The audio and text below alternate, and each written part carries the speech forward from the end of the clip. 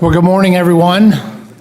Before we officially gavel in, I recognize the gentleman from Arkansas here just to offer, in our Agriculture Committee tradition, just to offer a blessing over our members here and, quite frankly, these proceedings in our nation. Mr. Crawford. Thank you, Mr. Chairman. Heavenly Father, I just bow humbly before you, thankful for every blessing of life, Lord. Thankful for this nation that you've given us, Father. I just thankful for each member that's represented here. It's my prayer today that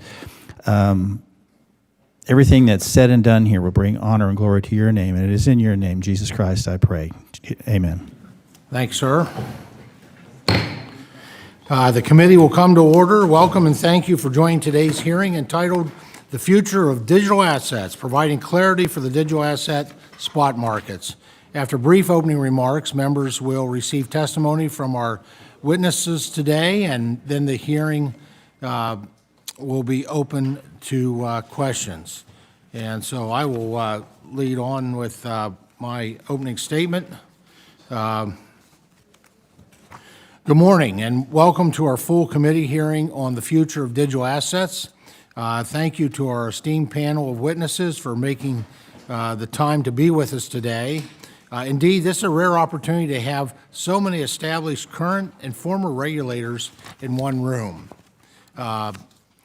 Chairman Benham, we appreciate you for your colleagues on the second panel for providing us with your expertise, your knowledge, and thoughtful feedback on how Congress should develop a viable regulatory framework for digital assets. It is no secret blockchain technology and digital assets hold real promise. From improving our banking and financial services to providing data privacy and improving supply chain logistics, these technologies have the potential to transform everyday lives for Americans. As we look to put up clear guardrails for digital assets, it is important consumers and market participants benefit from the same long-standing customer protections found in traditional financial markets.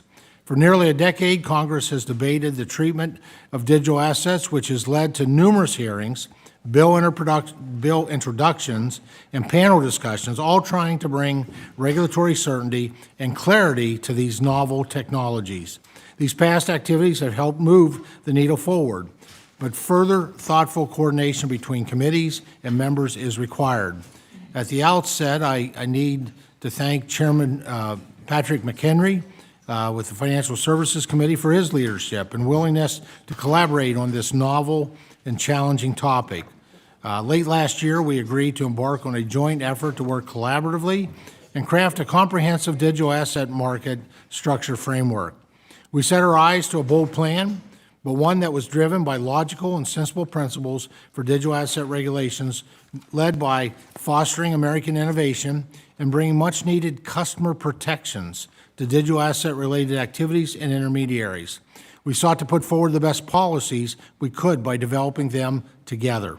We held numerous member and staff education events, including one-on-one meetings, roundtables, and hearings to bring folks up to a speed on how current market structures for commodities and securities operate, how digital assets fit and do not fit into existing regulatory regimes, and why congressional action is needed.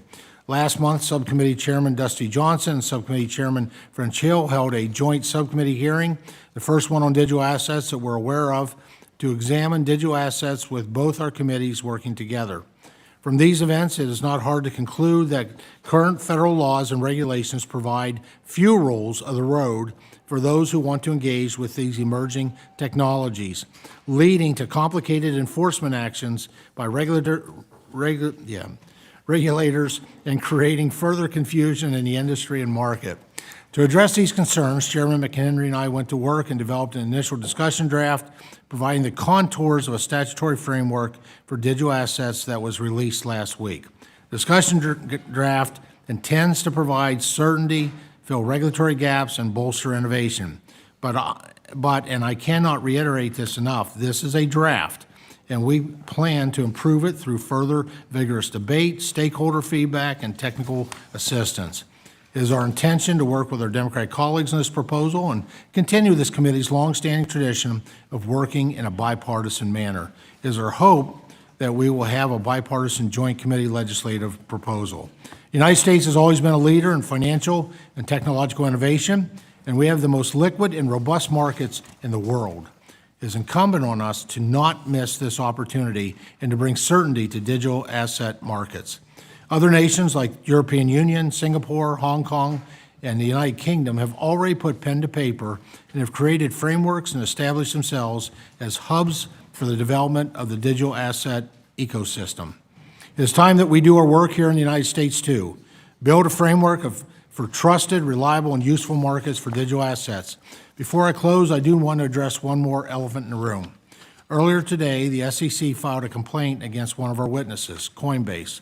While I will not and cannot speak to any of the specific allegations against the company, I do want to note that this action is exactly why we are holding our hearing here today. Regulation by enforcement is not an appropriate way to govern a market, adequately protect customers, or promote innovation. And I hope that the members of our committee can work together to pull together a better framework for digital asset regulation that promotes customer protections, provides clear lines of authority to regulators, and allows the regulated to clearly understand their obligations under the law. Again, thank you to each of our witnesses for their willingness to partake in today's hearing, and I look forward to our conversation. With that, I'd now like to welcome the distinguished ranking member, the gentleman from Georgia, Mr. Scott, for any opening remarks he would like to give.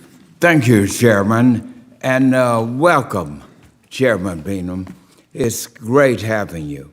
As you know, Chairman Beanham, I have a long history of fighting for more resources for the CFTC. So it shouldn't surprise you when you hear me say that the CFTC needs and deserves more funding, particularly at this critical time. The markets of the CFTC regulates are ever evolving. With the CFTC needs the resources to get the right talent and the right technology to continue its work. And this proposal that we're looking at now does not respond to the wants and the needs of the CFTC. Instead, this proposal establishes a number of complex and untested processes, raising questions as to whether the provisions will meet the stated goals of the industry to establish clear regulatory and registration guidelines. One example of this is the provisional registration process, which would be in place while the CFTC and the SEC undergo a very resource-intensive joint rulemaking process. This is very critical.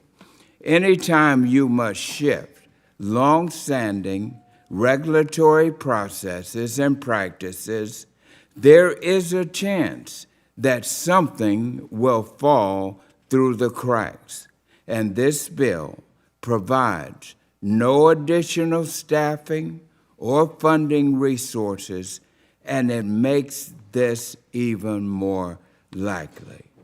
As it currently stands, the digital asset industry, without a doubt, exposes all who choose to participate to serious potential financial risk and uncertainties. This is well-established information.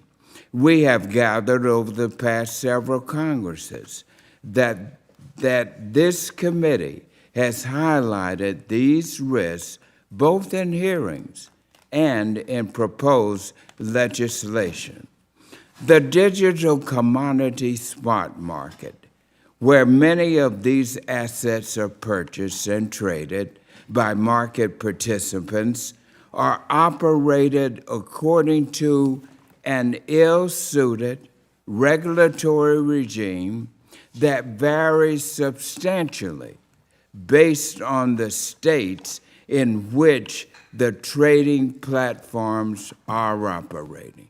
That alone lets you know the depth and the height of this critical issue that we are facing.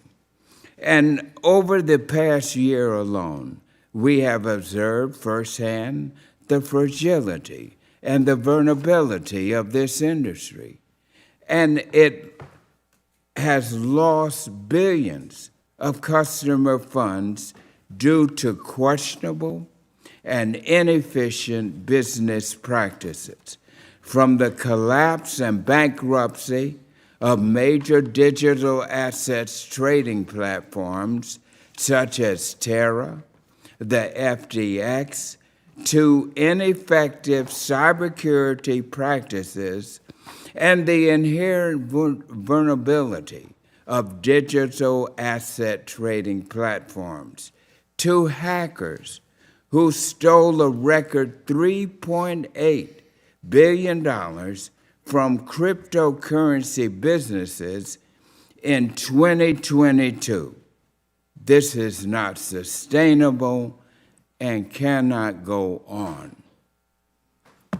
I yield back the balance of my time. Well, I thank the gentleman. The chair would request that other members submit their opening statements for the record so the witnesses may begin their testimony to ensure that there is ample time for questions.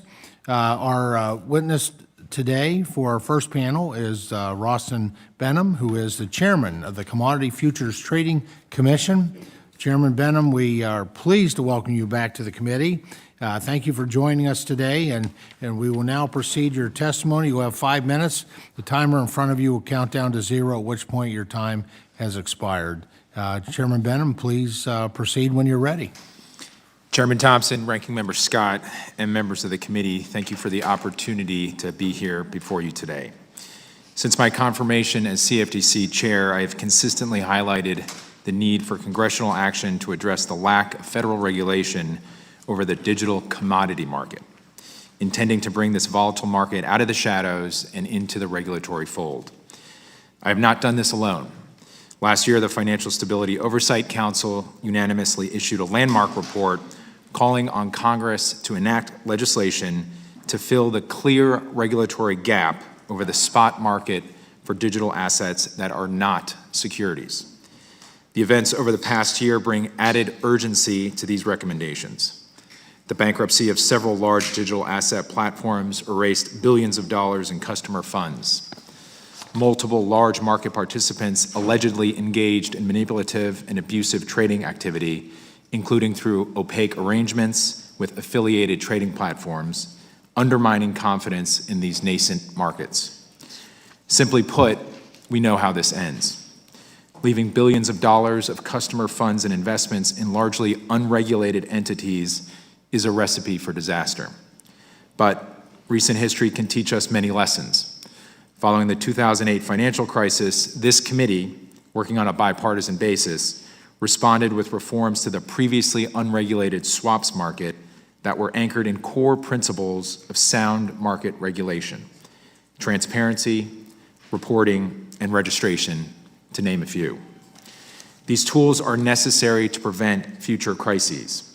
Indeed, one of the only FTX entities that avoided the broader FTX bankruptcy last year did so because of CFTC regulation that mandated any registered entities maintain segregation of customer funds, sufficient financial resources, and proper governance. I believe the broader digital commodity market should be subject to similar time-tested regulations focused on protection of customer assets, surveillance of trading activity, prohibitions on conflicts of interest, and imposition of cybersecurity standards. I am encouraged by the continued interest of both parties in Congress and the administration to address the regulatory gap over digital commodities and generally support legislative efforts by this committee to provide the CFTC with additional authority to do just that. That said, it is critically important that any new legislation considered by Congress does not undermine existing laws. Most notably, where securities laws apply, the Securities and Exchange Commission should use its robust authorities to protect customers and address information gaps. I'd like to highlight those areas that I think are particularly important for Congress to address in any legislation on this issue. For retail market participants, Congress should ensure that the CFTC is fully empowered to require registered entities to make necessary disclosures regarding a variety of matters, such as investment risk, cybersecurity risk, mining, settlement practices, and other related activities. Ensure customers are receiving the best available prices, and segregate and safeguard assets in the event of a failure.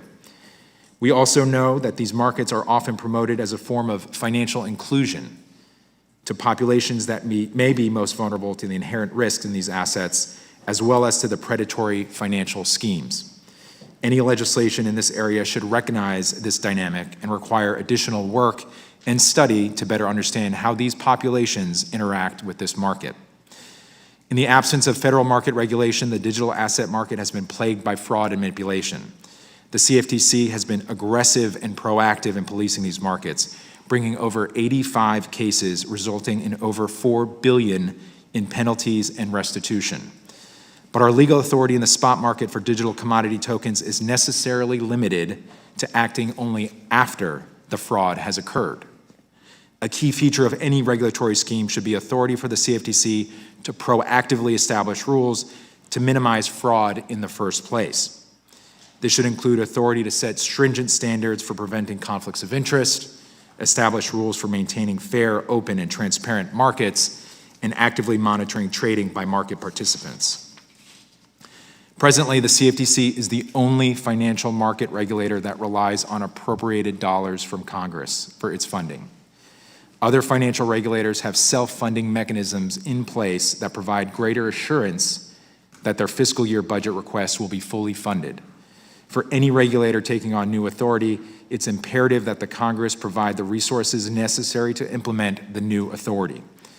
Regulation of the digital commodity market will bring new responsibilities to the CFTC that cannot be managed by simply folding this newer market into our existing regulatory regime with existing resources. I want to thank the committee again for the opportunity to testify today. I am encouraged by the committee's efforts to address difficult policy issues in the digital asset space, in particular, addressing the existing gaps in regulation. I stand ready to engage with this committee and members of Congress on this legislation to ensure it addresses all key considerations in this emerging marketplace. I look forward to answering your questions. Thank you. Well, Chairman, thank you so much. Thank you for your important testimony today. At this time, members will be recognized for questions in order of seniority, alternating between majority and minority members and in order of arrival for those who joined us after the hearing convened. You'll be recognized for 5 minutes, each in order to allow us to get to as many questions as possible. And I now recognize myself for 5 minutes. Chairman Benham, you've been discussing the regulatory gap with respect to the digital commodity cash markets for years now. Why is it so important for Congress to proactively work to close this gap? Thank you, Chairman. It's an extremely important question, and really, I think the reason why we're here. What we've observed over the past decade, if not more, is an emerging transition to commodity cash markets that retail participants can use. Traditionally, commodity markets that this committee knows well, are wholesale-oriented and used for risk management. But because of technology, because of smartphones, and because of emerging access to markets, reducing barriers to access, we're seeing retail participants have greater exposure to commodity assets as they are defined by U.S. law. So we're in this space where we have two market regulators, the Securities Exchange Commission, the Commodity Futures Trading Commission. We regulate derivatives. This committee knows that well. We do not regulate cash commodity markets. The SEC regulates security markets, both cash markets and derivatives markets. So in this larger Venn diagram of market regulation, the one area that is not covered is commodity cash markets. And as these financial assets are defined, and I will focus most notably on Bitcoin and Ether, These two assets make up 60% of the digital asset market. And at least Bitcoin, which we know has a determination by a federal court, I've argued in the past that Ether is a commodity. We have a listed Ether futures contract. If you take these two tokens alone, you're talking about 60% of the digital asset market that potentially lives inside of this regulatory vacuum. So I've been advocating, as you said, for a number of years, as a market regulator, as the chair of the CFTC, bringing all of these enforcement cases, seeing vulnerable communities being taken advantage of, losing money, customer money, obviously all of the bankruptcies we saw last year, which Congressman Scott mentioned. This is the area that I am highlighting, advocating for, hopefully that Congress can address so we can fill that gap and ultimately protect customers. In your testimony, you mentioned the recommendations of the Financial Stability Oversight Council, FSOC, regarding the regulation of non-security digital assets in its 2022 report on digital asset financial stability, risks, and regulation. Would you briefly elaborate on the recommendations that FSOC made with respect to addressing the regulatory gaps in non-security digital asset cash markets? Thanks, Chairman. I will be brief because, in short, the recommendation was that there is a gap for digital tokens that are not securities. So the FSOC report, as you noted, recognized the fact that for commodity digital tokens, there is no regulatory authority or regulatory oversight. I would add the FSOC report also emphasized that all regulators utilize all enforcement tools to the extent they can. And as you know, and as I said in my statement, we're doing what we can with the authority that we have, which is at this time quite limited. Does the discussion draft address the many concerns that the FSOC report raised? Chairman, it does. It does in the sense that you are trying to target this gap and essentially provide the CFTC with regulatory authority over commodity tokens. And Chairman, while we all know that the CFTC is a significantly smaller agency than the SEC, it has also shown itself to be a more nimble regulator. Do you believe that the Commission has the flexibility to expand and adapt to a change in its remit? Chairman, we've done this in the past, most recently after the 2000 financial crisis and the implementation of the 2010 Dodd-Frank law. To take on the swaps market, the previously unregulated swaps market, was a significant lift for the CFTC at the time. But I think if you ask anyone, both in the US and globally, the CFTC was one of the most efficient and effective regulators in implementing a whole new regulatory scheme over a very large and very complicated market. So I don't think this situation that we're dealing with right now in terms of digital asset commodities is much different. As Ranking Member Scott said, and as you mentioned yourself, with appropriate funding, given the expertise we have and the experience we have with digital assets, I have no doubt that the Commission and our staff will be able to implement a regulatory regime over digital asset commodities. Very good. Well, thank you so much. I yield back, and I'm pleased to recognize my good friend, the Ranking Member, for 5 minutes of questioning. Thank you. Chairman Beanham, what will be the effect of providing no additional funding resources to the SEC and the CFTC to implement this proposal according to the joint rulemaking process established in the proposal? Thank you, Ranking Member Scott. I appreciate you highlighting this point. It really would be ineffective, or we would not be able to appropriately and impactfully implement the law that you would ask us to do. We would need teams to work on the rule implementation, which is very complex, as you know. We would need resources both for IT purposes, hardware and software. We would need new cyber protections. And of course, as you point out, with the Joint Advisory Committee, we would have, as I understand, the law requires per diem requirements for the members, all of these new financial burdens and responsibilities. So given all of the market issues we're facing today, new markets, emerging markets, and as you pointed out, a growing futures and options and swaps market, if we were given new authority to regulate the digital commodity markets, it would be critically important in order to do it right that the CFTC had new additional funding to match that responsibility. And Chairman, can you estimate for me the amount of time that the joint rulemaking process would take without additional resources?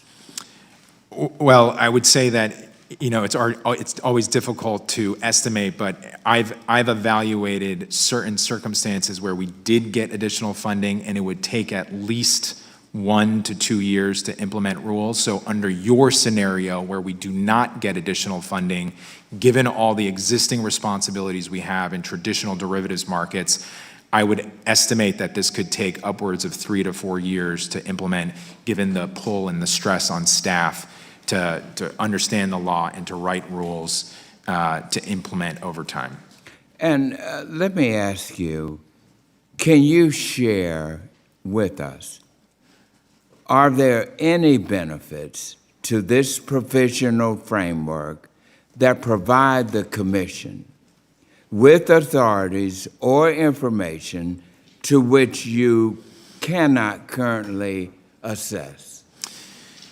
Congressman, I think the provision that outlines a period of provisional registration, the way I view it is it really is holding back the CFTC and prohibiting us from utilizing our existing authority, which again is very limited and, as you know, is very focused on anti-fraud and manipulation.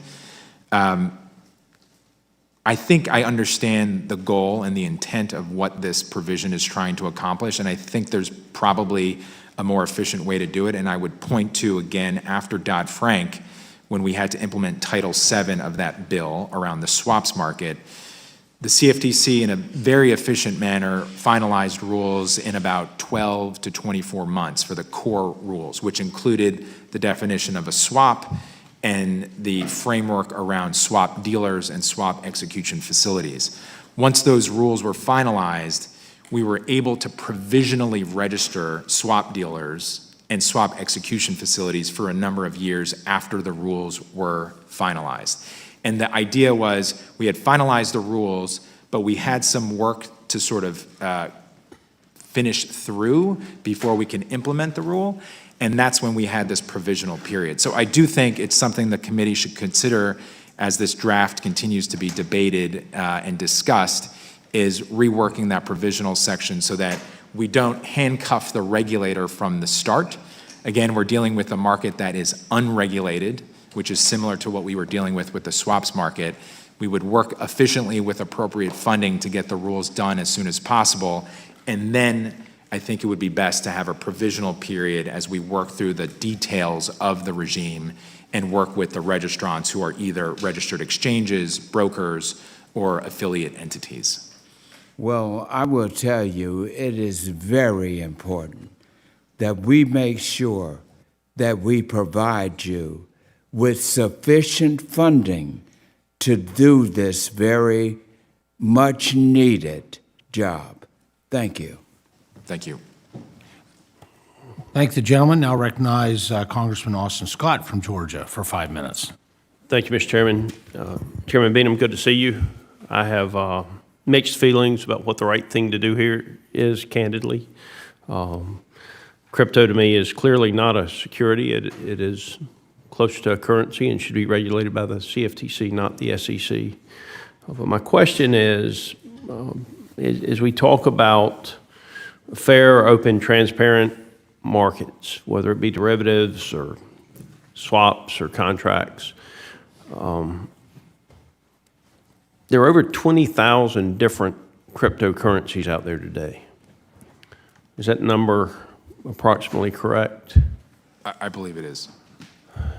Have you done any type of analysis on the workforce that you would need at the CFTC if we gave you the authority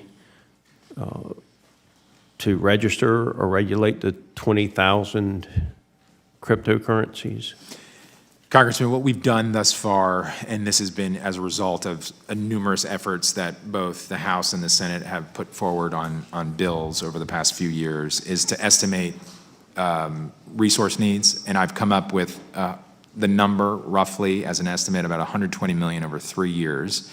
And that's to build teams around rulemaking and how we would implement something generally that we would suspect would require registration of exchanges, brokers, custodians, and others. And what is your current budget, if I could, Our current budget is $365 million per year? per year. So you're talking about another 10%, Yep. approximately. Our current request for FY24 is $411 million. I do think regarding your question about the tokens and the 20,000 tokens, you know, our markets, we focus on Bitcoin and ETH most commonly because they are listed futures contracts. We've brought a number of enforcement cases which mention other tokens, including Litecoin and others. There are dynamics which I'm sure we'll talk about throughout the course of the hearing about what constitutes a security and a commodity. And I think this is what the draft bill is trying to target, because there are in fact some tokens that, from the legal precedent we have now, resemble securities, but there are certainly many that look like and act like commodities. I guess one of the questions I have is, as we identify of the 20,000, which ones are, for lack of better terminology, worthy of the regulatory framework? I mean, does it have to be a certain dollar value, a certain number of individual owners of the different cryptos?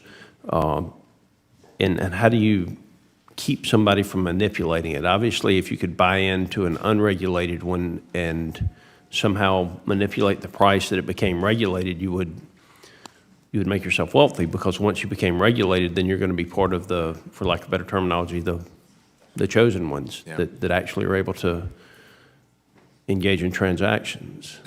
The vast majority of these 20,000 tokens you mentioned are largely not trading. You probably see if very little to probably no trading on a daily basis. The vast majority of the trading occurs in a small handful of tokens, in the dozens at most, and probably smaller than that. The idea and the concept around a regulatory regime wouldn't be any different than what you mentioned on futures or options or swaps or equities, is that you'd have registered exchanges, and in order to trade those tokens in a regulated way, you'd have to list the tokens on the exchange. If they remained off exchange, then that would be a violation of either the Commodity Exchange Act as refined or amended, and then of course the Security and Exchange Act as well. I do think a lot of these tokens, given where they are right now and the activity that we've seen over the past few years, would probably over time disappear, both because of the weight of regulation and because they've largely become obsolete. I agree with you on that. I do think that you have the ability of one or two or three famous people to manipulate that. I mean, we've seen that with some of the other coins as it is. But I appreciate you. I have a tremendous amount of faith in your leadership and your ability to advise us as we push forward on this. And I appreciate you being here. With that, I yield back.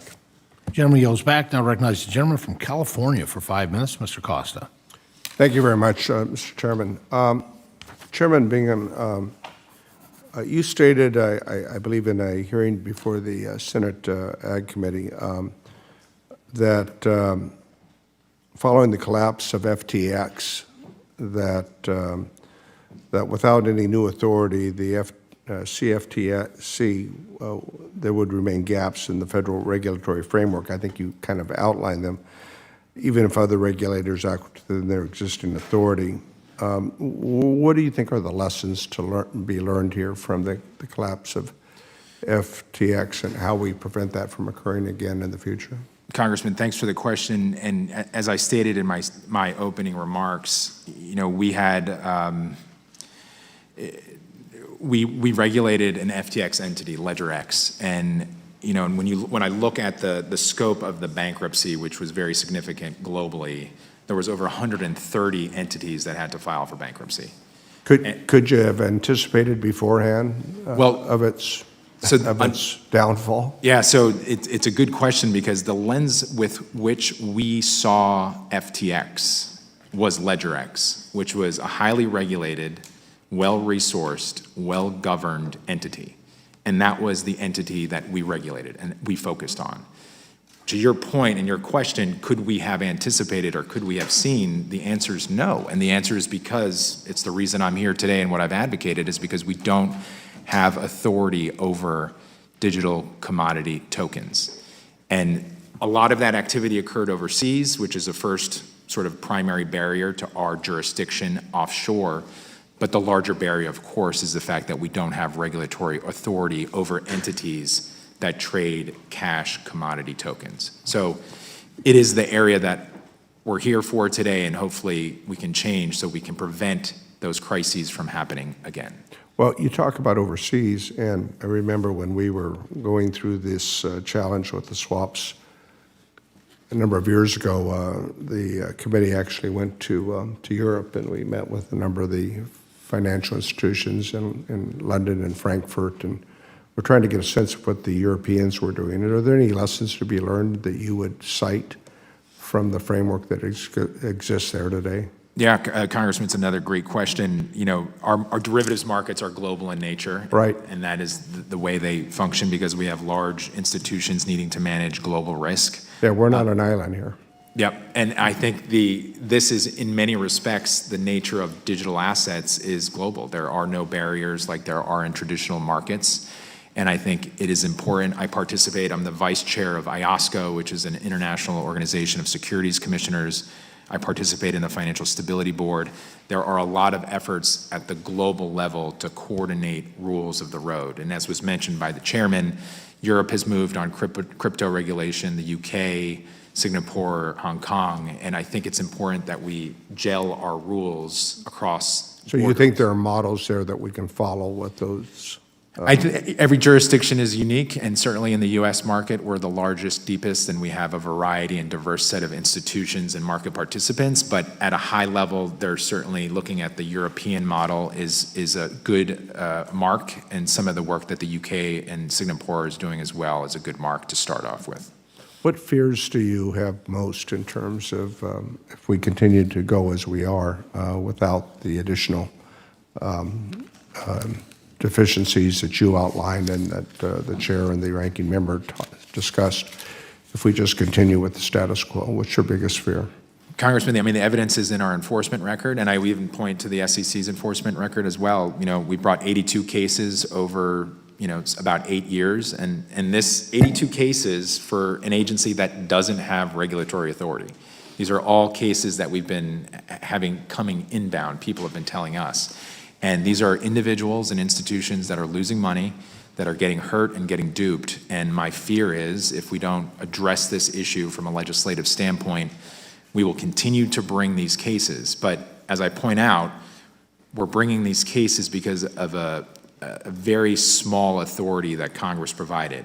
And my fear is that this is, I've said this in the past, the tip of the iceberg. And as this market ebbs and flows in size, which it has largely stabilized over the past 6 to 9 months, if it starts to peak and move into a direction of growing, you could potentially have financial stability risks and other concerns for financial markets. Well, my time's expired, but Mr. Chairman and the ranking member, I think there obviously is work for us to do, and I think there is an opportunity here to establish a bipartisan framework in which we can accomplish that end to deal with the issues that have been presented, and I look forward to continuing to work on this effort. Thank the gentleman. Now I'll recognize the gentleman from Arkansas, Mr. Crawford, for 5 minutes. Thank you, Mr. Chairman. Chairman Benham, thanks for being here. You may recall the last time you were here, we had a conversation about whether or not Sam Bankman-Fried was a CFTC registrant. And of course, he wasn't. And so that was my concern, and it is my concern now. I'm kind of like, I share the sentiment of my colleague here, Mr. Scott, that I'm not really sure how I feel about this. In a way, I guess I'm kind of like standing on a platform watching the train leave the station. And there may be time for me to jump on the last car. I don't know. But that's just sort of how I feel right now. But I'm concerned about, you mentioned Ledger X, and you had a view into what was taking place through the lens of Ledger X.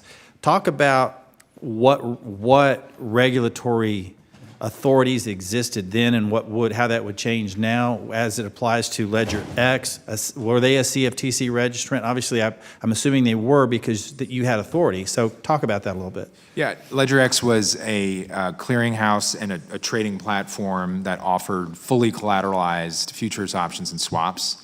FTX bought LedgerX in the fall of 2021, and shortly after they purchased them, LedgerX has been licensed with the CFTC since 2017 or 2018. Okay. Shortly after FTX bought LedgerX, they submitted an application, which is why I was here before, at least in part, to change their model from fully collateralized to margined.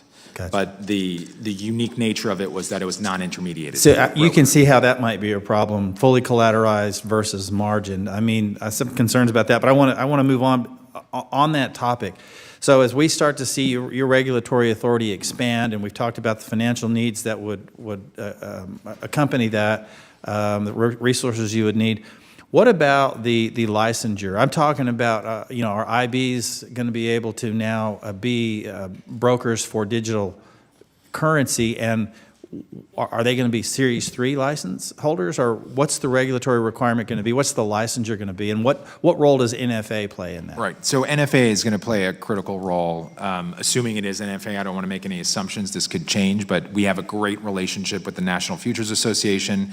They are, I often say this, the boots on the ground, the direct intersection between retail participants and other market participants and markets. We would certainly need an SRO to sort of facilitate this market regulatory scheme.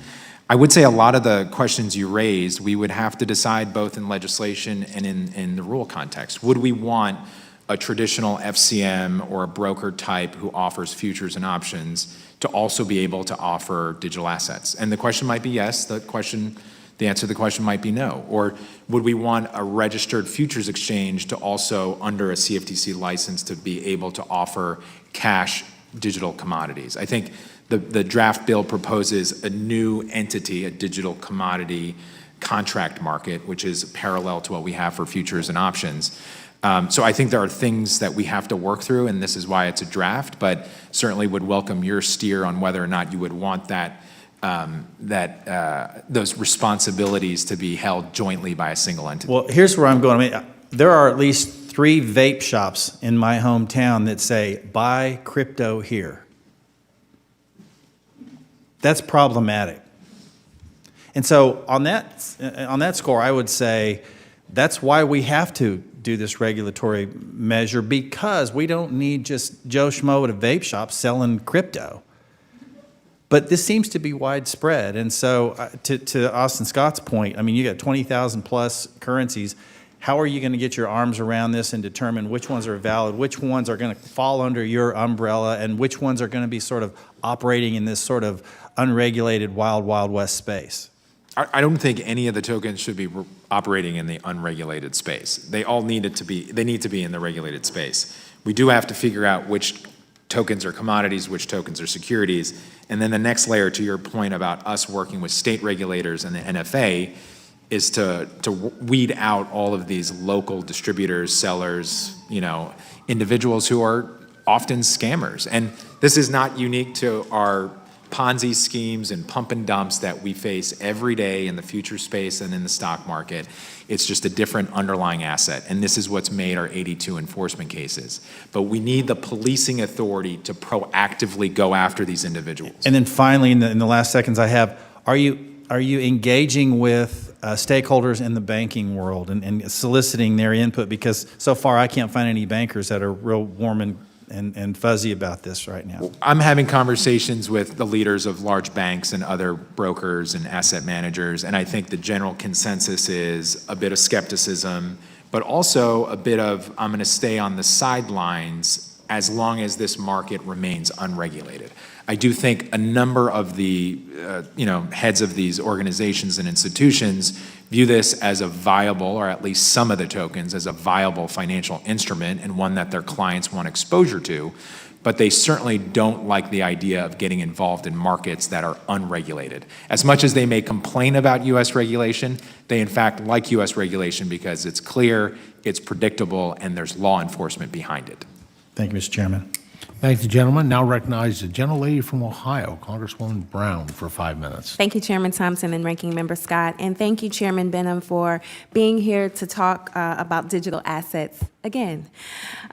Chairman, this is the third hearing this committee has held on digital assets this Congress. Meanwhile, tomorrow will be the first time this committee talks about an issue that affects 34 million Americans, and I'm talking about food insecurity. Mr. Chairman, Thompson, I would certainly hope that in a Farm Bill year, this committee would be holding hearings on topics that we have yet to focus on, like specialty crops, black and brown farmers, and USDA operations, rather than visiting digital assets multiple times. When Chairman Thompson and Representative Henry presented their draft legislation on digital asset regulation late last week, written without Democratic voices at the table, it became evident why the majority is so committed. So, Mr. Chairman, I know you and your team have even less time to sift through the 162 pages of text that we have, but I am hoping you can speak to some of my concerns. So, Mr. Chairman, just a few weeks ago, the House Appropriations Subcommittee marked up a bill that would dramatically cut funding to Commodities Future Trading Commissions, or CFTC. How would spending cuts like this impact the CFTC's ability to implement legislation like that we are discussing today? Thank you, Congresswoman. As you noted, our current budget is $365 million. Our request for FY24 is $411 million, and the proposal that came out of the Appropriations Committee a few weeks ago was $345 million.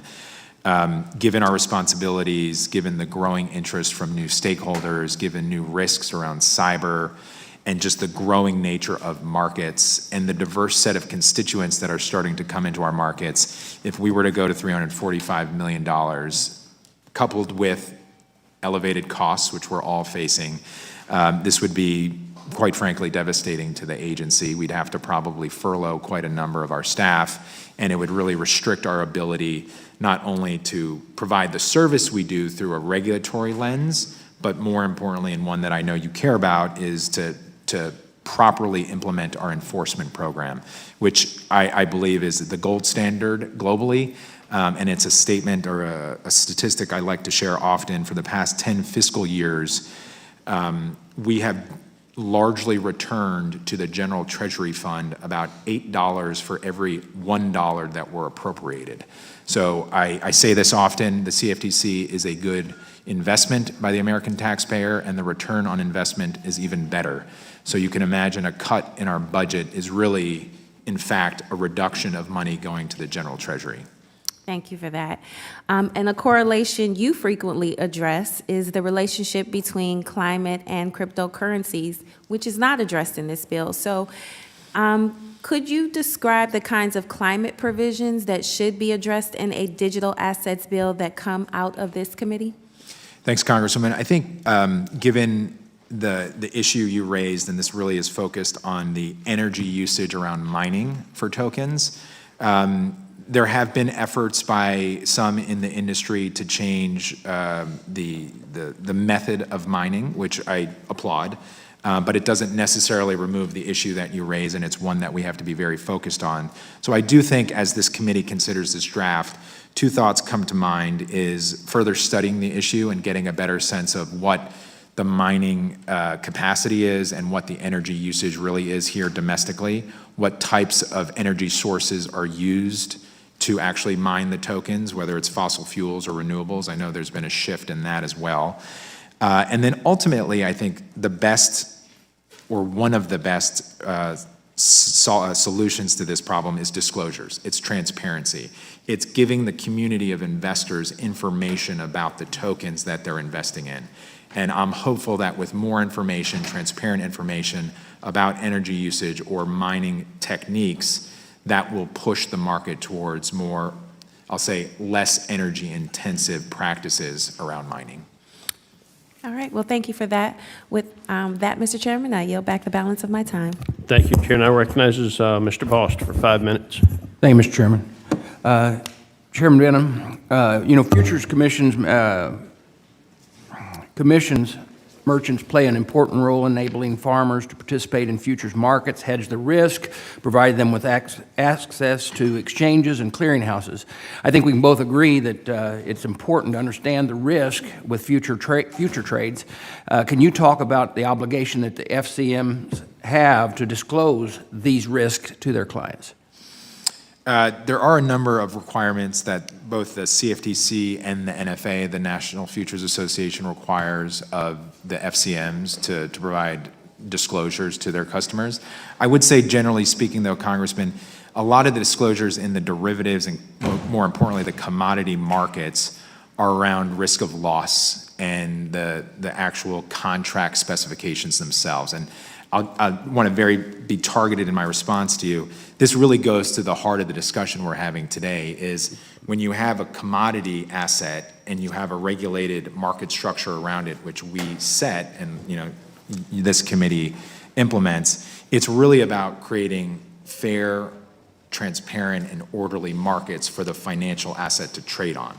And then there are important disclosures around risk of loss and other information about the contract specifications. This is unique and very distinct from what happens in the securities market, because there is a requirement around disclosures for securities that is far greater and deeper in terms of what the asset is, who is the individual or group of individuals that are managing the company or the institution that is generating those securities, and what information the investor needs to know about that issuer in this case. So getting back to your question, is the FCM has serious and significant responsibilities around disclosures, but they are unique in the sense of what a commodity asset what needs to be disclosed about a commodity asset. Okay, you may have answered what I was going to go with, the follow-up question, but would it be helpful to require brokers, dealers, and exchangers in the digital commodity to do the same, though? Yeah, absolutely. And there'd be a number of different areas we would need to focus on. We would certainly look for a steer from this committee, but this would be the analysis that the agency does with a new law, is to think about what types of disclosures an investor would need to know about a digital commodity token. Certainly risk of loss, certainly some information about the token itself, and other information about the regulated entity that is facilitating the trading of the token. So what we're discussing in this draft that we're providing is just the CFTC and the National Futures Association will have the authority to require similar disclosures on CFTC's registered digital commodities, correct? Correct. Yeah. So my second question, I'll try to get it in here. In 2010, when Dodd-Frank, and I think you brought this up in your opening, Dodd-Frank significantly, or maybe it was one of the other questions, expanded the jurisdiction of the CFTC from the futures and options market to the 500 trillion swap markets. That increased jurisdiction required agency to undertake a significant number of rulemaking. Having the experience and knowing exactly what the transition process and the time could take if the CFTC is given the authority over digital commodities and cash market, and do you believe that it would be a complex or difficult process, and how long and how costly do you think it would be? Congressman, thank you for the question. As I said earlier, I've estimated that a similar regulatory regime to the one in this draft bill would cost about $120 million over 3 years. It would require standing up multiple rulemaking teams. It would require hardware and software from an IT perspective and increased cyber protections. These are just estimates, but gives you a sense of what we would need over a period of time to implement the rules. I do think the rulemaking process would take between 6 and 24 months, roughly. We have the experience. You noted this. We did this in 2010. I stand by what I said earlier. We were one of the most efficient, quick, and effective regulators across the globe to implement over-the-counter derivatives regulation. It was difficult. It is complicated. But I think with the mandate and appropriate funding, the agency is well-suited, has the expertise and the competency to do it in a very efficient manner. Yeah, I just want to say thank you for being here today. I want to thank the chair for putting this together, because I know some others were saying that, we've hit on this pretty hard, but this kind of explains why we've got to hit on this, why we have to have the oversight. And believe me, I'm not a big regulation person, and believe me, I'm also an old guy that just kind of watches from the side on Bitcoin and all of the others. But this is a real concern. I think we have to be ready for it. So thank you for being here. I yield back. Chair recognizes Ms. Caraveo for 5 minutes. Thank you, Mr. Chair, and thank you to Chair Thompson and Ranking Member Scott for today's hearing, and to you, Chairman, for being here this morning. Recently this industry has seen the collapse and bankruptcy, as we've talked about, of large market players and enforcement actions taken by the CFTC and other federal financial regulators to go after abusive and manipulative trading practices. The framework envisioned in this discussion draft is incredibly complex, but the harms posed to customers by this industry are very real. This framework is also a departure from the current regulatory approach and would require an extensive joint rulemaking process and establishing a new provisional registration framework while the rulemaking is underway. So I want to reiterate, just as the ranking member did, and as I have in previous hearings, that funding would be needed to support this process, which this proposal lacks, as has been pointed out. In addition to the provisions included in this proposal, I would like to discuss what has been left out. The CFTC has been engaged in digital asset conversations going back to as early as 2014. Over that time, the Commission has developed significant expertise participating in interagency discussions and reports concerning the appropriate regulatory framework of these assets, and you've been active in enforcement as well. So given the CFTC's expertise, Chairman Benham, and work in this area, are there any considerations missing from this proposal? Thanks, Congresswoman. I would say that I agree with you. I have concerns around the provisional registration scheme. I do think there's probably a path forward, and one that we can look to the past on to sort of dictate what would be an effective way to have provisional registration without handcuffing the agency. Funding, you raised that. I mean, that is certainly the number one. If we want to be successful in this endeavor, the agency is going to need more resources given our core responsibility in the futures options and swaps market and our enforcement actions in the digital asset market. I would also point out that there are a number of things that I mentioned this around disclosures to make sure that we're providing appropriate disclosures, both on the energy usage side.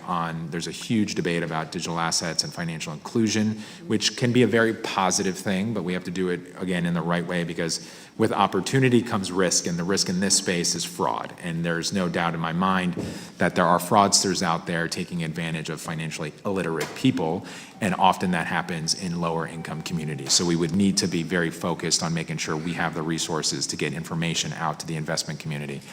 I think from a larger perspective, the bill does include many of the core responsibilities and requirements that you would want of a market regulator around registration, surveillance, monitoring trading practices, having requirements around conflicts of interest and governance and financial resources.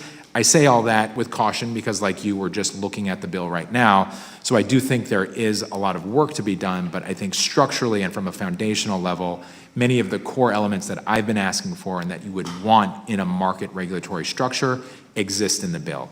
It's just a matter of doing a deep dive analysis, making sure it jives with our existing laws, and we can get it right given the nature of these digital assets. Really appreciate that. I think it's important to have these conversations continue, especially on a bipartisan basis, and to know if there are any gaps there. This proposal also changes how commodities and securities are defined, focusing on how a digital asset is traded rather than the characteristics of the asset being traded.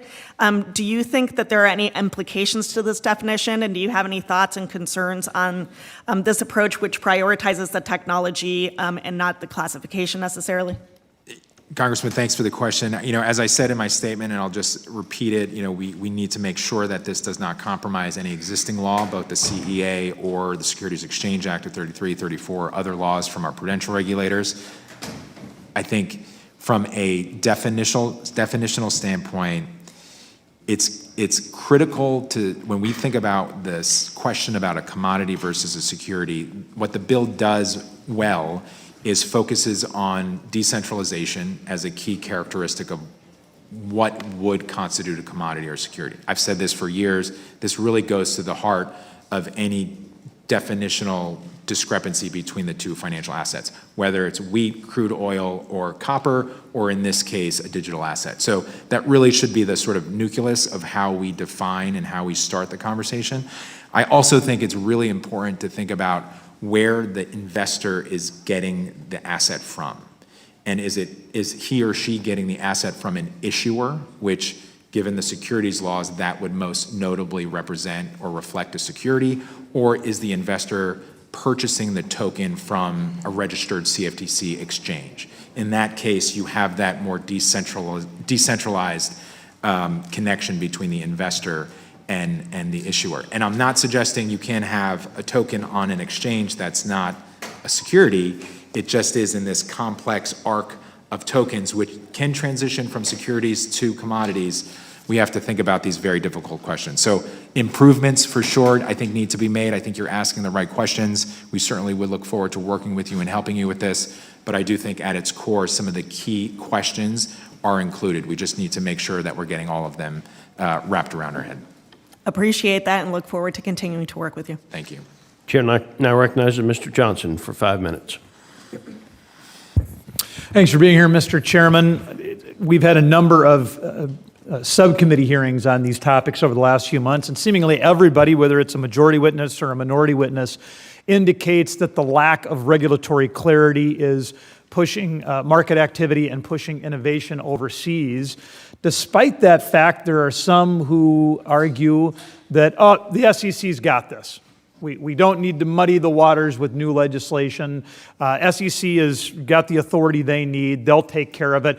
You don't worry your pretty little heads.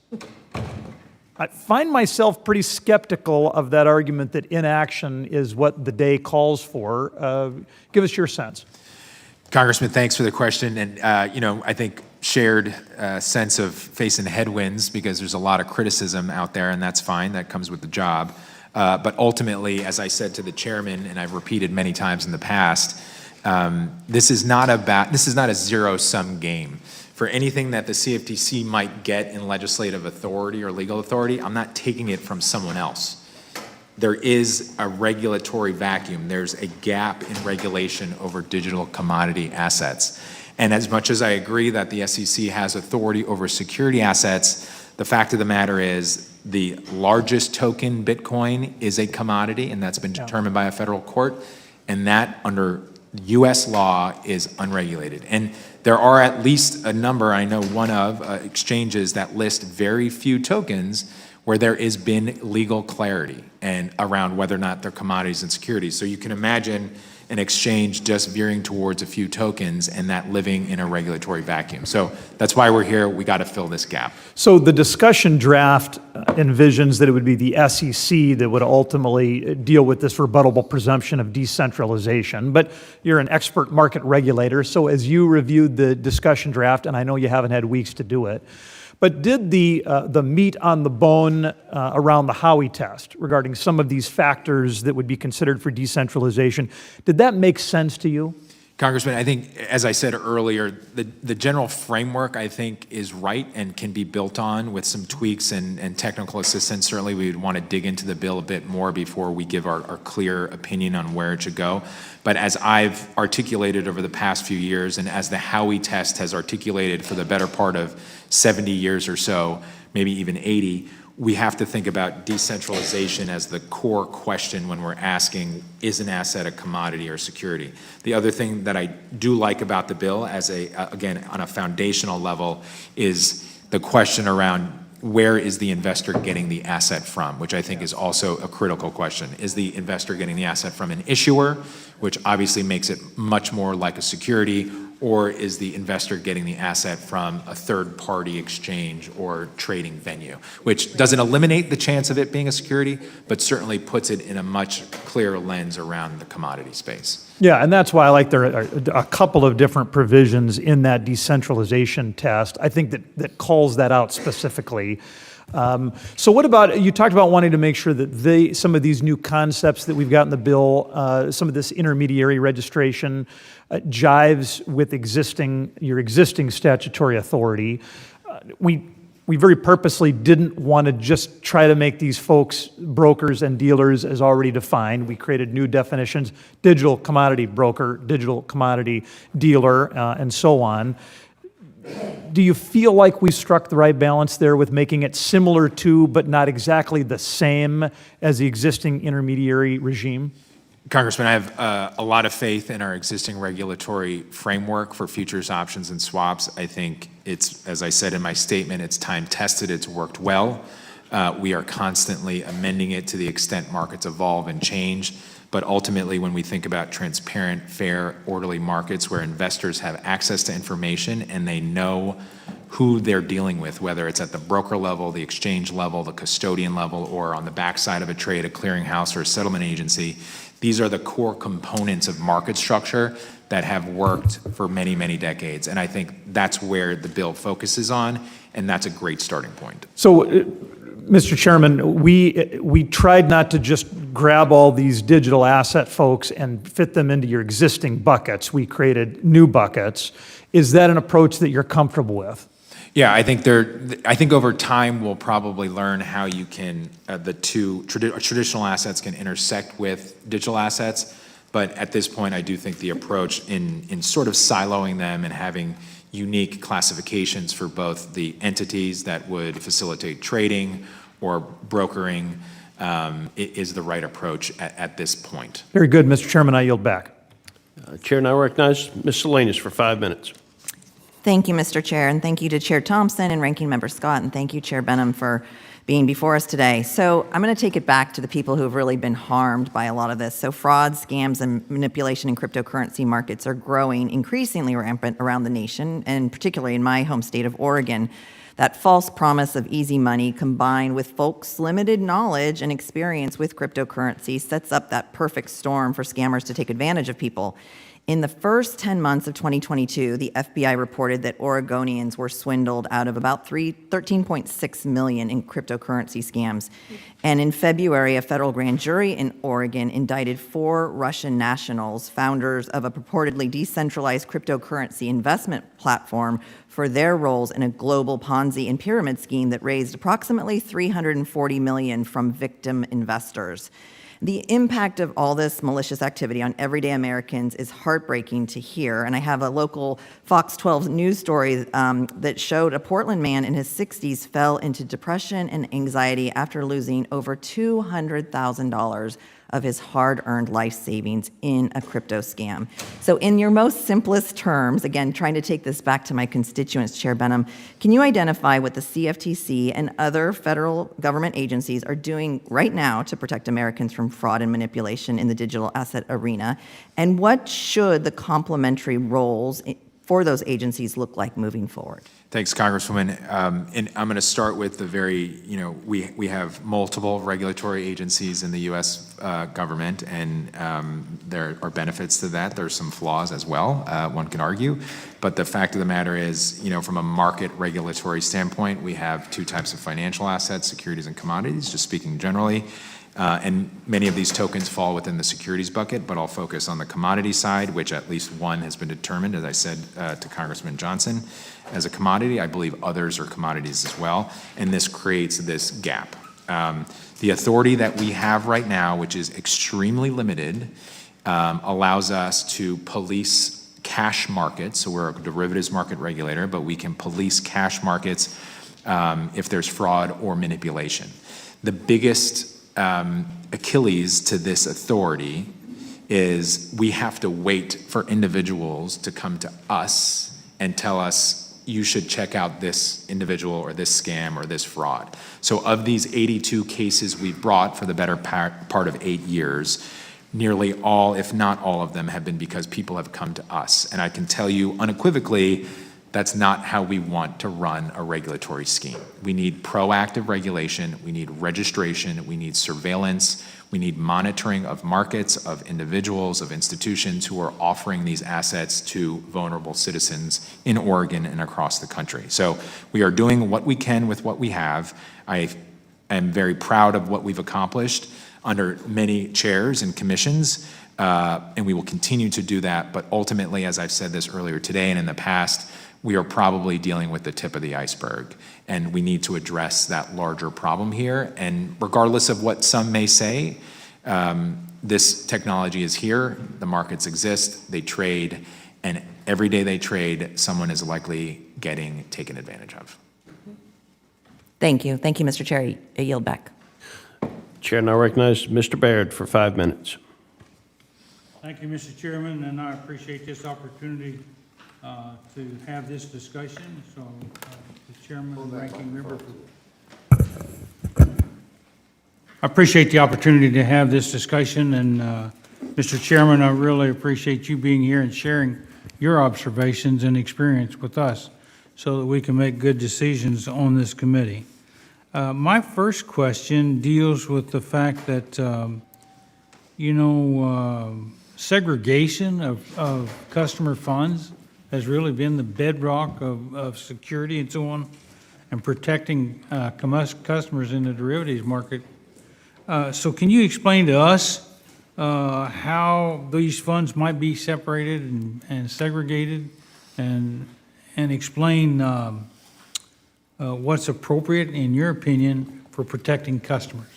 Thanks, Congressman. You used the word bedrock, and I think I'm going to repeat that because when I think about the CFTC, and I know when others who are in the CFTC markets, either on a regulatory perspective or a registrant perspective, customer funds are sacrosanct. And it is because the rules that the Commodity Exchange Act, that the law the Commodity Exchange Act has and the rules behind it have set up, focus as the highest priority segregating, as you point out, customer funds.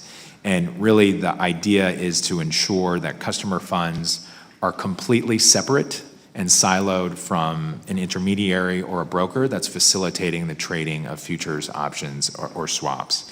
And ultimately, what we're trying to also protect is that if there is a bankruptcy or a failure of an intermediary or a broker, or in this case an FCM, which does happen periodically, thankfully not often, we need to make sure that any claims against that broker are walled off to the customer, right? So that the customer funds are completely walled off and protected from any third-party claims against the broker that the customer uses.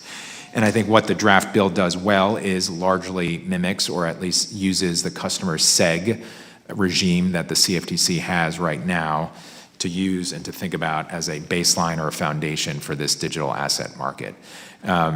One of the biggest issues and concerns we're facing in this new nascent but growing marketplace is the segregation of customer funds. And we saw that last year with FTX. We've seen that more recently with cases against Binance, both from the SEC and the CFTC, all allegations at this point. But bottom line is this customer segregation and commingling of customer funds is one of the most important issues that needs to be addressed. And I'm encouraged by the effort of the draft bill to do this, and certainly look forward to working with the committee to make sure that we get it right. Thank you. My other question deals with the CFTC's relationship with the National Futures Association. Can you describe that and see how that partnership benefits this situation? Thank you, Congressman. The NFA is a partner, and they've been a close partner as long as both the agency and the NFA have been around, about 45 and 40 years respectively. And we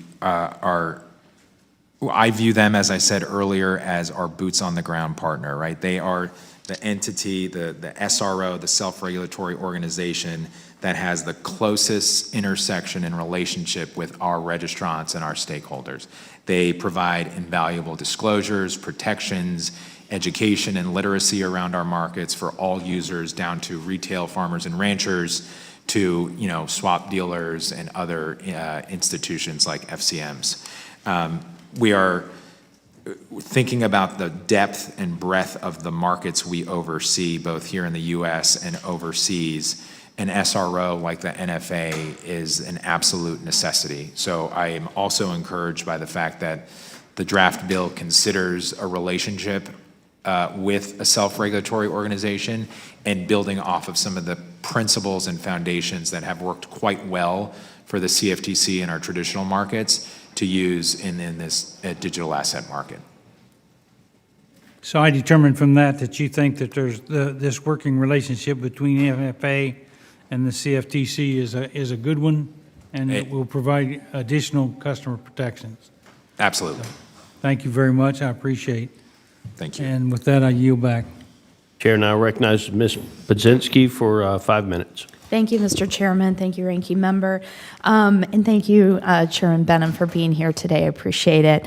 The digital asset industry has framed these products as a tool to support increased financial inclusion. Though we have yet to see the effect come to fruition, we have observed in recent years that persons of color are in fact more likely to own these types of assets. Despite the industry's touting these assets as paths toward a more inclusive financial system and the administration's proposal to study in more detail the effect of the digital asset industry on financial inclusion, there's no mention of this in the proposal. Could you speak to the utility of these assets to support financial inclusion? Should effects on financial inclusion of particular digital assets be considered by the CFTC and the SEC in their registration and approval process? Congressman, thank you. Extremely important issue that I think we at the CFTC level have thought about, and we're doing everything we can through our customer education office to get as much information out, mostly through the internet, to users of digital assets. Unfortunately, that probably doesn't really hit as many people as we'd like. But you're right to sort of articulate this friction between the opportunities that are highlighted in terms of providing underbanked individuals with more banking services and those in low-income communities with access to financial services versus really what are the use cases and what are we seeing in terms of the actual development of this technology, and is it actually benefiting these communities? And I think in principle, given some of the challenges and issues around banking services to lower income communities, you can certainly see how being able to download an app on your phone to essentially swap cash for a stable coin or some other digital asset and instantly transfer that asset across the globe. And what I mean, when I say instant, I mean instant. So we can think about a lot of individuals and families who have relatives overseas or in different parts of the world where this technology can actually facilitate opportunities that currently don't exist. All that said, it comes with risks, right? Because risks of information about these assets, volatility of these assets, and whether or not there's fraud occurring behind the institutions that are facilitating some of these tokens and some of these services. And that's where I think a disclosure regime is critical, customer education regime is critical, and ultimately, I think to your point, more examination by the agency in partnership with other agencies to see what are in fact the use cases. Are we seeing a development in this space that is helping and supporting financial inclusion, or is it in fact just a mirage, and are we not seeing it? And I think we shouldn't dismiss it, but we also shouldn't embrace it as a success story quite yet. So we can do things at the agency level and certainly would like your support to do more work so we can really figure out what's behind all this and make the best of it. Yeah, thank you. And maybe I could take a little bit of a deeper dive on this topic. And I appreciate in your testimony you allude to this. We need to be doing more studying around this to really learn more of the facts, the hard facts around this and what the real results have been. But could you explain a little bit more in detail about who these populations are and how any legislation in this space should address this dynamic to ensure that these populations are protected?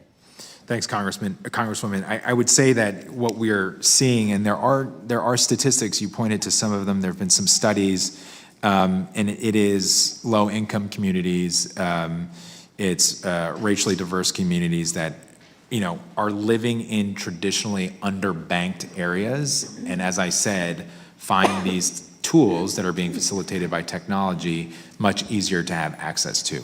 So much of the discussion that we're having today is about barriers to access and really a reduction in access to financial markets and banking services, because it really is just a phone as opposed to having to go to a bank, which may or may not exist in your community, and then to provide a credit score and information and an address and financial history.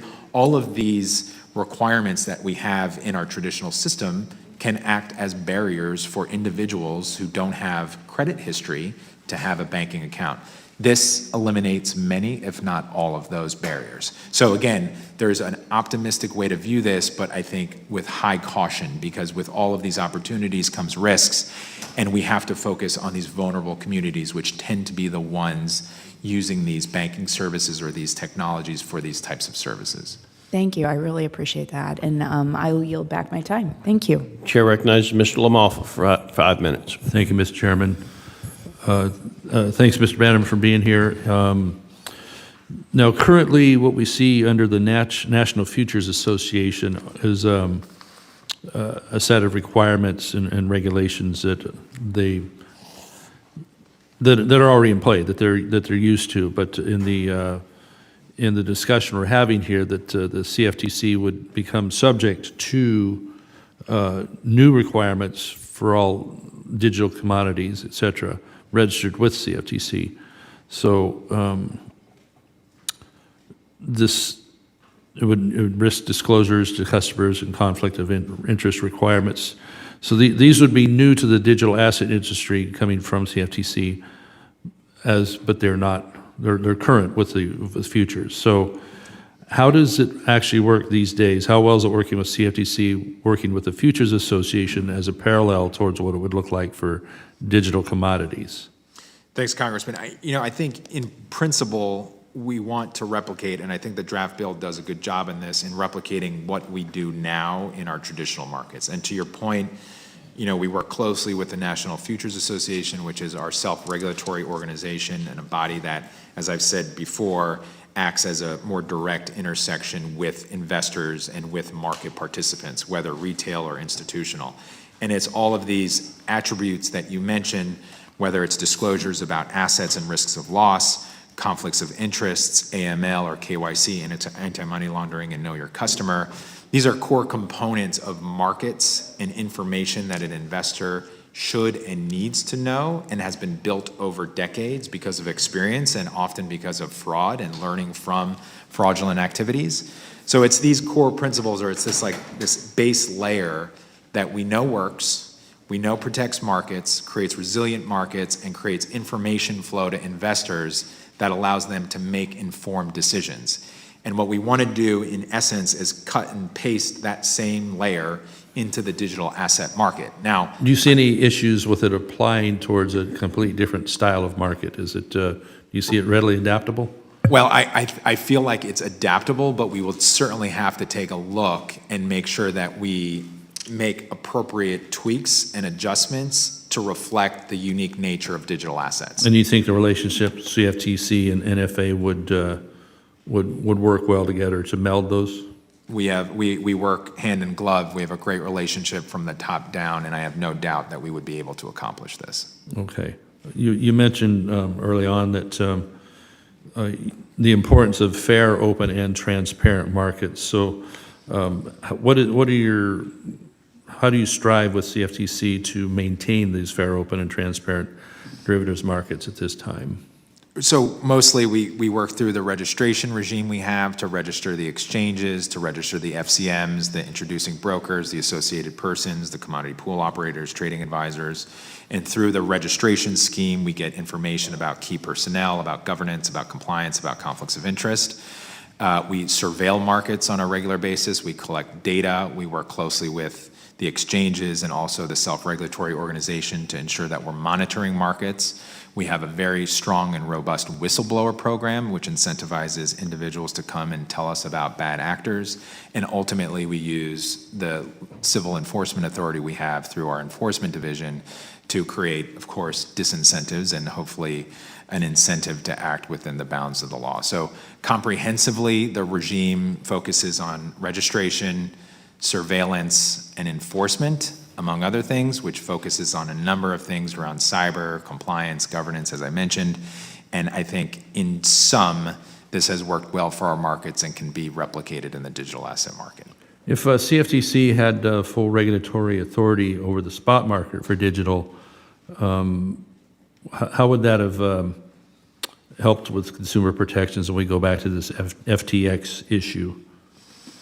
For, segregation of assets that would have been important. Yeah, and Congressman, it's a great question because as I've articulated, I look at what happened to LedgerX, which was an FTX entity or affiliate entity, 132 bankrupt entities in the FTX entity, and John Ray, who's the CEO of FTX now, has said that LedgerX has responsible management, valuable franchise, and was recently auctioned for $50 million. And that, I think, speaks louder than words. That's CFTC regulation. That's regulation working. That's what we need in order to prevent future crises. Appreciate it. Thank you. I'll yield back, Mr. Chairman. Before I recognize Mr. Jackson, I want to just tell you, I'm showing Mann, Moore, De La Cruz, Duarte, and Rouser in the order on the other side. Mr. Jackson, you're recognized for 5 minutes. Thank you, Chairman Thompson, in your absence. Thank you, Ranking Member Scott. Thank you, Chairman Benham. In my earlier career, I ran on the Chicago Board of Trade. I ran on the New York Stock Exchange. I love financial institutions. Appreciate the work that you do and all what the CFTC has to do.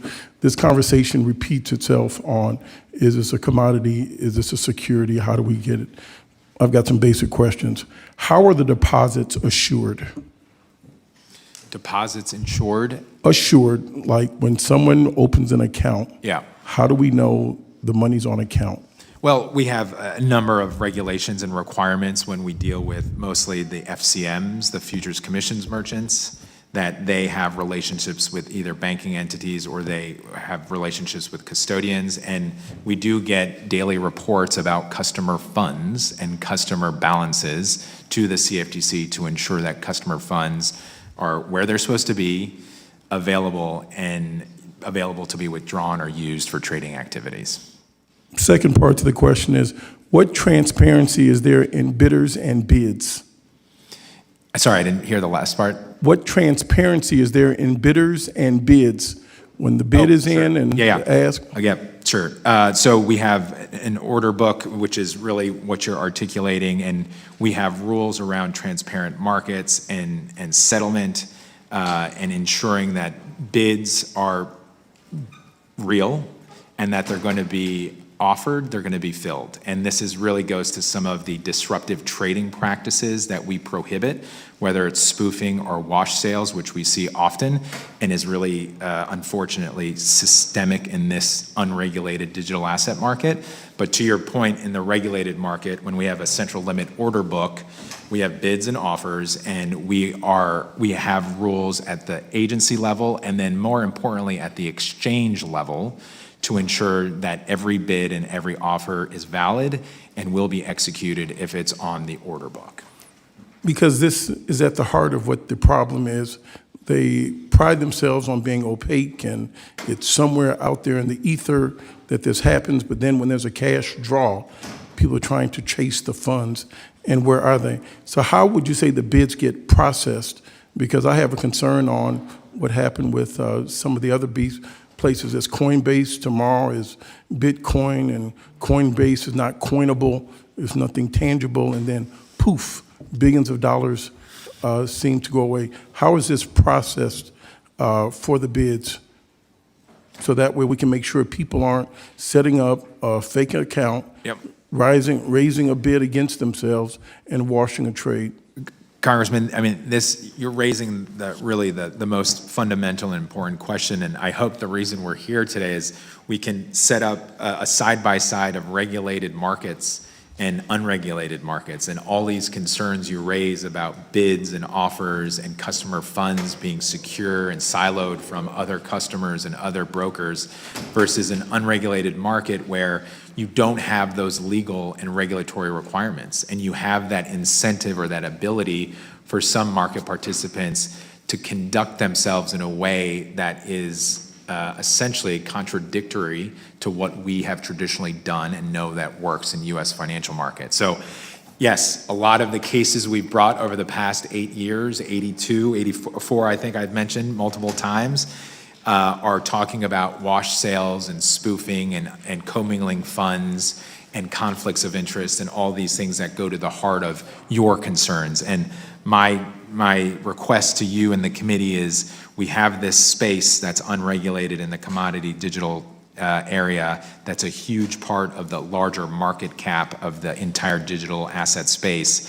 And absent are all of these core requirements that have made U.S. financial markets the best, most liquid, and deepest in the world. I know my time is limited, but ultimately, who has the custody of the asset?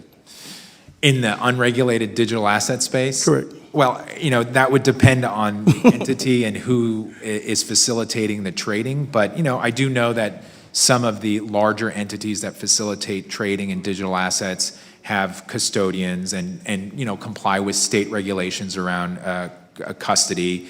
They require, or they comply with some requirements from Treasury around AML and KYC. So I don't want to suggest that the entire industry is void of regulation. There's quite a robust state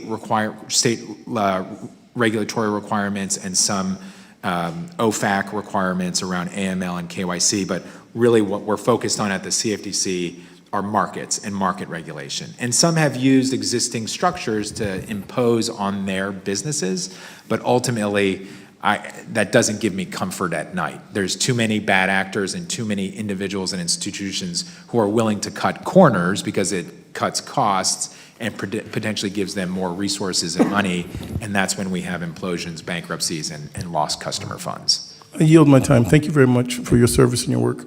Chair, now recognize the former chair of the committee, Mr. Lucas from Oklahoma. Thank you, Mr. Chairman, and thank you, Mr. Chairman, for agreeing to testify today. I always appreciate that.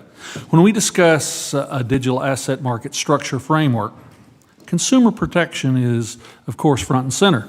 I'm confident you agree that any proposal should not undermine existing laws that provide for robust consumer protections. So to this end, could you discuss why it's important that any legislative framework be consistent with both our securities laws and the Commodity Exchange Act, that balancing act?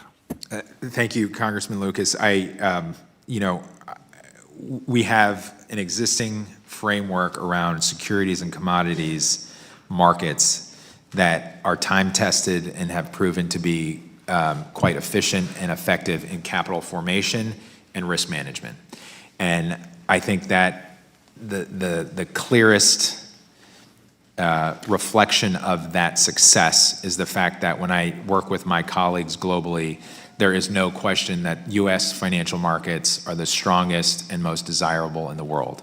And I do think in part it's because of the entrepreneurial spirit of our fellow citizens, but really it's about the markets that provide clarity, certainty, and a legal framework behind the market so that market participants can be assured if there's a bad actor, that individual or institution will be held accountable. So I feel like as we think about and as you think about a new regulatory regime, we have a playbook that has worked, and we have to think about it in the context of a new financial asset. This is not a new concept or a new exercise. We've done this in the past. You can largely say we did it with the swaps market, which you were very much a part of. We used the traditional futures and options market and the structures around those markets and essentially superimposed them on the swaps market with some tweaks, understanding that swaps are very unique and different than futures and options. I don't think it needs to be any different with this asset. As you know, the proposed market structure draft attached to this hearing is a result of a collaborative effort between Chairman Thompson and Financial Services Chairman McHenry to bring a much-needed regulatory framework to digital assets. Just as the Ag Committee and Financial Services Committee must work together, so too must CFTC and SEC. There are notable cases of disagreement between the SEC and CFTC regarding which digital assets are considered securities and which are considered commodities. Could you discuss the current collaboration between the two agencies regarding the treatment of digital assets and their intermediaries, and while you're thinking about that, and how the legislation would help in this process? Thanks, Congressman. From top to bottom, including myself and Chair Gensler, we talk frequently. We discuss these issues among other issues. Staff are constantly discussing these issues and how we're seeing markets evolve and change and new participants. Our intersection with digital assets has gone back for the better part of 8 years now. We've had listed futures contracts on Bitcoin since 2017, on Ether since 2020. And as you point out, there's a bit of difference, which is fine. It's healthy on what might constitute a security or commodity. But from my standpoint as chair of the CFTC, when I think about these particular two assets, Bitcoin and Ether, I have to think about what is listed on an exchanges that I regulate. And as you know well, whether it's corn, soybeans, or crude or natural gas, if there's a commodity listed on the CFTC, I care about the underlying physical market, because any manipulation or fraud or disruptive trading that might occur in that cash market is most likely going to be reflected in the markets we oversee. So I've been very vocal in my belief that Bitcoin and ETH are commodities, and that's in part because they're listed on my exchanges, but in part because we did the legal analysis. We'll continue to do that if that's the case. Thus far, no other participant has come and tried to list a contract, a different token on our exchange. But as we think about this bill and what it provides and what it suggests or proposes in terms of more cooperation, I certainly welcome that. I know there's an advisory committee that's proposed, and these are the types of things that I've embraced as long as I've been at the commission since 2017, and I think can certainly benefit the agencies as we think through these issues. And I thank you for those answers, and I yield back, Mr. Chairman. Thank you. Chair now recognizes Ms. Hayes for 5 minutes. Thank you. And thank you, Chairman Benham, for your testimony today. I apologize for bouncing back and forth. I have another hearing that's going on at the same time.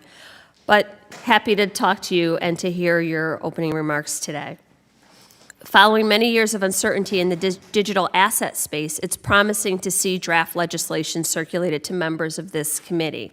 As trading in cryptocurrencies continues to grow, it is critical that Congress provide regulatory authority and clarity that protects consumers and fosters a safe, reliable marketplace. Last month, it was revealed that Bitcoin of America had failed to obtain proper licensing for Bitcoin ATM kiosks in my state of Connecticut. Several customers lost tens of thousands of dollars in a scam involving these kiosks.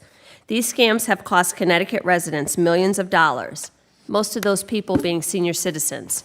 Chairman Benham, how does the CFTC hold scammers and other bad actors accountable in the digital assets marketplace? Congresswoman, thank you for the question. And it really raises a lot of the issues that we've discussed today. And the reason I think why we're here today is so much of this market remains unregulated. And particularly, we've heard examples about kiosks and local vendors trying to sell Bitcoin to some of our most vulnerable citizens. And in a continually unregulated space, we're going to have to anticipate that these types of activities will continue.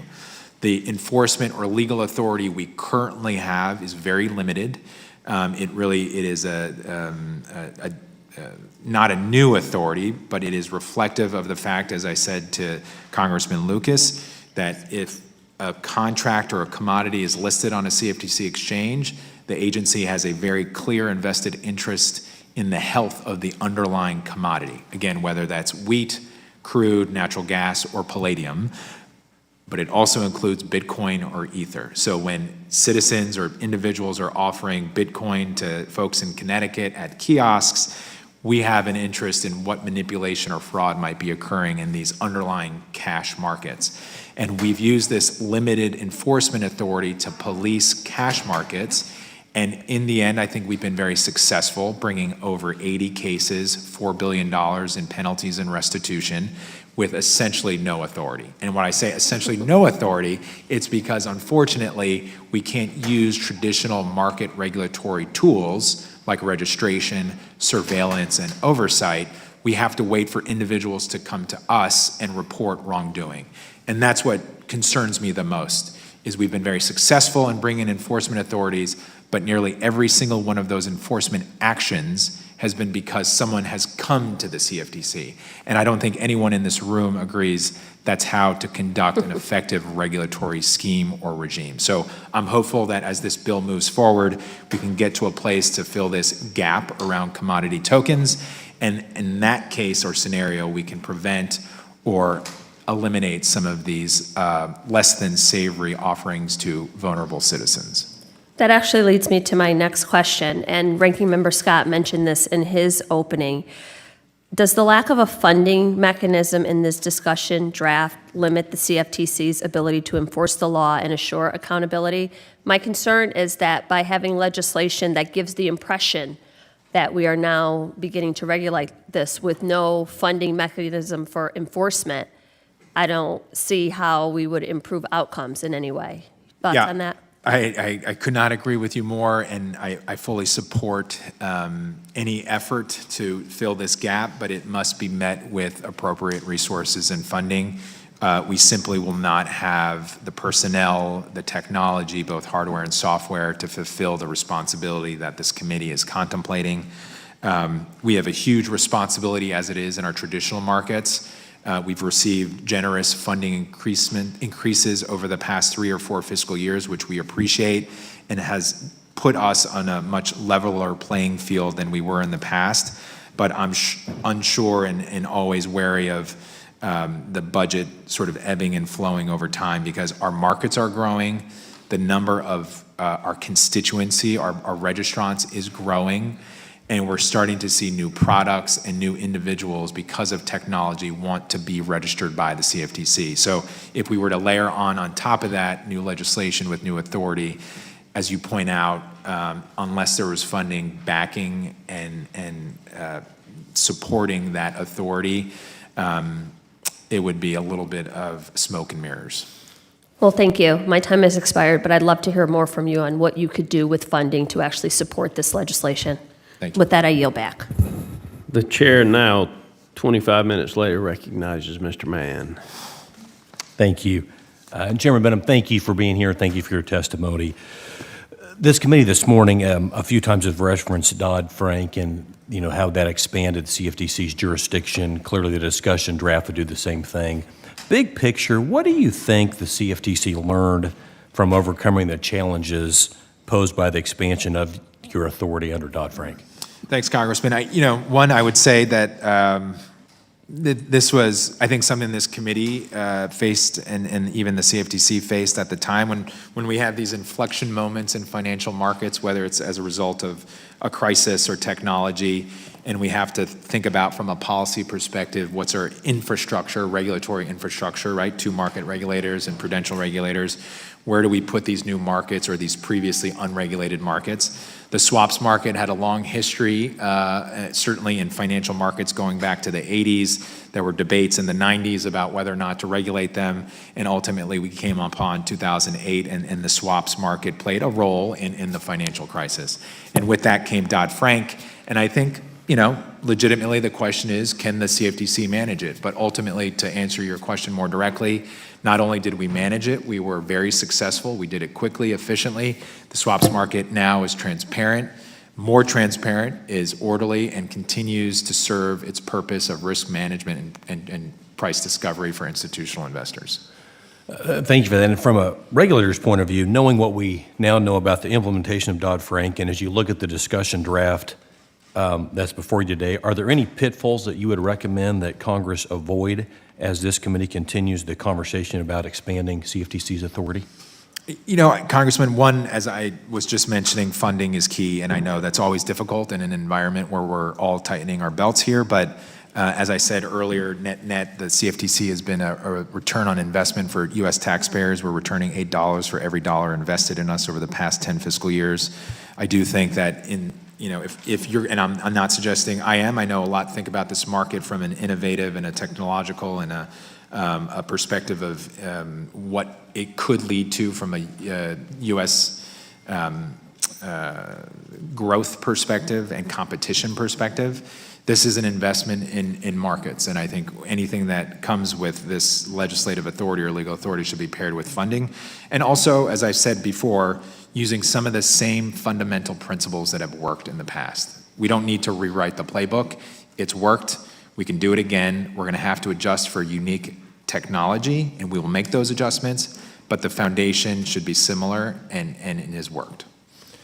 Great. And lastly, and I think I know the answer to this, but I just want to make sure I give you a chance to respond. Do you believe that granting the CFTC regulatory jurisdiction over the cash or spot digital commodity markets is just the natural extension of the enforcement authority, that you've been doing already? Yeah, I mean, we've been dealing in this market, as I said, for the better part of 8 years. We have a level of experience and, more notably, expertise at the staff level, which impresses me every day, mostly driven through the enforcement division, but that naturally sort of permeates itself through our other policy divisions. We have listed futures contracts. We deal with entities that are more traditional or native digital asset firms. So I would say, arguably, more so than any other regulator in the globe, we have been one step ahead in terms of our intersection with the digital asset market. So when it comes to commodity digital assets, as you point out, I do think this is a natural next step, and as we continue to see this market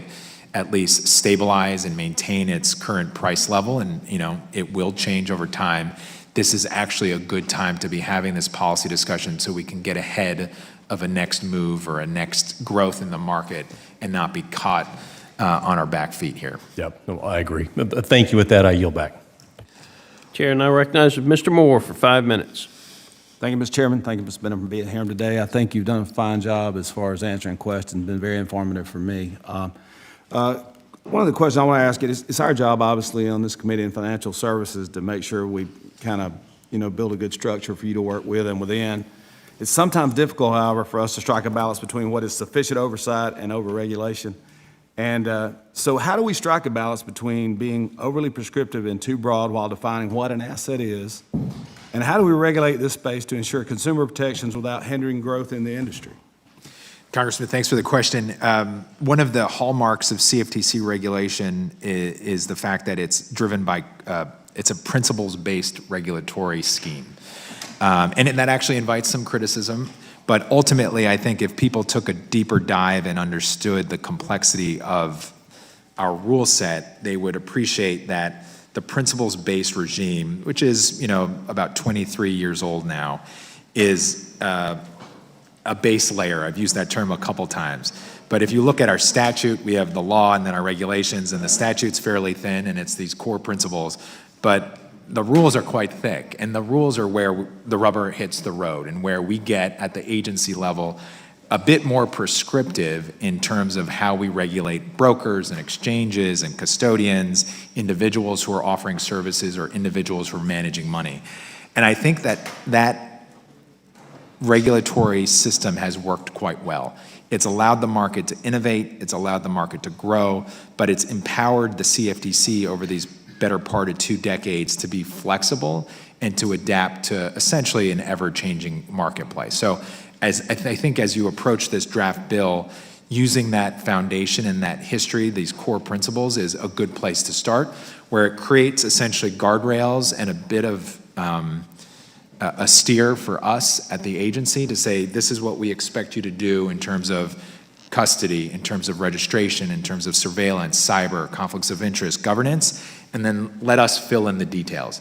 I think that serves both of the committee and the agency well, and ultimately allows us at the agency level to adapt to a marketplace that will likely evolve and change, potentially in the near term, but certainly in the long term. So the top 3 things, I know silos for assets, it sounds like, is one of them. More funding, obviously, that's always an ask, I think, especially with the inflation and the things you have to tackle. But so what are the top 2? I was going to ask for the top 3. Is silos of assets, is that one of the top? If you just said, this is my wish list, this is my Christmas list, this is the structure, here are my top 3 asks, what would they be? So I think fundamentally, it's a legal authority to police the commodity digital token market, right? But with that, yes, customer segregation, which is essentially what you said, being able to silo customer money from house money. Really, that's what it is. Conflicts of interest, we've seen this become a pervasive issue in this space, in the unregulated space, where there isn't a recognition among many different entities about what potential conflicts might exist. And this is something that's core to our traditional markets, that if you're offering a service that's a broker-dealer function, but you're also a bank, but you're also a custodian, these things have to be very separate, and there needs to be clear, defined conflicts of interest rules so that there's no intermingling. Not too much vertical integration in the process. We want. And it's a great point, Congressman, because we continue to see the market moving towards vertical integration, I think mostly because of technology. Traditionally, you'd have to call up your broker at the local level who would make a phone call to Chicago to run an exchange or to run an order, and you'd have to go to the floor broker. All of that is being compressed now because of technology, and it's just raising new questions about market structure, which I've shared with this committee in the past. And we continue to see at the CFTC new developments and new requests for more vertically integrated structures.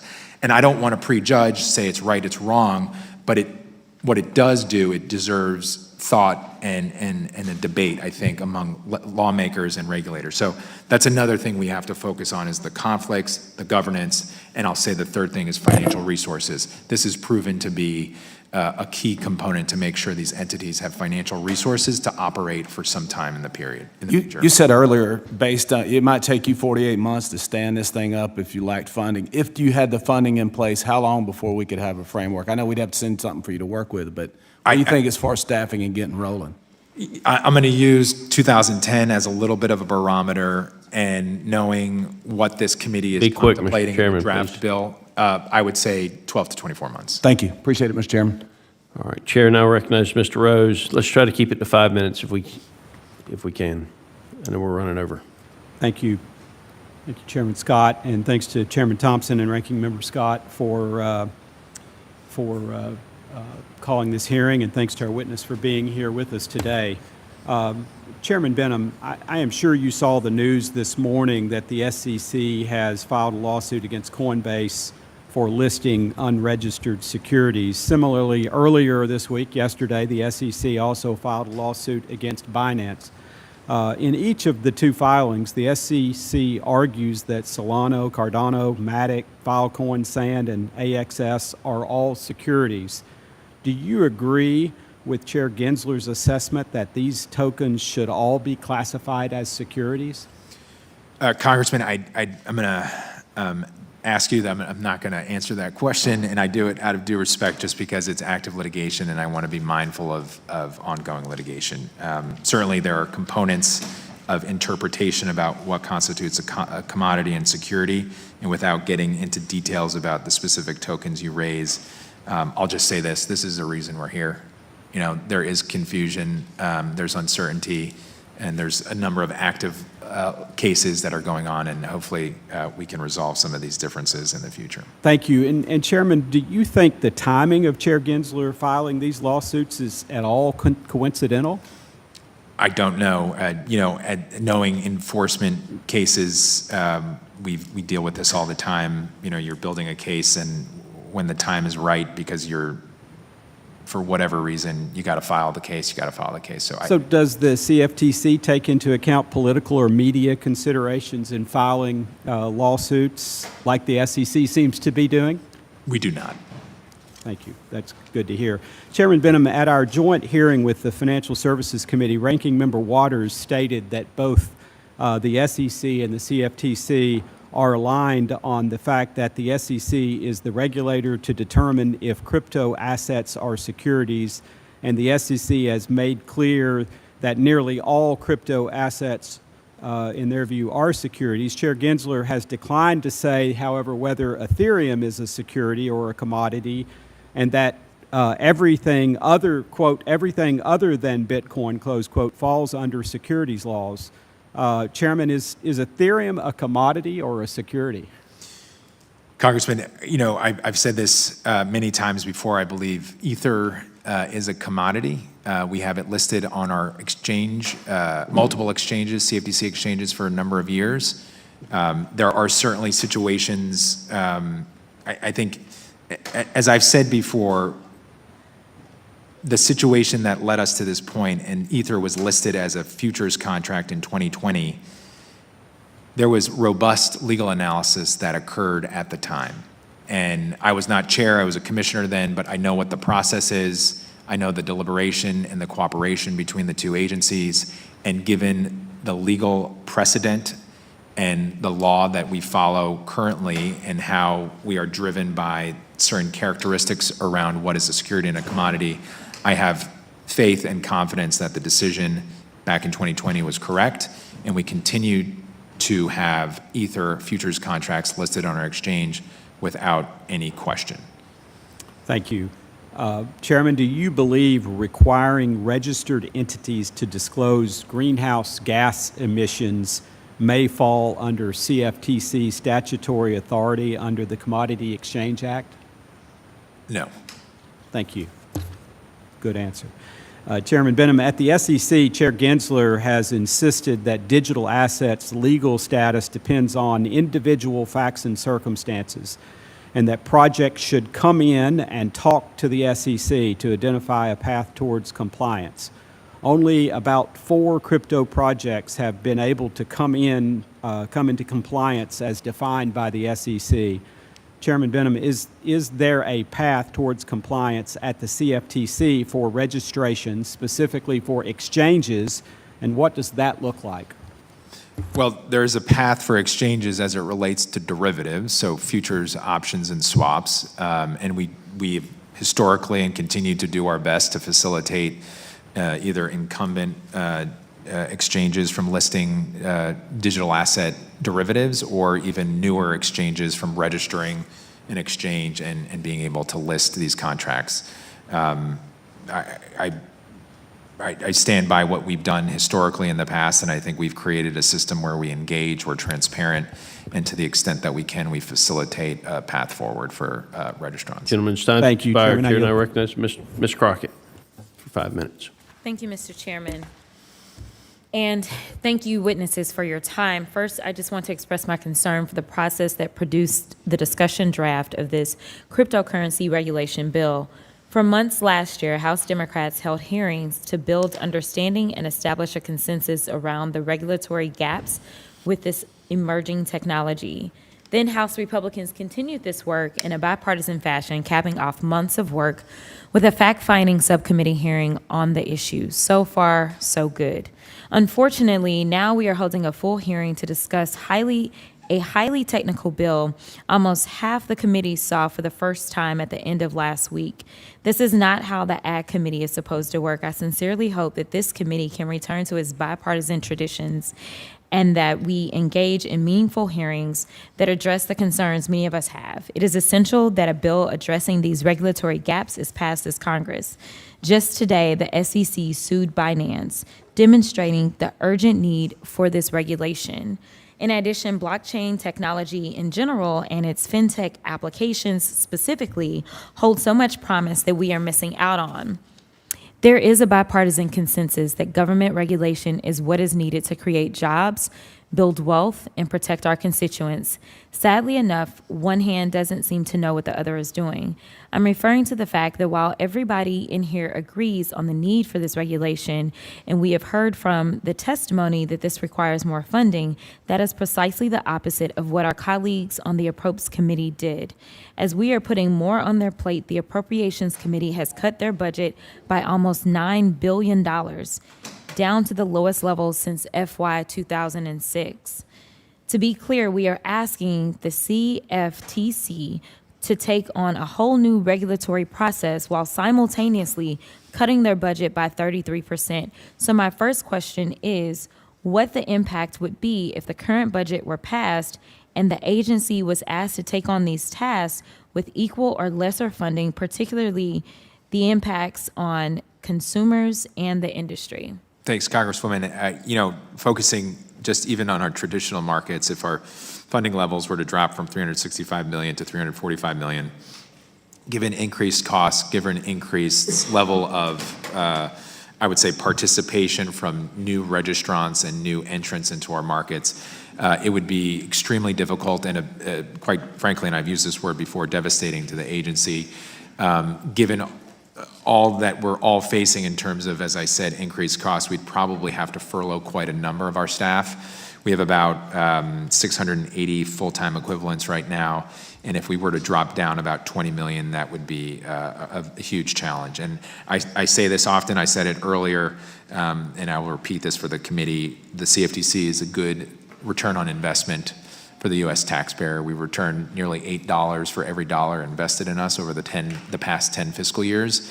And this is through enforcement, this is through protecting customers, this is through information to financial illiterate individuals who are being taken advantage of. So I would hope that we can at least hit our full funding and get our request so that we can continue to do our job, especially if this new authority is provided to us. Thank you so much. Mr. Benham, you mentioned in your testimony, and it was also brought up in the subcommittee, the potential of creating an independent funding source for administering these regulations. Could you expound upon how such a model could fit into this bill? Thanks, Congresswoman. We are the only financial regulator to not have a user fee-based system. Mixed up those letters there. And it has proven to be a huge challenge for the agency, quite frankly, for quite some time, a number of decades. And I think since 2010, after the financial crisis, as our responsibilities significantly increased, we faced quite a bit of strain from a budget perspective because of flat funding over a number of years. So I think with respect to this new authority, it would be very important for this committee and the Congress to consider a user fee-based system where it would essentially be a fee-for-services system. So those who are registered with us would have to pay a proportional fee over the course of a year to fund the services that we provide. Thank you so much. And with that, I'll yield. Thank you. Chair now recognizes Mr. Fincher for 5 minutes. Thank you, Chairman Scott and Ranking Member Scott. And I want to thank Mr. Benham for being here today. Thank you. I find this conversation so fascinating. I was a professor teaching business courses at a university several years ago. What happened? She fell. Oh, my Lord. What's that? We're going to pause. We're going to recess until the call of the chair.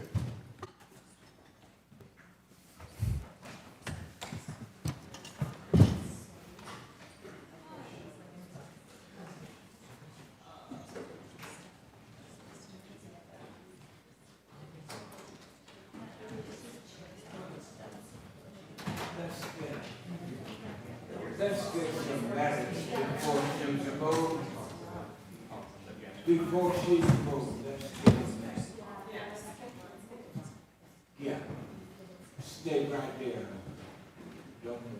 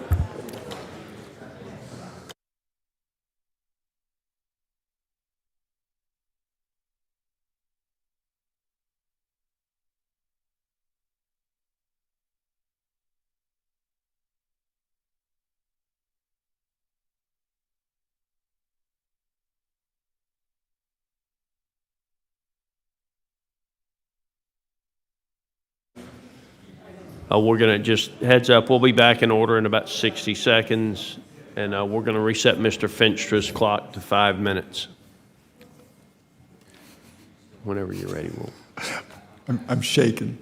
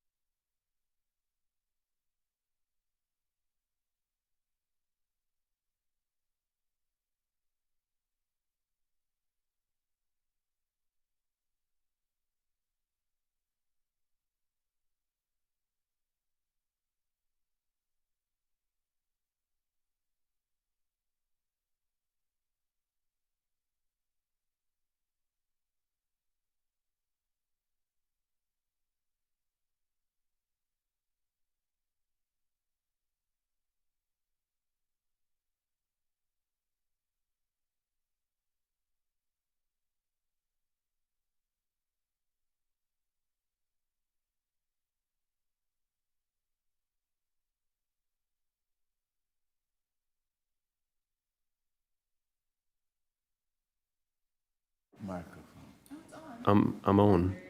Chair, now recognize Mr. Fincher for 5 minutes. Well, thank you again, Chairman Scott and Ranking Member Scott, and obviously thanks to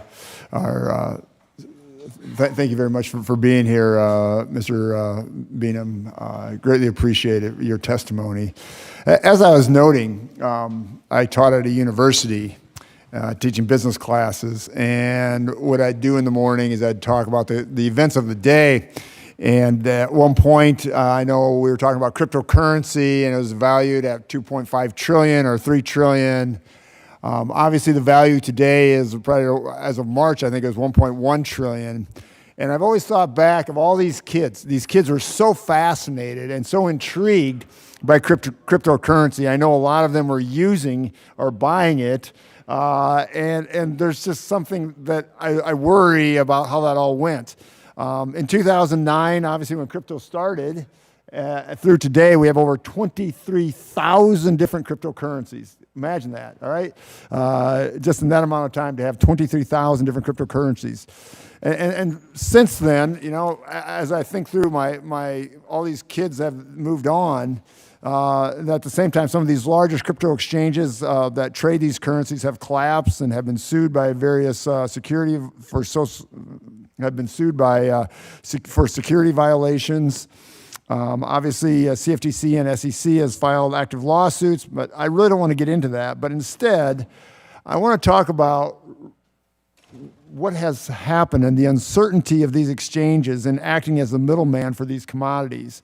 So I look at this discussion draft that we have, and my question would be, what would the oversight impact be in this draft legislation if this would become law? How would this affect the intermediaries and exchanges as we move forward? And I look at, you know, these students that were so excited, that were probably blinded by the hope of making money and how this all plays out. So if you could just answer that, I'd greatly appreciate it. Sure. Thanks, Congressman. It's you know, we've had some experience in the retail foreign exchange market over the past 15 years, where, and this was a law that this committee and Congress passed in 2008 to provide authority for the CFTC to regulate retail forex, which, you know, you wouldn't normally think of. But my point being is, prior to that legislation, you had a market that was totally opaque, just a lot of fraud, a lot of manipulation, and a lot of retail investors losing money. This is like late night commercials Yes, about exactly right. forex, right? And I don't want to say we're in exactly same position, but it's similar. And there was a lot of skepticism back then about why would you even want to regulate it? Why would you validate this? Like retail people should not be buying and selling forex, right? That's an institutional market. But ultimately, as a market regulator, you have to think about what's out there and what people, like your students or others, are investing in and how they're allocating their money. And ultimately, I think it's incumbent on all of us to think about that just stark reality, and not about whether we believe in it or we don't believe in it or what the future might hold or can hold. But the fact of the matter is, technology has enabled commodity assets to be traded on phones and other easy sort of portals. And we have a responsibility to provide disclosures and transparency to markets. So you ask what's going to happen? We're going to register and regulate brokers. We're going to register and regulate asset managers. We're going to regulate and register exchanges, all the things that we do that are core components in our traditional markets. And there will be a cost associated with that. There's no doubt. But with that cost comes transparency, fairness, and hopefully, and I believe history has proven this, less abuse, fraud, and manipulation.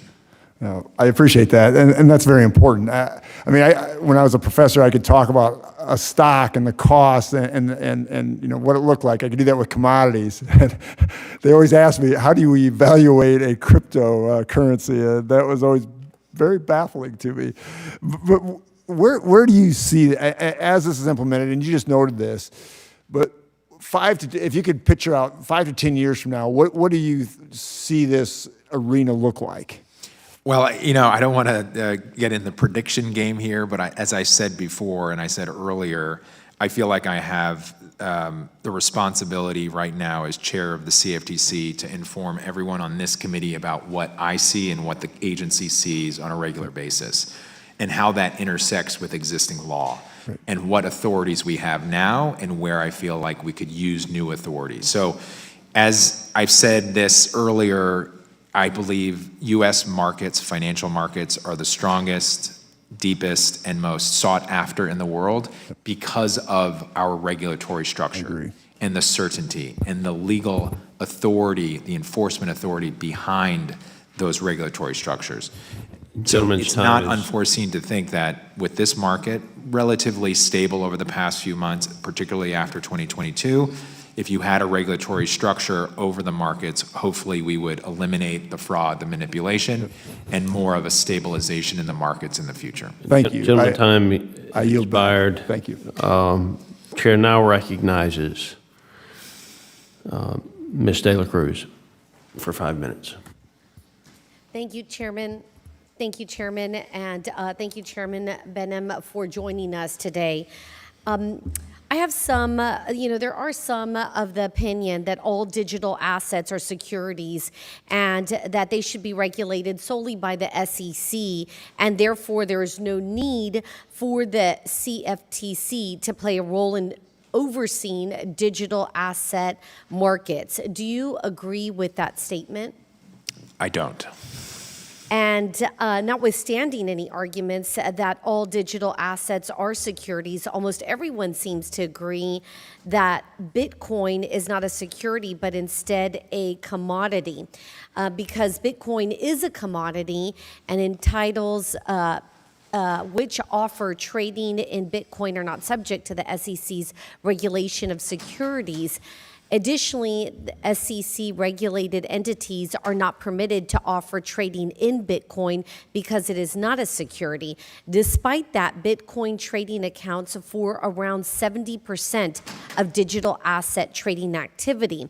If we don't legislate, would it be sufficient or even possible for regulators like the CFTC and SEC to simply use its existing authorities to cover the gap?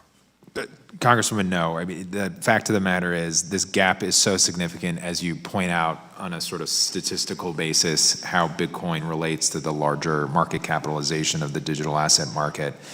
And we would use, as I've said earlier, the tools that we have from an enforcement perspective at the CFTC, but these tools are so limited. They're powerful, but limited, and I know that sounds like a little bit of a contradictory statement, but the fact of the matter is we have to wait for individuals to come to us and to raise alarm bells or flags about wrongdoing or violations of the law. And I don't think any of us believe that that's how a sound, effective, impactful regulatory scheme should function. I think we're just leaving a lot out on the table when it comes to fraud and manipulation, and legal authority to police commodity tokens, as you point out, is the right decision to ensure safety and soundness in these markets and protecting customers. So that being said, just a moment ago I asked you the question about if there was no need for the CFTC to play an oversight role, and you said you did not agree with that comment. So let me ask you, in your opinion, at what point do you see our digital assets moving from a commodity to a security, or vice versa?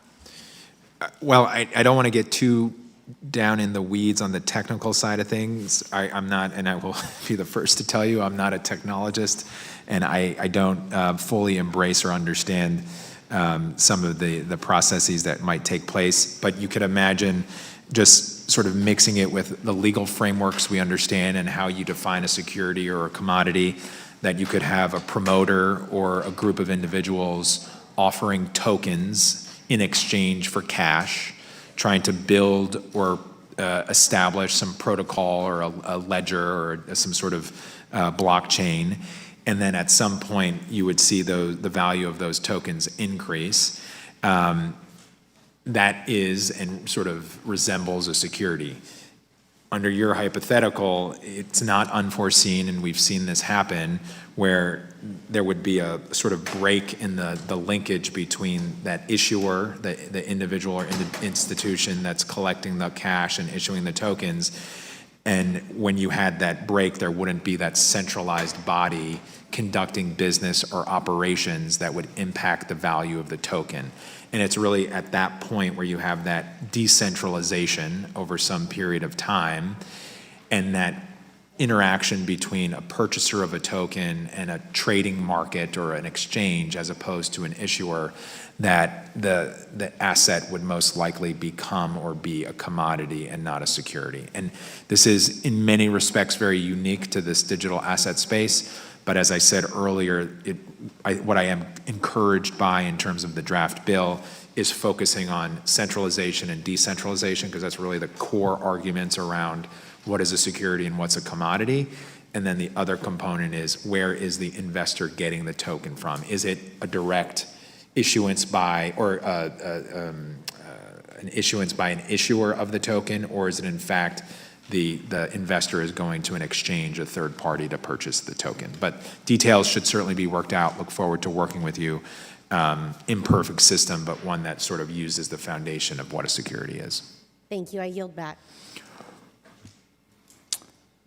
I now recognize the gentleman from Ohio, Mr. Miller, to be recognized for 5 minutes.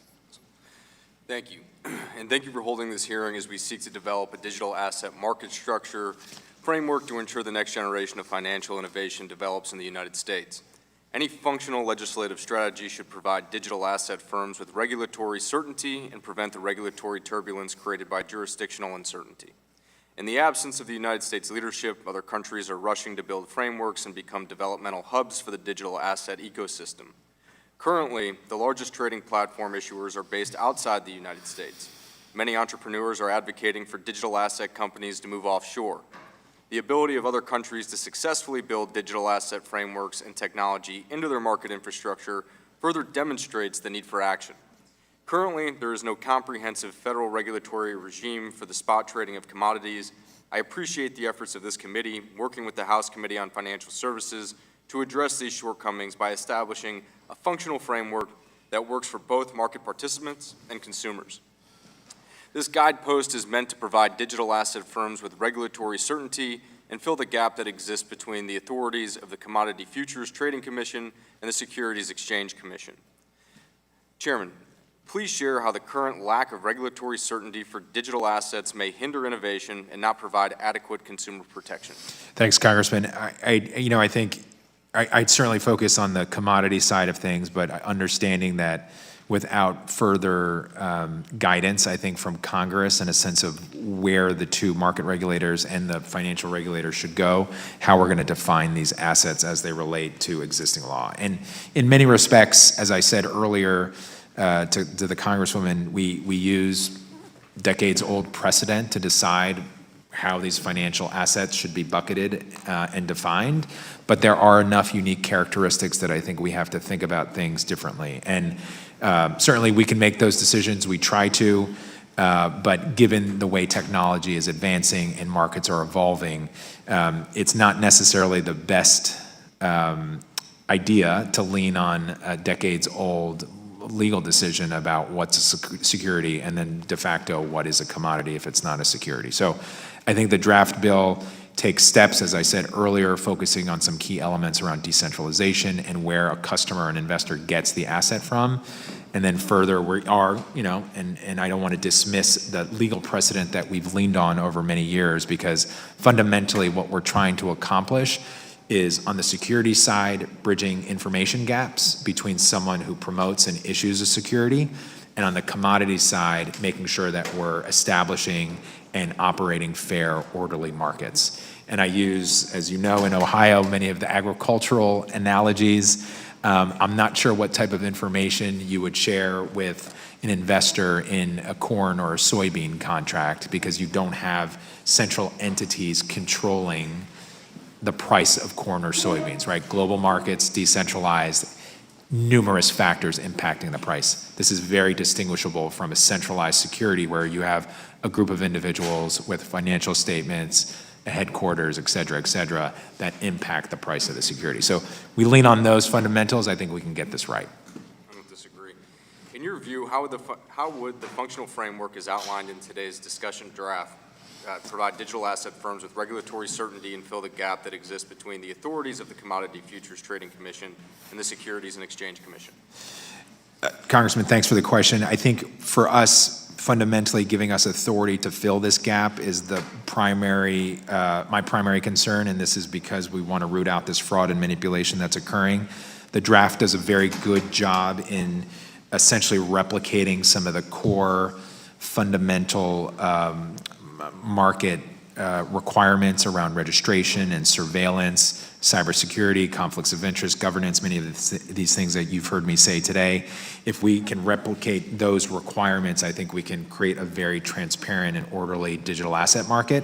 We'll certainly have to make some adjustments to reflect the unique nature of the asset itself. On the definitional side, I do think the bill does a good job. Certainly will require a bit more look at sort of technical assistance and examination around how do we decide what is a security, what is a commodity, and if in fact there is a transition between a security and a commodity, what that transition looks like, who makes those decisions, and what are the core characteristics of that transition to say, you know what, now this asset is a commodity as opposed to what it was originally in a security. Thank you, Mr. Chairman. And Mr. Chairman, I yield back. Thank you. Thank you. I now recognize the gentleman from Iowa, Congressman Zach Nunn, for 5 minutes. Thank you, Mr. Chairman, also from Iowa. A privilege to get to sit with you on this. And Chairman Benham, thank you so much for joining us. I know testifying in Congress, never the highlight of everybody's week, but we are learning a lot from you on this front, so very much appreciate it. I want to begin that, I get to serve in 2 roles, both here on the Ag Committee with digital assets as well as on the Financial Services Committee, looking at what the SEC is doing in this space as well.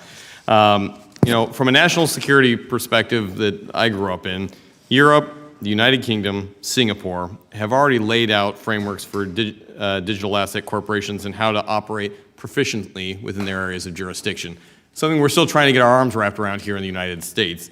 In fact, MICA, the European version, VC investment in European crypto projects are up 10% or tenfold in 1 year. To my Iowans back home, these are American jobs, American corporations, American innovation that are fleeing offshore because, in my opinion, a rogue SEC chair is trying to expand his overreach, arguably for maybe a specific role in the SEC ahead of this legislative body. And I find that concerning. To make this point crystal clear, I met with a founder earlier this week who is contemplating moving his workforce to Europe because the U.S. is too unpredictable as a result of what Chair Gensler has done. Additionally, we saw just in the last quarter alone nearly 25% of capital in this market flow outside the United States.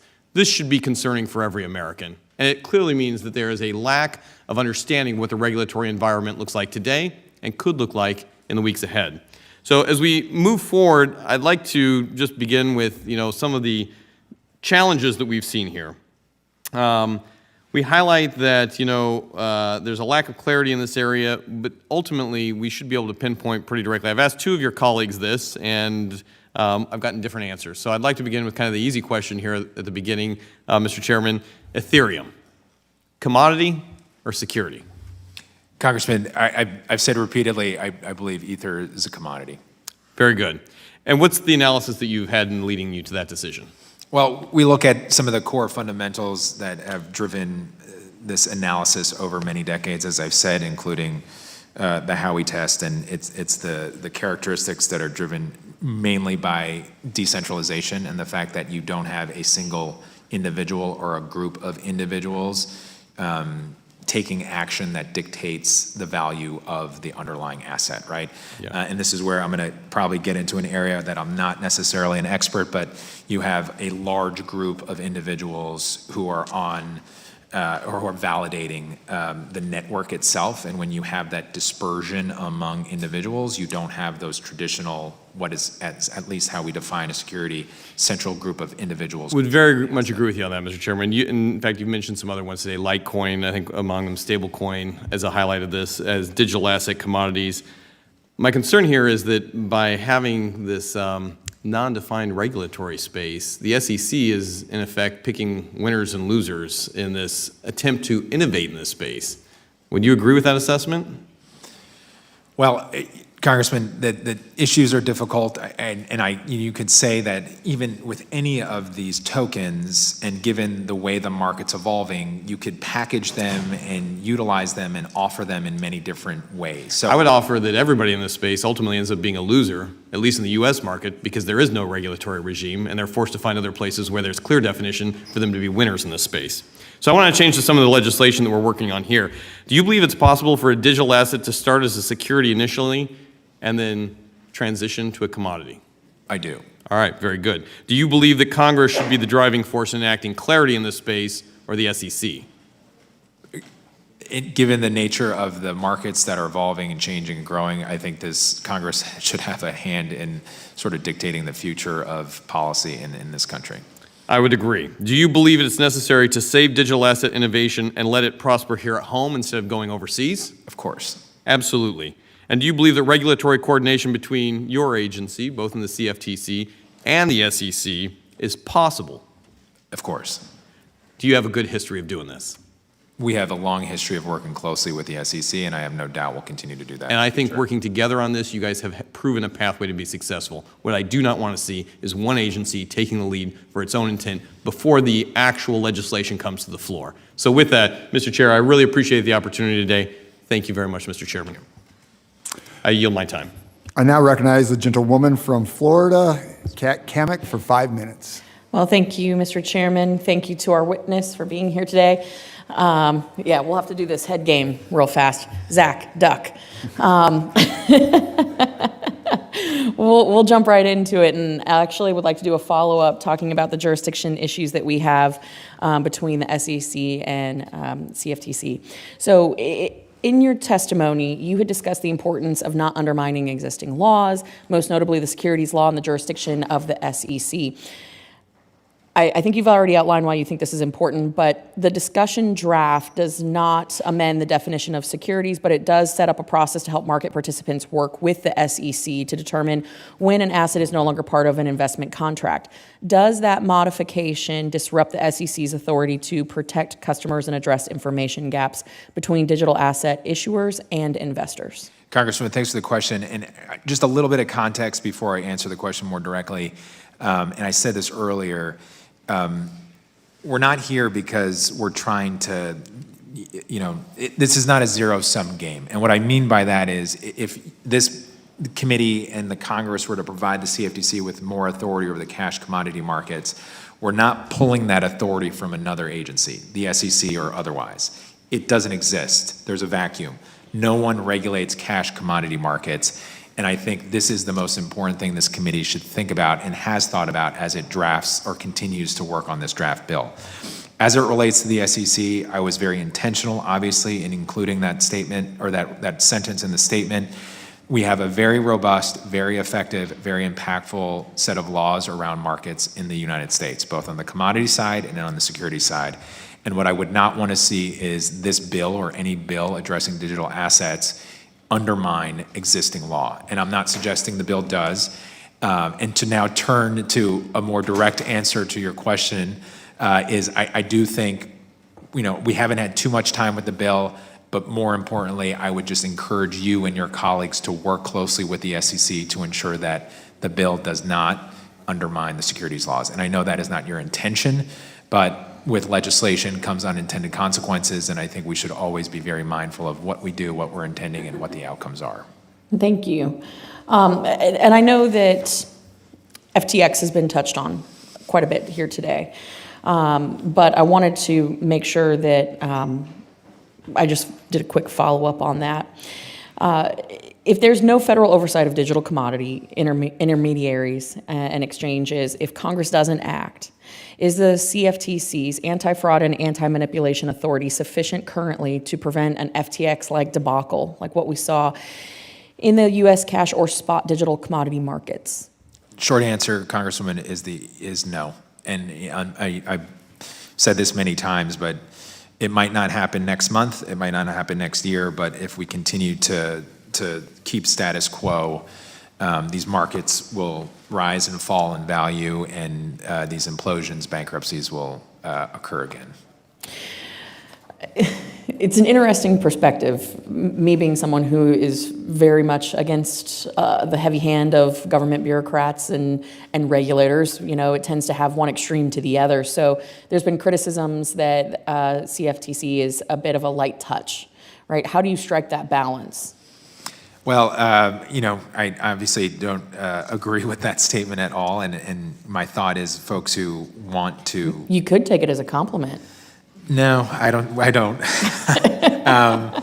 But I would say that I've thought about this, and this is just a product of individuals who, they're pundits, they want to be critics, this is what they do, but also just not willing to take time and to really examine the agency and the impact that we have on financial markets. And I'll briefly give you two examples, one on enforcement. I've said this multiple times. Last fiscal year, 2022, $320 million budget, $2.5 billion in penalties and restitution, 8 times return, roughly.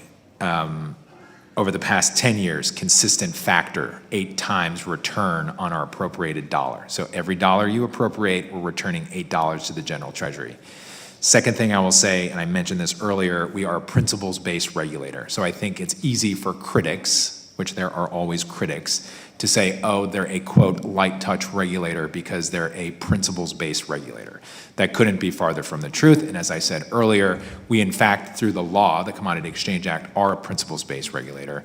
But if you look at our statute, and to your point earlier, the rules that we draft, driven from the law, are quite extensive, are more prescriptive, and are very specific to protecting customers and protecting markets. So we are the farthest thing from a light touch regulator, and I think if you asked any of our registrants what they would say, I think they would agree with that. Well, and I had a couple follow-ups to that, administrative and enforcement actions, but I'll submit those for the record. My time has expired, Mr. Chairman. I yield back. Thank you. At this time, we have completed all our questions for our first panel witness, Chairman Bayham. The committee thanks you for your testimony today. Thank you for spending the time with us. The witness is excused. The committee will take a brief recess to allow Chairman Bayham to depart and allow our second panel of witnesses to take their seats.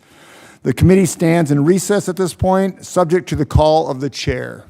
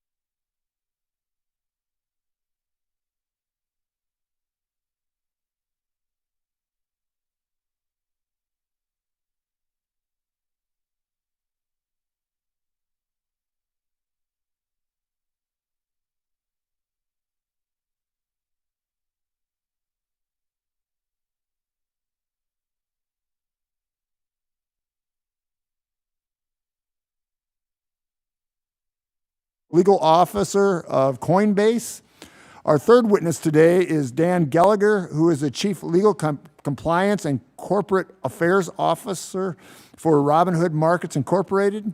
He's also a former commissioner of the Securities and Exchange Commission. Our fourth witness today will be Mr. Dan Berkovitz, sorry I abused that name there, who is a former commissioner of the Commodities Future Trading Commission. Our fifth and final witness today is Walt Lukin, who is the President and Chief Executive Officer of Futures Industry Association. He is also the former acting chairman of the Commodities Future Trading Commission. I thank you all for joining us today. We will now proceed to our testimony. You each will have 5 minutes. The timer in front of you will count down to 0, at which point your time has expired. Mr. John Carlo, please begin when you are ready. You have 5 minutes. Thank you, Chairman and Ranking Member and committee members. It's an honor to speak to this great committee once again.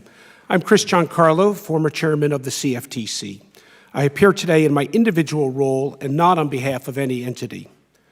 5 years ago, I sat on the other side of the Capitol and testified to the Senate Banking Committee. The topic was a rather obscure one at the time, cryptocurrency. Well, that hearing turned out to be one of the more noticed congressional hearings in certain quarters of the Twitter sphere. Because in the prior year, the price of Bitcoin had risen almost 20 times. Our U.S. derivatives exchanges knew there was commercial demand for Bitcoin price hedging, and they wanted to launch exchange trading of Bitcoin futures. In response, my administration at the CFTC drew on existing authority and innovated a unique process of heightened review for crypto derivatives to facilitate rather than hamper their market debut. In the 5 years since, the U.S. crypto derivative markets and the CFTC's oversight of them have been quite successful. Today, Bitcoin continues to grow in transactional volume, adoption, network strength, and code execution, despite increasing politicization and hostility. Now, some may recall that the original decision to greenlight Bitcoin futures sparked controversy. There were calls to stop their launch. Yet my team knew that blocking these new futures products would not stop the rise of Bitcoin or other virtual currencies. It would only deprive Americans of smart regulation. Doing nothing would have been irresponsible. At that February 2018 Senate hearing, I spoke about a new generation's interest in crypto. I explained that the energy and momentum behind digital assets was not just driven by technological efficiencies and benefits. There was something else going on, something generational and cultural and social and human. And I told the Senate that we owe it to this new generation to respect their enthusiasm about digital assets with a thoughtful and balanced response, not a dismissive one. And here we are today, 5 years later, still seeking that thoughtful and balanced response from Congress. Americans, especially innovators, investors, and younger Americans, await congressional action to create a sound legal framework for this innovation. And so I commend this committee and this Congress for undertaking this unique joint effort at lawmaking. The bill before us addresses an important public interest in closing gaps in CFTC oversight. And Chairman Benham is right that there are elements of cash markets for digital commodities suitable for direct CFTC oversight. Weeks before that 2018 Senate testimony, I went to Switzerland and spoke to the Financial Stability Board, the chief standard-setting body of the global financial system. The assembled global regulators were skeptical of the CFTC's decision to greenlight Bitcoin futures. I said to them, crypto's not going away. Digital assets and other network technology is like a roaring wind. You can take shelter from it, get blown away by it, or hitch a sail and ride it. And I added that we Americans prefer to ride the wind. Well, in the 5 years since, many of the countries represented in that Swiss conference room are now trying to hitch their sails to crypto innovation. They're hoping to benefit from America's early lead. And yet, we know the American dream was created by innovators riding winds of innovation. And as it did 3 decades ago, Congress needs to support innovation today. Thank you for the thoughtful legislation before us. Thank you for your leadership, and I look forward to your questions. Thank you, Giancarlo, for your testimony. Mr. Gray Wall, please begin when you are ready, and you have 5 minutes. Thank you, sir. Good afternoon. I want to thank Chairman Thompson, Ranking Member Scott, and members of the committee for inviting me to testify about the future of digital assets and the need for a clear rule book in the United States. My name is Paul Graywall, and I am the Chief Legal Officer at Coinbase. Coinbase was founded in 2012 with the goal to be the world's most trusted, secure, and compliant on-ramp to the crypto economy. We went public in 2021 and are currently the largest crypto platform in the United States. Our mission is to increase economic freedom in the world, and our products and services do just that. We enable millions of consumers, institutions, and developers around the world to buy, sell, and use crypto in a meaningful way. Since our founding over a decade ago, we have embraced regulation. We take seriously our obligations to our customers, our investors, and our regulators, and we are proud of the robust consumer protection controls, prudent risk management, and industry-leading security practices implemented over the years. I am pleased to speak with you today about our views on regulation and legislation. But before I proceed with my scheduled remarks, I would like to address the litigation filed this morning by the Securities and Exchange Commission and mentioned earlier. It's disappointing, but not surprising, that the SEC has decided to bring legal action against Coinbase today, the day of our testimony before this committee's critical hearing on creating a workable framework for digital asset regulation. The SEC's reliance on an enforcement-only approach in the absence of clear rules for the digital asset industry is hurting America's economic competitiveness and the companies most committed to compliance. The solution is legislation that allows fair rules for the road to be developed transparently and applied equally, not litigation. Despite today's complaint, we will continue to operate our business as usual. For today, there are 3 main points I would like to highlight. First, the United States is falling behind. Distributed ledger and digital asset technology is, as the White House has stated, critical and foundational to the future of the United States.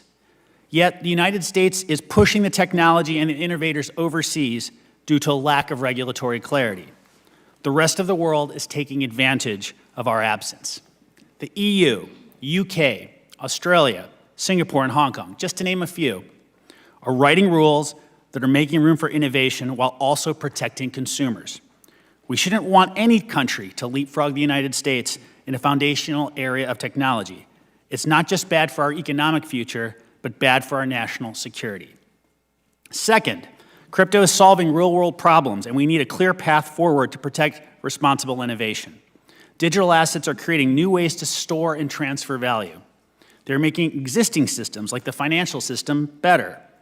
Today's crypto use cases range from cheaper, faster, and more reliable international payments to digital IDs to healthcare records on the blockchain.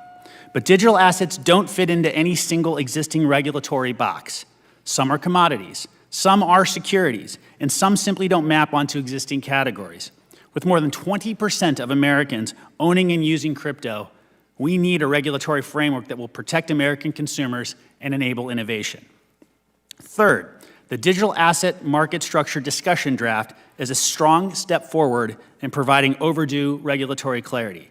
Congress alone has the power to draw clear, comprehensive lines for digital assets, specifically when digital assets are regulated as commodities or securities, or when the regulatory structure simply makes no sense. We are excited about the discussion draft because it builds on existing and workable regulatory precedent, while also recognizing the unique properties and opportunities of digital assets. The discussion draft also thoughtfully draws from many of the key findings of President Biden's executive order and the agency reports that came out of the EO. Most notably, that we need a federal regulator for the spot trading of crypto commodities. Specific to the CFTC and the jurisdiction of this committee, the bill would create a regulatory framework that is rooted in the existing CFTC structures for commodity markets and market participants. The bill recognizes that centralized intermediaries, like Coinbase, should be regulated, and it creates transparency through mandatory registration, disclosure requirements, and inspection and examination authority. Importantly, this is a fit-for-purpose registration regime that doesn't attempt to shoehorn market participants into pre-existing but ill-suited requirements that are not mapped to actual risks and consumer needs.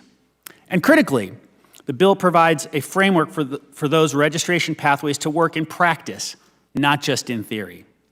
The bill also allows for side-by-side trading and creates clear consumer protections like conflicts of interest disclosures and limitations, requirements to segregate client funds, and bankruptcy priority. With respect to the SEC, it provides necessary adaptations to existing rules like Regulation A, Rule 144, and the regulations related to alternative trading systems in order to create a regime for all crypto market participants. Similar to the proposed CFTC regime, the discussion draft would establish a fit-for-purpose framework for the regulation of restricted digital assets, or more specifically, digital assets regulated as securities. This framework does not exist today. The bill articulates guardrails and requirements to protect investors and ensure transparency and consistency for all markets. In closing, Coinbase strongly supports creating a robust, comprehensive regime for the regulation of digital asset commodities and digital asset securities. Only Congress can do this. Although legislation can always be improved around the edges, the discussion draft would create a workable foundation for consumers, investors, and market participants alike. We urge Congress to act as soon as possible. We welcome the opportunity to continue participating in this dialogue, and I look forward to your questions. Thank you, Mr. Braywell, for your testimony. Mr. Gallagher, please begin when you are ready. You have 5 minutes. Thank you. Chairman Thompson, Ranking Member Scott, Chairman Johnson, and Ranking Member Caraveo, and members of the committee, thank you for inviting me to testify today on the important topic of digital asset regulation. My name is Dan Gallagher, and I'm the Chief Legal, Compliance, and Corporate Affairs Officer at Robinhood Markets.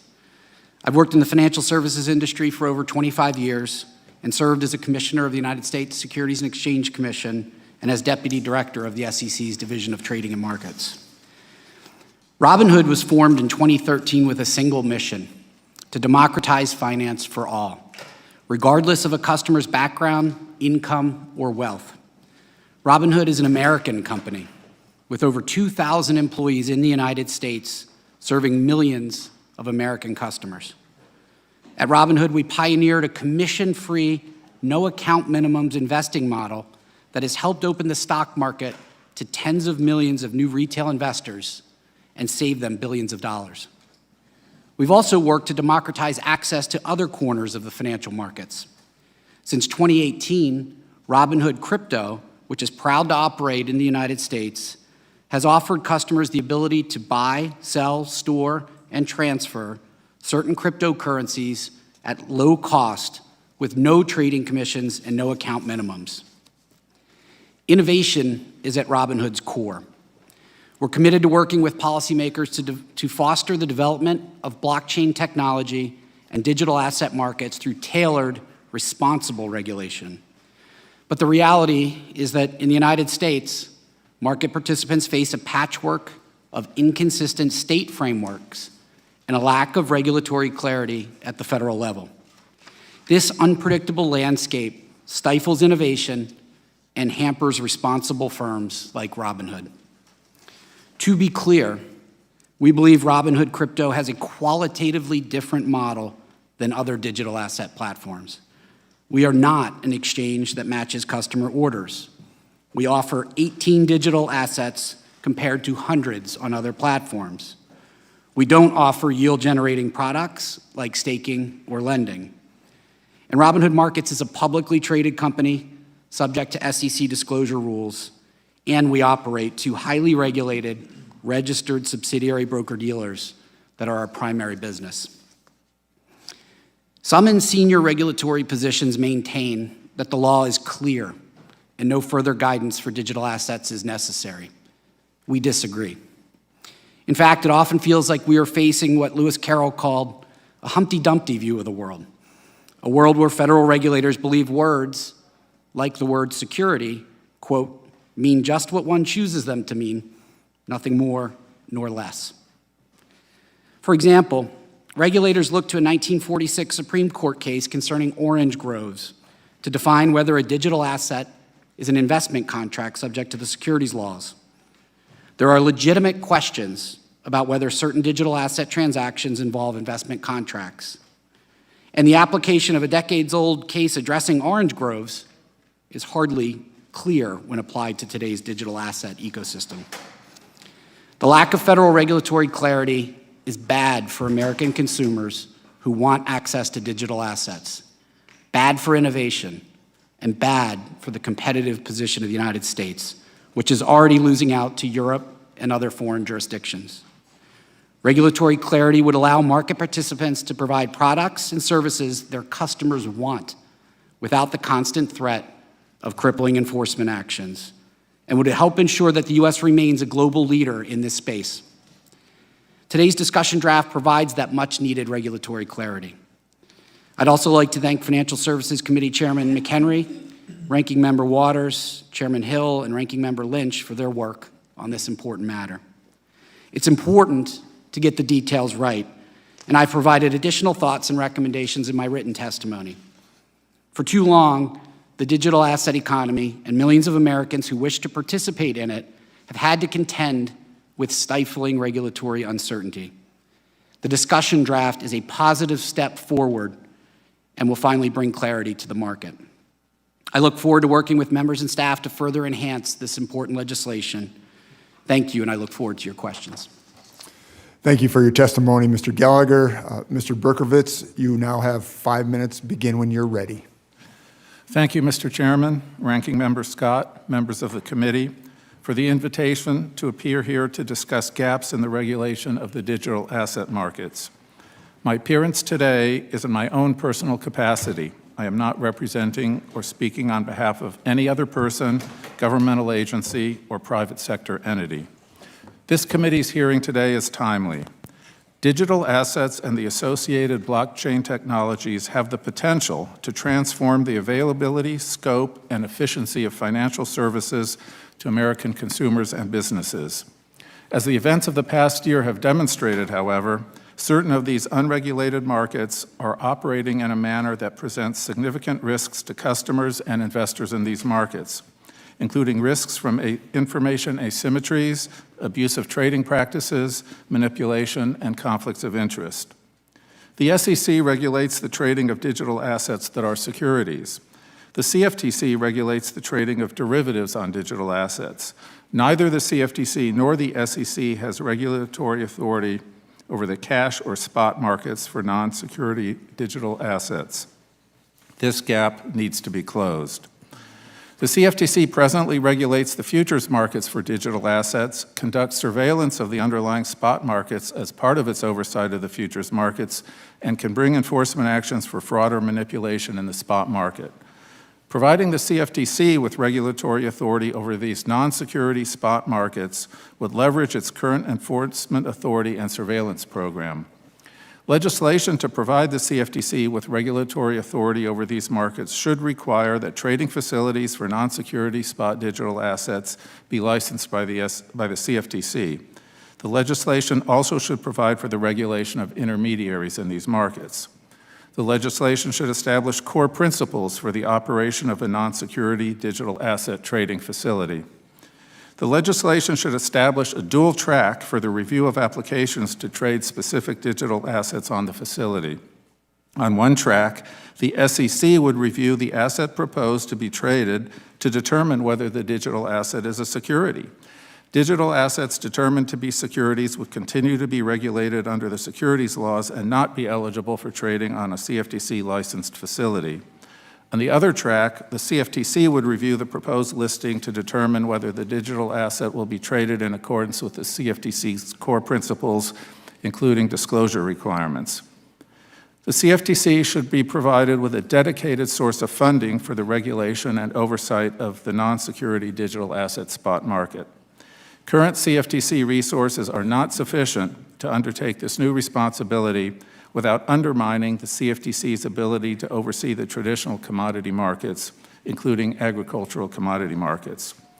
The legislation otherwise should maintain existing agency jurisdictions and authorities. The CFTC and SEC have the necessary and appropriate authorities to regulate the derivative and security markets. Amendments to the SEC's authorities over one particular asset class, such as digital assets, would be unnecessary and counterproductive. carving out of the SEC's authority a particular type of asset based upon its particular technology of creation or distribution or degree of centralization in the market for its distribution would disrupt decades of settled securities law, create uncertainty about the meaning and interpretation of new and existing statutory terms, delay compliance with security and commodities laws for years while agencies are conducting numerous rulemakings to define new terms and establish new requirements, hinder current enforcement of the securities laws to protect investors, and generate opportunities for regulatory arbitrage in the capital markets based upon the technology for which the asset is created or distributed, rather than the functional nature of the instrument or asset to raise capital from investors. Legislation, as outlined in my testimony, would close the regulatory gap in a straightforward manner. It would provide critically needed protections to investors. The dual-track process for the review of digital assets would provide regulatory certainty as to the legal status of a digital asset prior to the trading of the asset on any facility. Together, these reforms would enable the U.S. to maintain its global leadership in financial technology and markets. Thank you. I'm happy to answer questions. Thank you for your testimony, Mr. Berkovitz. Mr. Lukin, please begin when you are ready. You have 5 minutes. Thank you, Mr. Chairman, Ranking Member Scott, former Chairman Lucas, and members of the committee. Thank you for the opportunity to testify about the need for a strong regulatory regime for the spot digital asset market. And prior to my role at FIA, I had the honor of serving as Commissioner and Acting Chairman of the CFTC over a 7-year period of time, as well as working on the Senate Agriculture Committee involved with the passage of the Commodity Futures Modernization Act of 2000 that created the current CFTC principles-based regulatory system. Next year, we celebrate the 50th anniversary of the Commodity Futures Trading Commission Act of 1974. This act created the CFTC, providing it with exclusive jurisdiction over futures trading and greatly expanding the definition of commodities beyond ag products. This was done to capture the financial products that were beginning to be listed on boards of trade, but the definition's catch-all language also served to future-proof the law for innovative new products. Indeed, over the last 5 decades, we have seen futures contracts launched on interest rates, energy, weather, carbon offsets, volatility, and even digital assets, as my colleague, Chairman Giancarlo had noted. In 2000, Congress passed another major reform, the Commodity Futures Modernization Act, that provided the CFTC with a new principles-based regulatory regime. In its 2 decades of existence, the CFTC's core principles framework has proved effective due to its flexible but clear approach. The Act provides the CFTC with the ability to issue rules and guidance on core principles, but provides built-in flexibility for entities to take a different approach if they can prove the core principles are still being met. Such flexibilities has allowed for innovative new products and market approaches. It has also helped the CFTC extend its regulatory regime cross-border, given the global nature of many benchmark futures products. This cross-border framework, built on regulatory cooperation and comparability, would align well with the cross-border nature of digital commodities. The CFTC also has a strong track record of protecting customer funds and stamping out fraud and abuse affecting retail customers, which could benefit the spot digital asset market. The CEA contains strong disclosure and money segregation requirements aimed at protecting customer funds. These protections include risk disclosures, capital and anti-money laundering requirements, customer trade guarantees, and know your customer obligations. Like digital assets, the CFTC and NFA have analogous experience in the regulation of spot markets where retail participants were experiencing abuse. I was acting chair of the CFTC in 2007 and 2008, and we saw an enormous increase in retail spot foreign currency fraud due to a gap in regulatory authority. Congress, with this committee's leadership, closed this loophole in 2008, granting additional protections to retail participants in the spot Forex market. With these changes, the CFTC and NFA were able to set limits on leverage, require brokers to register and be well capitalized, and aggressively enforce rules against fraud. Ultimately, the CFTC and NFA eliminated significant fraud and abuse in those retail spot markets. While the CFTC does not currently have statutory authority to regulate spot digital markets, as this legislation would contemplate, it does have broad enforcement powers over spot markets and commodities, and it has used those powers aggressively to bring more than 80 enforcement actions involving wrongdoing in digital asset commodities.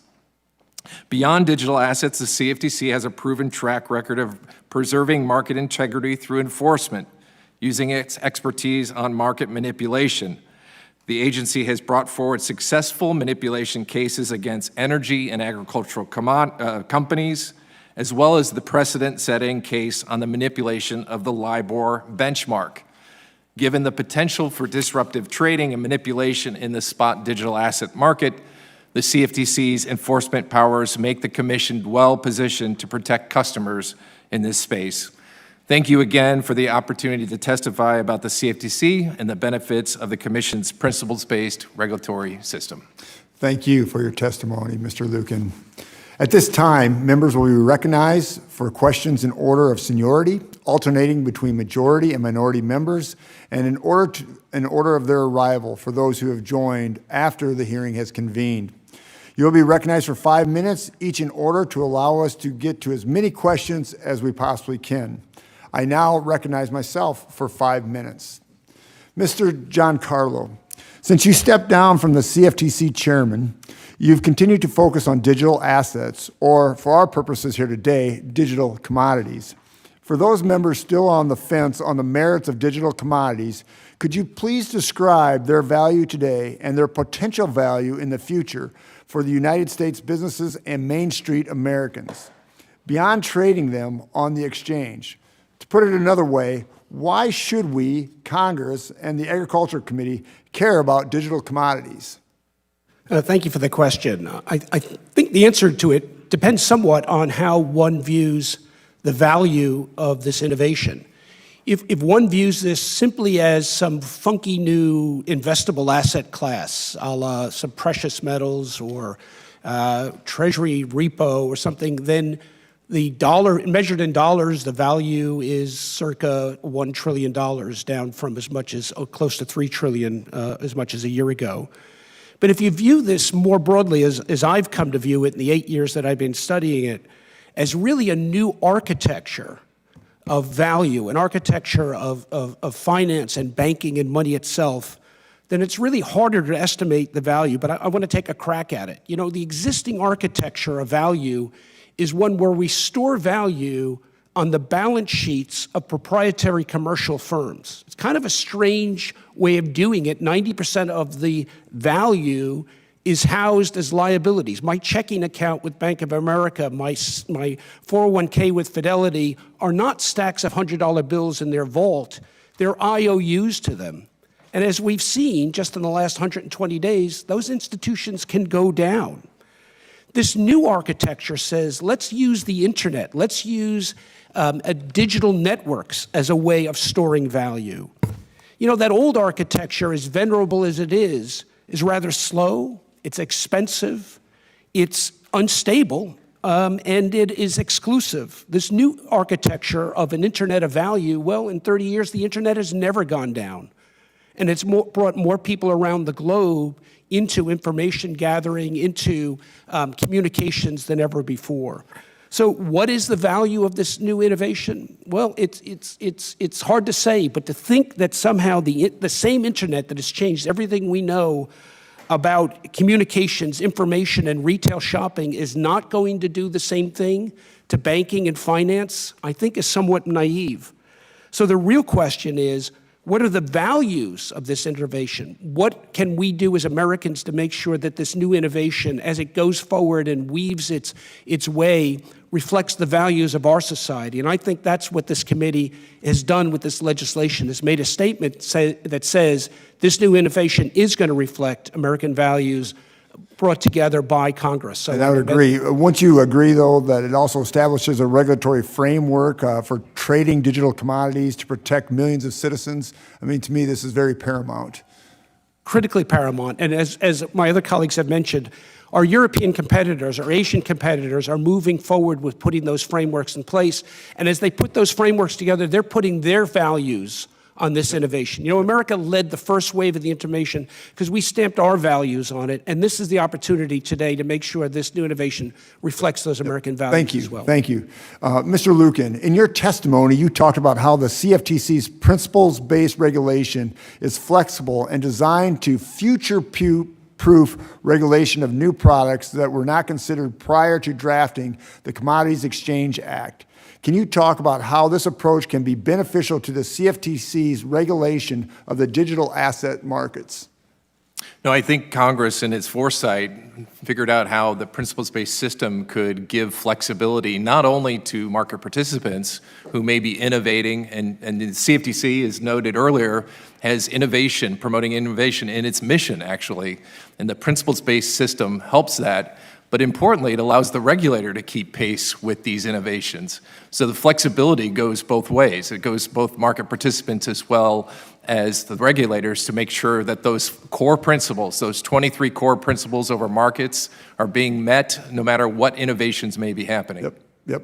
Thank you. Thank you for that. Mr. Graywall, why do you think it's beneficial that the discussion draft is based on existing law and regulations for securities and commodity derivatives?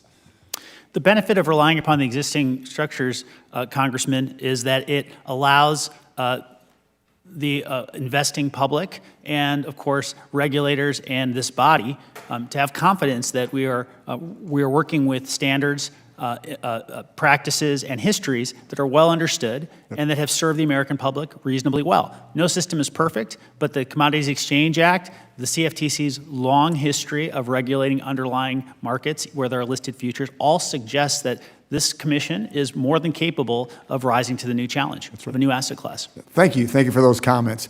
I now recognize Ranking Member David Scott for 5 minutes for questions.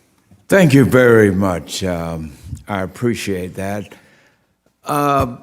Gentlemen, I want to get to the real essence of this debate here this morning. It's so important for us to find out what all this is going to cost to do what it is we're here discussing to do with this emerging digital assets. And so in my 5 minutes, I want to hear from each of you as to what amount of funding is all this going to take to do it impactfully. We got our users here, and we got our SEC and FTC, whom I've worked with for my 21 years on this body. Give us this. This is the missing piece in this whole debate. What about the funding, SEC and CFTC, and to the users, is it going to work? How it's going to work? Mr. Lucan, let me start with you, and I want to hear from each of you, and I think I got about 4 minutes left, so please. No, I would be very simple and say that the CFTC needs appropriate funding to make sure we're taking on these markets. It's difficult for me. When you say appropriate, tell me, what would you say? How much? Well, I mean, I think you should look back at what happened during Dodd-Frank for them to take on those markets and the appropriate teams, as the chairman outlined in his testimony. They're going to have to hire new additional people with expertise. I would say that the market, although it's enormous, the legislation consolidates a lot of this regulation into entities who either exchanges Mr. Lucan, or brokers. I hate to interrupt you. I want to hear from some of the others, but you've been around. The bulk of this is going to fall on the CFTC, I'm sorry. How much? Give us about a ballpark figure of what you feel it's going to take to do what is in this regulatory piece of legislation. I would be guessing. I mean, the CFTC, I think Chairman Benham mentioned 10%, I think, in his testimony. But to me, and you also have to bear in mind that the NFA is going to be extremely involved in this too, as well, and they're going to be levying fees on the industry to raise money to do it. So those things have to be thought of in conjunction. Do you agree with that, SEC? And give us a figure. Look, we got to put an amount in this bill. And now you got a chance to tell us what you think you need.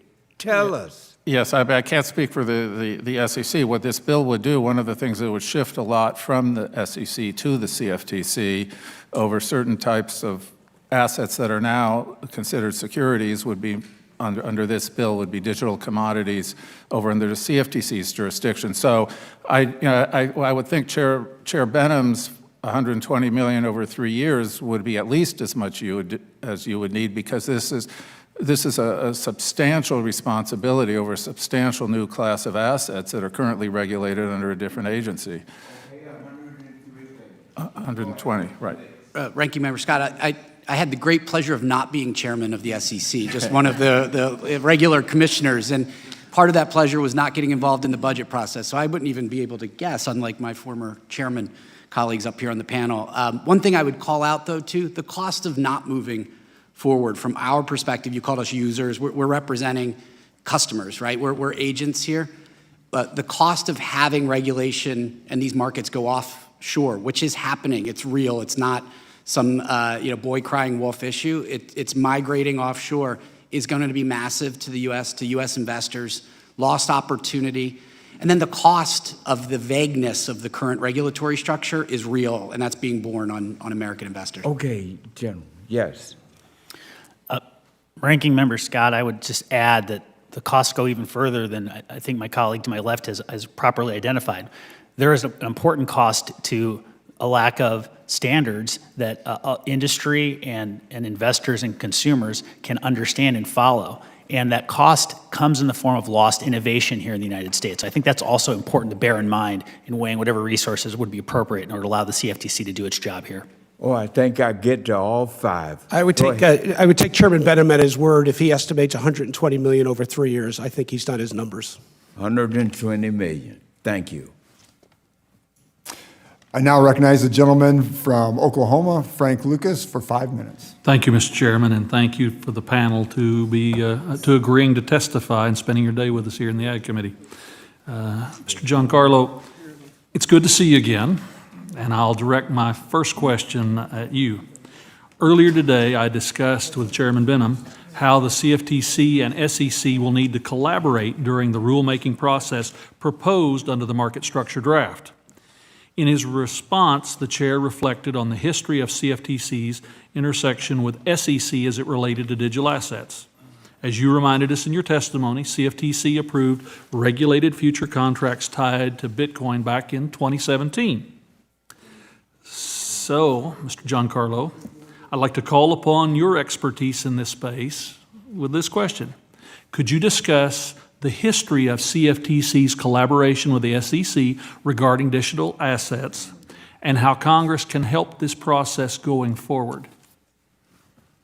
Share us your scars and calluses. Thank you very much. It's good to be back in the saddle once again before you in this great committee.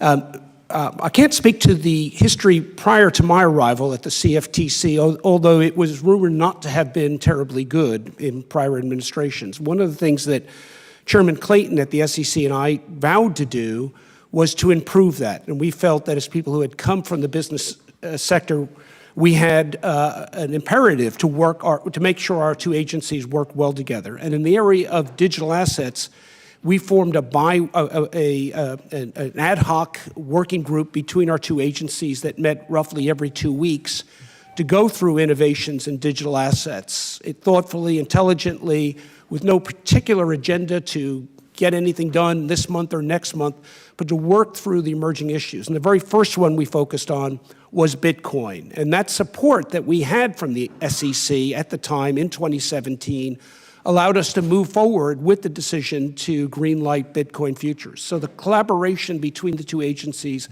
was very important. At the end of my 5-year term, I met with Chairman McHenry, and he asked me to reflect on those 5 years, and I mentioned the work that the two agencies had done together. And I think some of that has led to some of the Title V provisions for an advisory group, working group between the two agencies growing out of the work that Chairman Clayton and that was continued by Chairman Tarbert and Chairman Clayton during their terms as well. It's already been discussed at this hearing that other jurisdictions, such as the European Union and Japan, have frameworks for digital assets, and countries like the United Kingdom are working towards their own regulations. So I address this question first to Mr. Lucan and then to you, Giancarlo. Could you each discuss how it makes our job of writing our own rules here at home more difficult if we see digital asset regimes flourishing outside of the United States? No, it's important that the U.S. show leadership in this area because the rest of the world is starting to fill the void. And so you're going to see markets develop overseas if the U.S. doesn't step up and develop a regulatory regime. You cannot regulate by enforcement alone. It needs the regulatory system in place to make sure that there are standards of good conduct and that these are happening on well-regulated, lit exchanges. So it's incredibly important that we show that leadership and make sure that we coordinate with our regulatory colleagues. Because as I mentioned, the CFTC has a regulatory system that is global. So if we fill this gap, we can actually show leadership in these global markets. Professor Bradford of Columbia University has written extensively on what she calls the Brussels effect. The European Union looks at new legislation as an opportunity to develop European standards and then get the rest of the world to have to follow those standards rather than any others, because if they want to sell into the European Union, they adopt those standards and then they say, what the heck, we'll adopt it for the whole world. And it's a way of exporting their values, which is why in response to an earlier question, I spoke about the importance of stamping American values on this new innovation, very much the way we did with the first wave of the internet. That's why this legislation is so important. Values of consumer protection, values of transparency, values of openness, values of sound but practical principles-based regulation. And I think that's what this legislation attempts to do as a first step. Thank you very much. Very insightful, gentlemen, as always. With that, I yield back, Mr. Chair. I now recognize the gentlewoman from Colorado, Ms. Caraveo. Caraveo, yes. Thank you. Thank you, Mr. Chair, and thank you again, gentlemen, for taking time to provide testimony today. I think you were all probably sitting in the back earlier when I spoke to Chairman Benham, and I would like to ask you the same initial question. Based on your various experiences and expertise, are there any considerations that may be missing from this proposal? And that's for anybody on the panel. I'll go first. I think as I mentioned earlier, Congresswoman, I've laid out a few additional considerations to think about. I think it's very sound in its initial architecture. I think there's some things around the edges that could help. And I do think, just as a general matter, when legislating in this space, Congress should speak very clearly to the agencies. This is an issue. I lived the post-Dodd-Frank world as an SEC commissioner, so we had about 110 rulemaking mandates that came from Congress, and some were very prescriptive and some less so. And where we saw problems with implementation is where we had less prescriptive guidance coming from Congress. And some things that seemed like they should be easy turned into a bureaucratic quagmire. And I would just caution you against that. If you have real strong views on a specific issue, make it more prescriptive. I would like to note that the CFTC, as Chairman Benham outlined in his testimony, the CFTC markets are different from the SEC-regulated markets. The function of the CFTC-regulated markets is generally price discovery and risk management. The function of the SEC-regulated markets is capital formation. And the regulatory regimes, each agency has a regulatory regime fit for purpose. The CFTC's regulatory regime, as Chairman Benham explained, is really designed for the wholesale market. Moving into the retail is something the CFTC hasn't traditionally done. That's where the SEC regulatory regime really is based. There's much more robust retail protection in an SEC-regulated market because you're dealing with people's retirement funds, you're dealing with their life savings, you're not dealing with cattle or whatever. And the cattle markets deserve protection too, the farmers or whatever, but it's a different standard. There's a disclosure standard and there's anti-fraud in the CFTC markets. But the brokers in the securities markets, they have to act in the best interest of their customers. The investment advisors have a fiduciary duty. Many of those duties are not present in CFTC-regulated markets. If you take an instrument that's a type of digital asset that has those protections in the security market and you move it into a CFTC market, as is, the CFTC markets do not have those protections. CFTC is a market regulator. The SEC is much more on the investment side. You would need to supplement the bill, I believe, the way it's drafted with those additional protections, because they are not, as I read it, and I've only had a few days, and maybe they're there, and I need to study it further, but my initial read, I do not see that same level of investor protection that currently exists in the security markets for these instruments as they would be regulated in a CFTC market. You can't just move an instrument from one agency to another and say they're both market regulators. It's a lot more complicated than that. Thank you so much. That actually answered my other question. But anybody to the first, Mr. Lucan. Yeah, I would just mention one unique thing about this legislation is it does contemplate a disintermediated marketplace where people are going directly to the marketplace. The futures markets have brokers that deal with the customer, and a lot of the current CFTC law is customer protections are with the brokers themselves, the FCMs. And so those protections now will be placed with the exchange itself to segregate money, to disclosures, those sorts of things.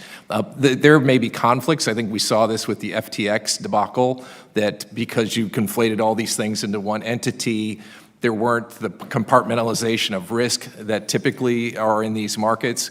That the legislation does contemplate conflicts of interest and making sure there is those firewalls.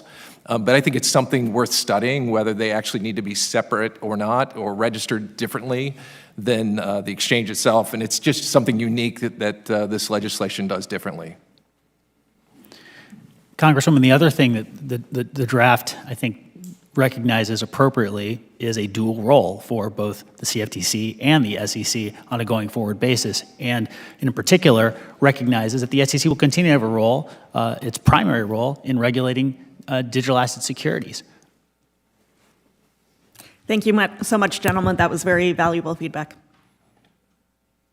I now recognize the gentleman from Indiana, Mr. Baird, for 5 minutes. Thank you, Mr. Chairman, and I want to thank the witnesses for being here.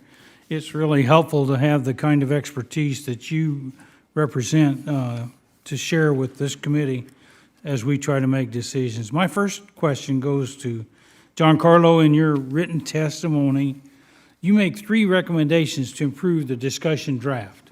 And I know you haven't had a lot of time to look at that either, but the first is that the bill should impose a deadline on the CFTC and the SEC to complete the joint direct and definition rulemaking. Why do you think that's important?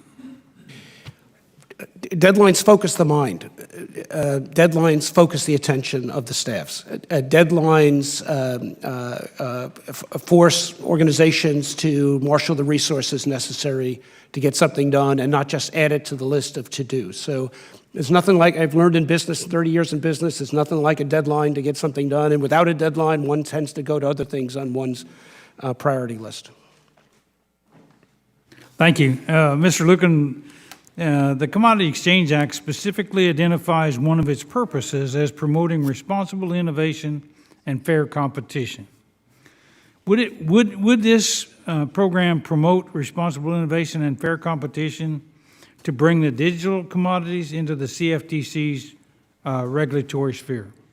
Absolutely. I think the contemplated draft that was been put out would develop exactly the system we've been talking about: responsible, principles-based regulation. And remember, competition is a way of policing the marketplace. It's the free market system policing itself, and that's what we want to unleash. We want to be referees to make sure there's a fair system here, but allow the competitors to compete, and I think this legislation would do that. Thank you. Do any of the other witnesses have any thoughts about either of these questions? The first one being the complete joint definitional rulemaking, why you think that's important? And then the last one here was about the digital commodities into the CFTC's regulatory sphere. So just Congressman, if I may speak further to the value and virtue of deadlines, the only other point I would encourage this committee to consider is that this market and these technologies are changing very quickly.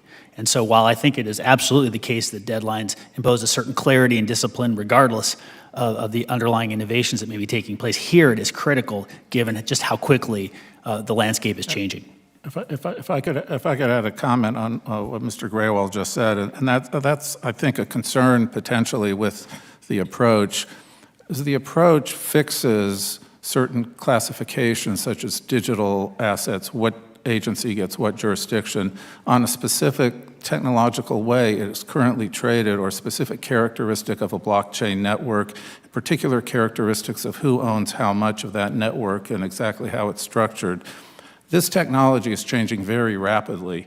I would just urge some caution into freezing these regulatory categories as a state of this technology as it exists in June of 2023. These instruments are changing very rapidly. The markets are changing very rapidly. Fixing these categories to particular technology definitions at a fixed point in time may not allow for the innovation that this technology needs. The current system is, as former Chair Lucan said, under the SEC, principles-based. There's principles as to what a security is. It's not fixed to a technology. So I would just urge caution in getting too technologically focused on the definition of a security.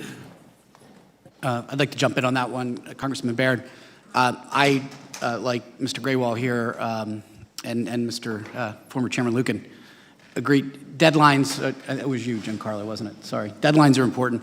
In Dodd-Frank, I already referenced our work in Dodd-Frank at the SEC. We had 110 mandates. Many of them had 1- and 2-year deadlines. I remember telling Chair Shapiro at the time, this is going to take a decade. And I'd been a staffer. I've worked on rules. I knew what they were like.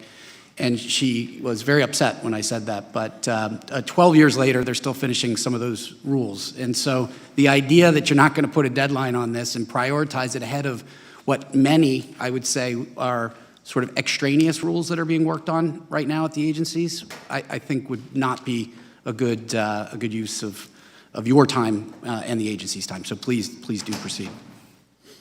I see I'm out of time, and thank you very much for your comments. I appreciate it.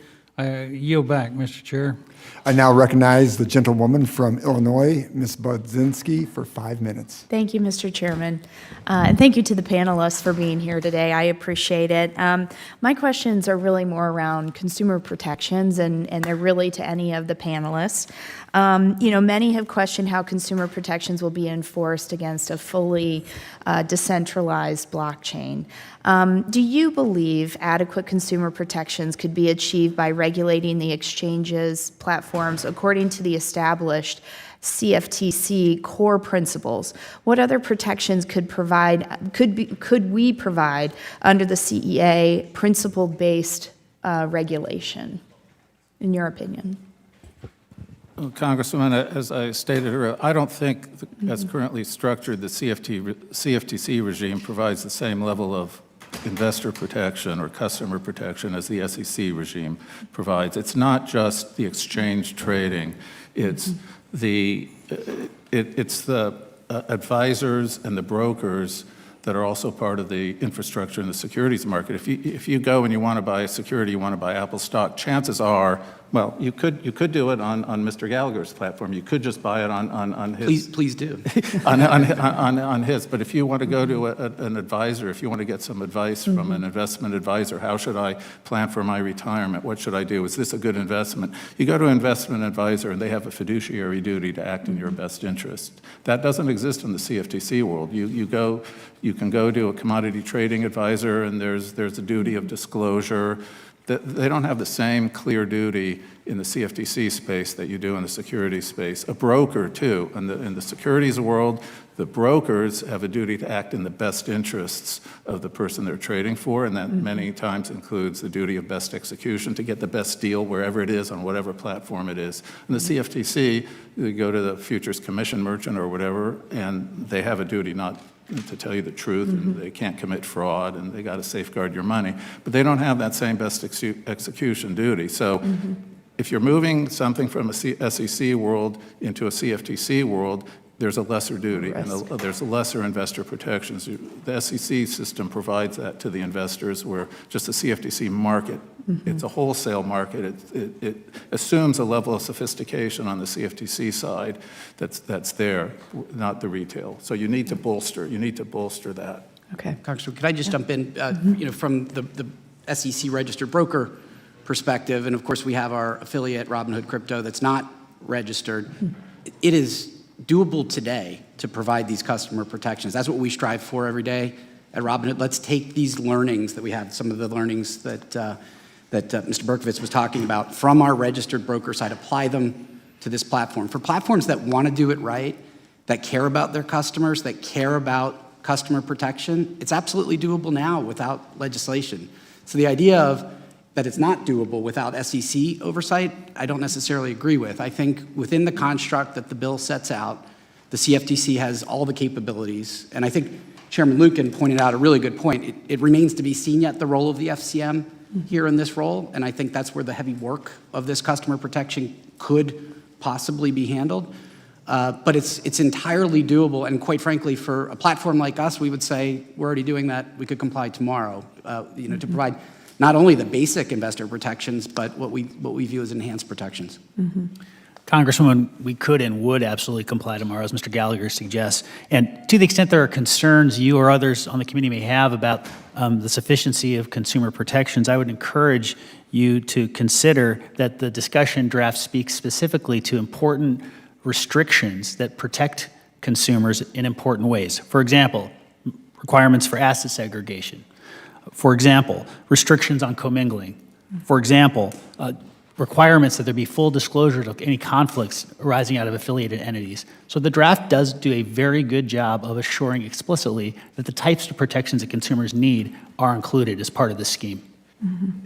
And yet, Congresswoman, what many advocates for this technology are seeking is a less intermediated world than the one that they found themselves in. And so I think as we go forward, we need to try to find the right balance. The goal can't be to re-erect an entire intermediated world on this new technology, a technology that's been developed to break through some of the gatekeeping, rent collecting, cost collection that goes on in the existing financial system and make it more accessible. Okay. I think I'm about out of time, so I'll just yield back. But thank you for your insights on that question. I appreciate it. I now recognize the gentleman from Tennessee, Mr. Rose, for 5 minutes.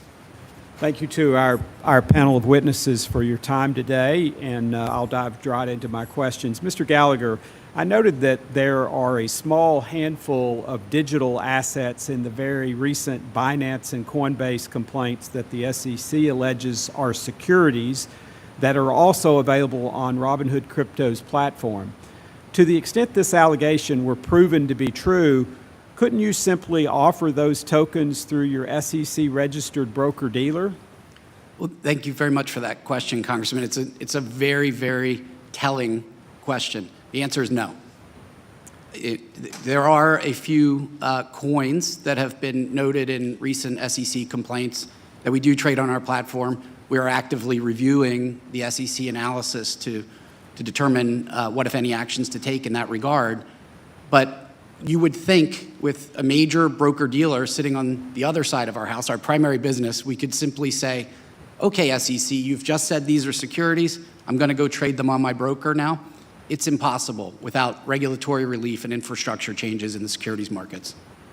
And beyond what you've already identified, what are the obstacles to doing that? So, Congressman, in my written testimony, I laid out a little bit about a process we called crypto the hard way at Robinhood. When Chair Gensler at the SEC in 2021 said, come in and register, we did.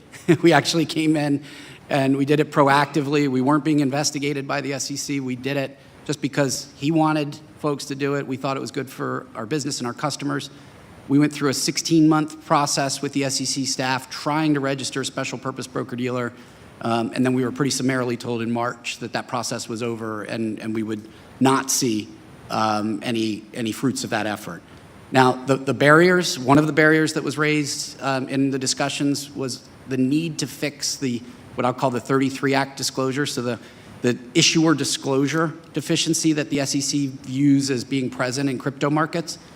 For us as an agency broker to fix a perceived issuer disclosure issue is impossible. We can't control the actions of third parties. And so by laying out that one issue, became a very high hurdle to pass. And that's why I admire the construct in the bill today that would get us quickly past that issue of the SEC registration status of the issuer. And just for the record, what is the status of your registration effort presently? I believe it's the technical term would be DOA. We just got an email saying no more talks, but they'd be happy to talk to us about a pending and any rulemaking. So if there will be a rulemaking on special purpose brokers, we will engage quickly. I'm hoping we can still make progress with the SEC. I mean, the professional staff was nothing but professional throughout the whole process. I think my sense was they wanted to find some way to be able to do this, but it just wasn't to be had. Thank you. I'm going to shift gears a little bit. In 2021, SEC Chair Gensler said regarding the regulation of digital assets, quote, "There are some gaps in this space. We need additional congressional authorities to prevent transactions, products, and platforms from falling between regulatory cracks," close quote. In 2022, he said that exemptive relief may be needed for crypto platforms to register with the SEC. It now seems that his tune has changed. He now says the securities laws are clear, but that he doesn't need additional authority from Congress.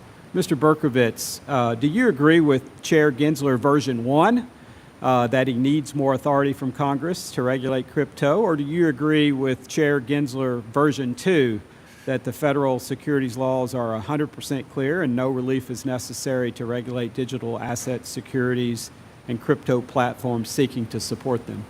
Well, I think the statutory authorities are adequate and sufficient and appropriate, the securities laws. But I do believe that there's the regulatory gap, as I've outlined in my testimony, that legislation is needed to close the current regulatory gap over non-security digital assets. And that's what I say in my testimony. Thank you. I appreciate that. I try to fit in one more. Mr. Graywall, you mentioned your petition for SEC rulemaking in your testimony. Why do you think it's necessary and appropriate for us to act with new legislation if you're also pressing for rulemaking with the SEC as evidenced through your petition at the same time? Thank you, Congressman. I appreciate your raising the petition for rulemaking we filed last July, nearly 10, or I guess now 11 months ago. And the reason we filed that petition, even as we support legislative efforts such as the one we're discussing today, is that under the current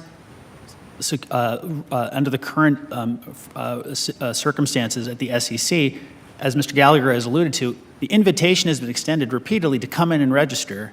And yet, like Robinhood, when Coinbase has attempted to do just that, to talk about how we could register as a broker-dealer or an ATS, or even as an NSE, after months and months of discussion, we were simply dismissed with no response or any counterproposal or ideas coming back from the SEC. Thank you. My time's expired. Thanks for your indulgence, and I yield back. I now recognize the gentleman from California, Mr. Duarte, for 5 minutes. Thank you.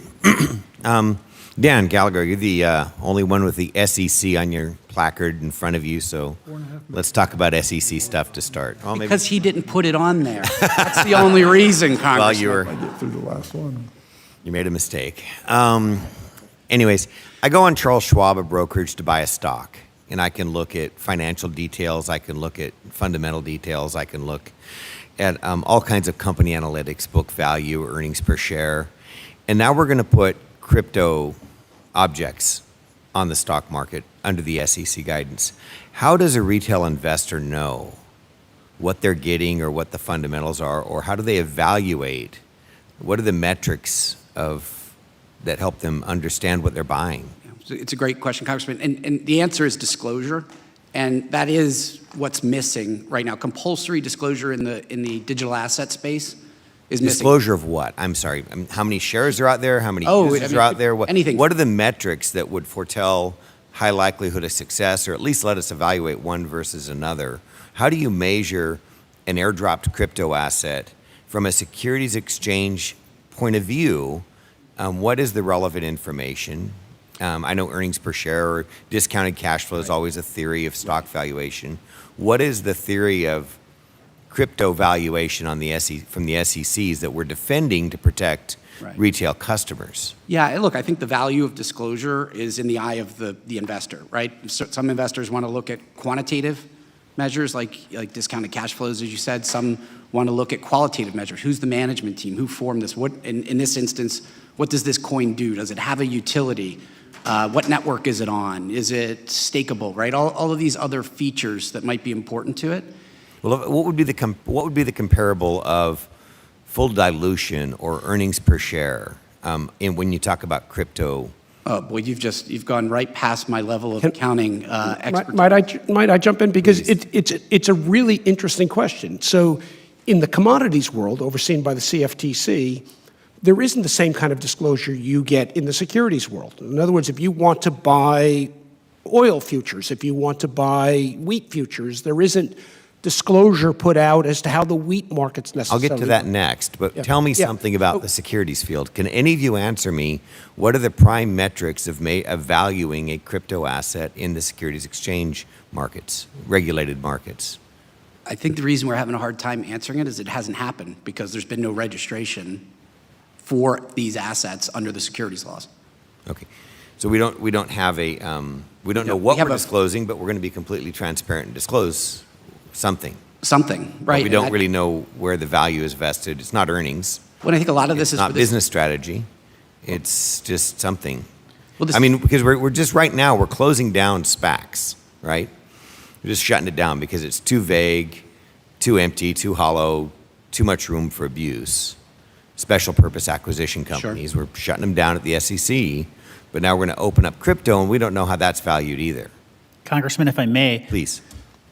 The most important element of disclosure, whether you're talking about traditional equities or a crypto asset, is what does this thing do? And in the case of crypto assets, how does this network work? What is it aimed at providing in real ways for real people? That would happen under a regime of disclosure. It's important that people who purchase these crypto assets understand that, and they can then make independent assessments as to that value based upon their in business, conclusions. we talk about what is your competitive advantage, what is your unique value proposition, what is your corporate strategy, what are you going to do better than other companies aren't already doing, what resources do you have, or what's your talent pool. I don't see how any of that fits into describing how we value a crypto asset. So I'll let that sit here. Certainly be willing to have more answers further. The other thing is, on the commodity side, there's lots of commodities in the world, but not all of them get listed on the Chicago Board of Trade. How do or don't, if I look at the ownership structure of even Ethereum and Bitcoin, the best case scenarios, it still looks like they're very consolidated in their ownership and with a great deal of potential for manipulation by a few large holders to where the whales can hurt the fish. If I look at certain charts, the tiny holders are going to get outplayed by the larger holders. What are the standards there? How can we look to prevent that? The CFTC since 1923 has had large trader reports filed daily by people trading in the markets. So they would have similar information for these products. So they would see if there was a outsized position that could be manipulated. And some of my former CFTC colleagues here know that there are surveillance staff that tries to talk those people out of positions or force them to liquidate if they're too large. And that's what happened on the LIBOR rate manipulation back in 2000. Well, that was off exchange. So that was part of the problem. It was off exchange. But when it's on exchange, and Chairman Giancarlo and my so you can see patterns of manipulation by large holders. Okay, yes, Chairman. Thank you. I yield back. At this time, the committee will break to accommodate votes. I humbly wish and hope that all of us stick around. We will resume after votes, so the committee stands in recess, subject to the call of the chair. 2 votes. Thank you. Yeah, that's a good point. Our staff should do that, actually. Yep.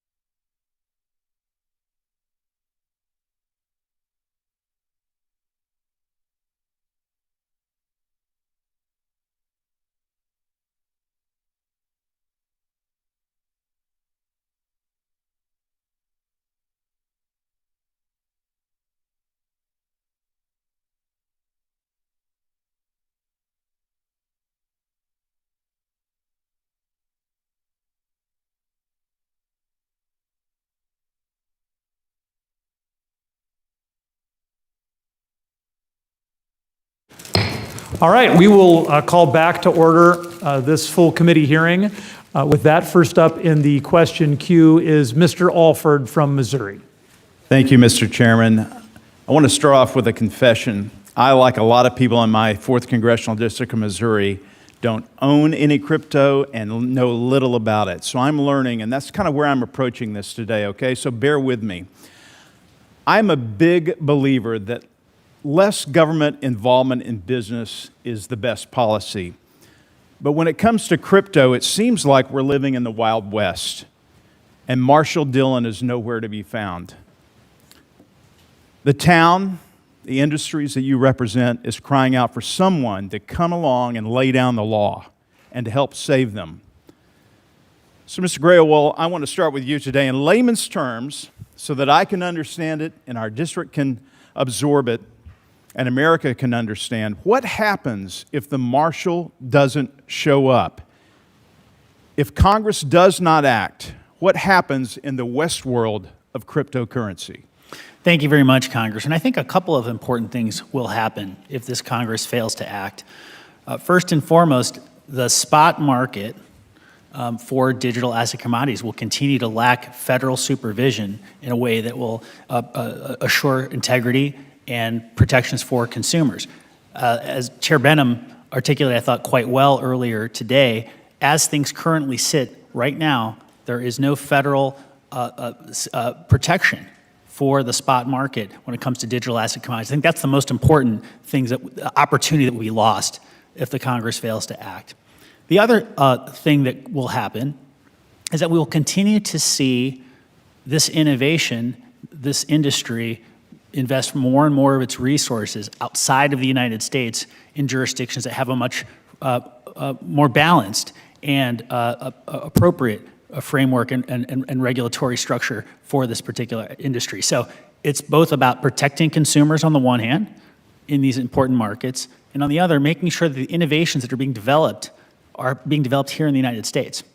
Mr. Gallagher, what happens if we don't act and the business goes to some other part of the world? What does that do to our economy and to the industry here in America? Thanks, Congressman. I think it's already happening. We're seeing firms, crypto firms, declare very publicly that they're going to move to international jurisdictions.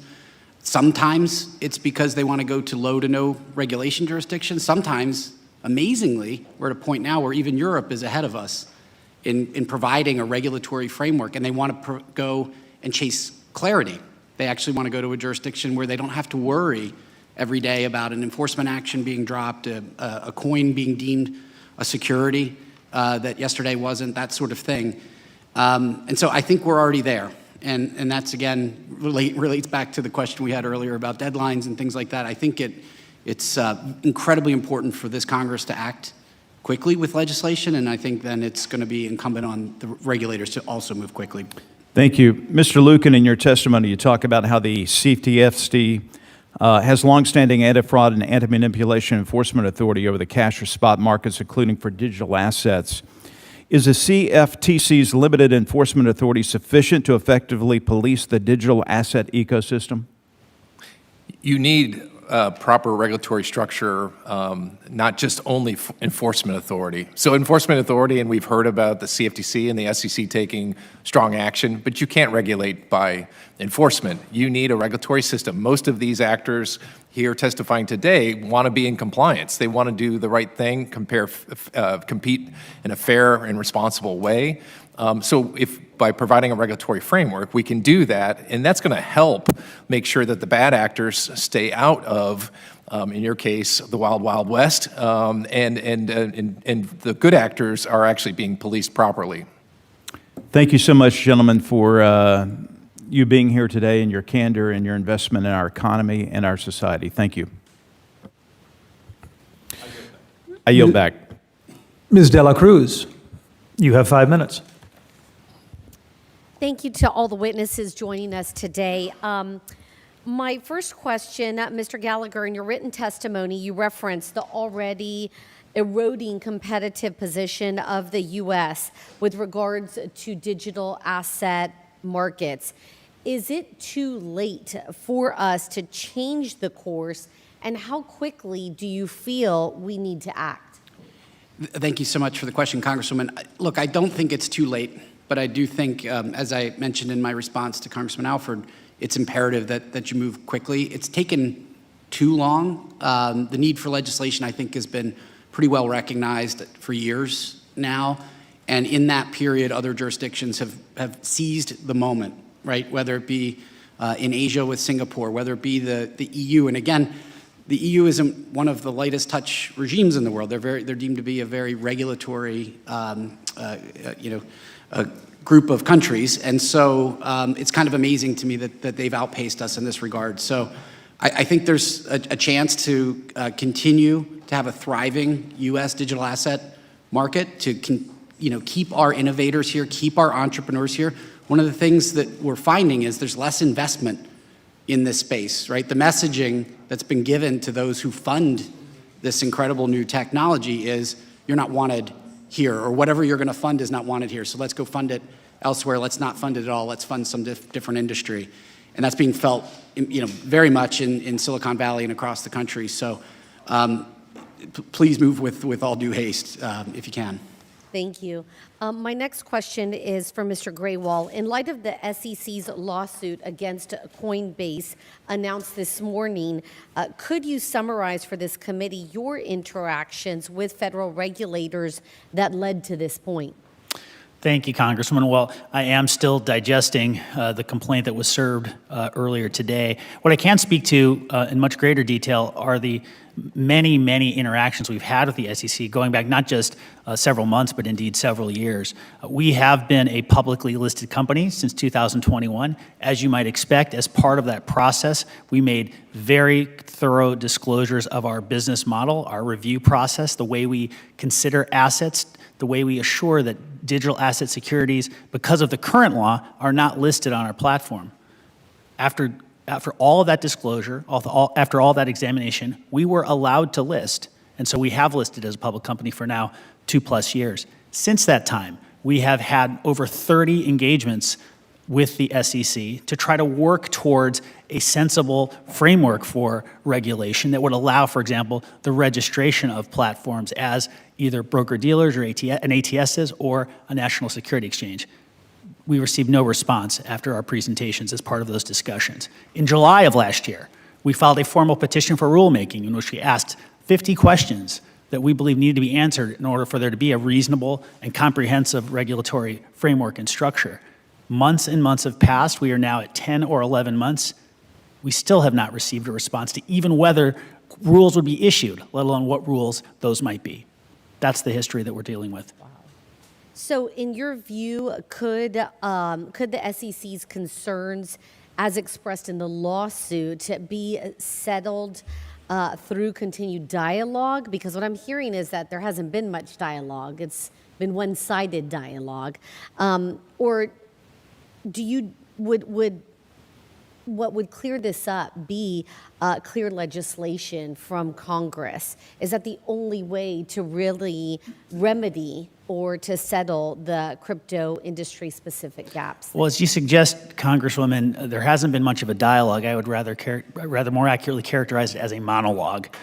Nevertheless, we remain open and willing to discussions around what a sensible framework could look like. I would happily walk over to the commission today, as soon as this hearing were done, and have that conversation with the chair or any other member of the SEC or staff that were interested in that conversation.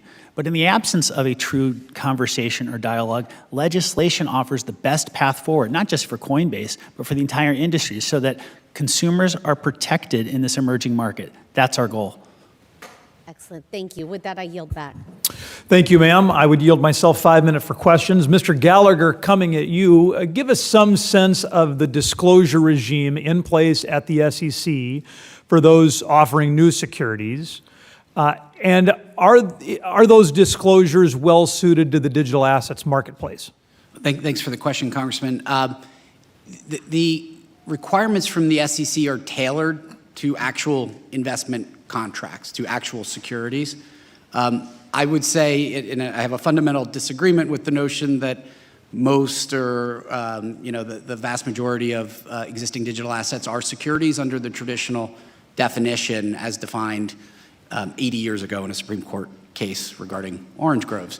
So, I don't think the current SEC requirements are appropriately tailored to digital assets. I do think from what I've seen in the bill that the basic disclosure principles in the bill, in the DAMS Act, source code, transaction history, plan of development, the basic economics of the offering, the list of affiliates, material risks, all these things, those are core issues that would be certainly subsumed within the current SEC requirements, but more tailored to this industry, to the digital asset industry. So I don't want to put words in your mouth, Mr. Gallagher, so feel free to push back on me, but it seems as though you're saying that the passage of this bill would put into place a disclosure system that is more effective and is better tailored to the marketplace than what we have today.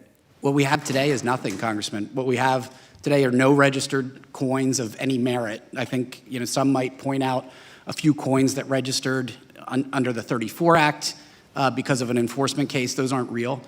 We don't have 33 Act registered coins today. So yes, I think that what is laid out in the DAMS Act is at a minimum, a great starting point. It could be the end point too. Yeah, thanks. For our three former commissioners of the CFTC, thanks for being here.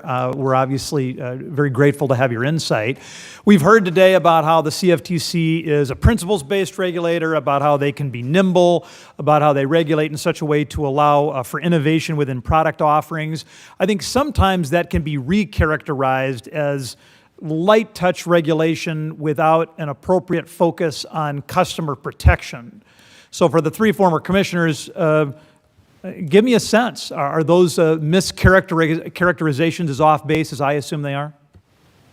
Well, maybe I'll lead off and just simply point out, just as a fact, CFTC markets did not fail during the great financial crisis. Whether that regulatory structure is characterized as light touch, heavy touch, it worked as compared to perhaps some of those heavy touch regulatory jurisdictions where there was a great deal of failure.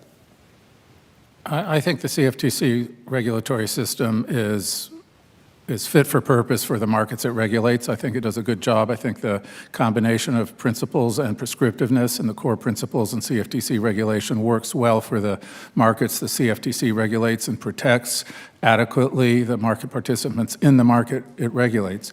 I do not believe that regime is adequate to protect participants in the securities markets. So I would be wary of moving securities from SEC jurisdiction into the CFTC markets. I do not think that customers and investors receive the same degree of protection in the CFTC-regulated markets that they receive in the SEC-regulated markets across the board. It's not just markets. There's many more aspects to the regulatory regimes than just the trading of these assets on exchanges.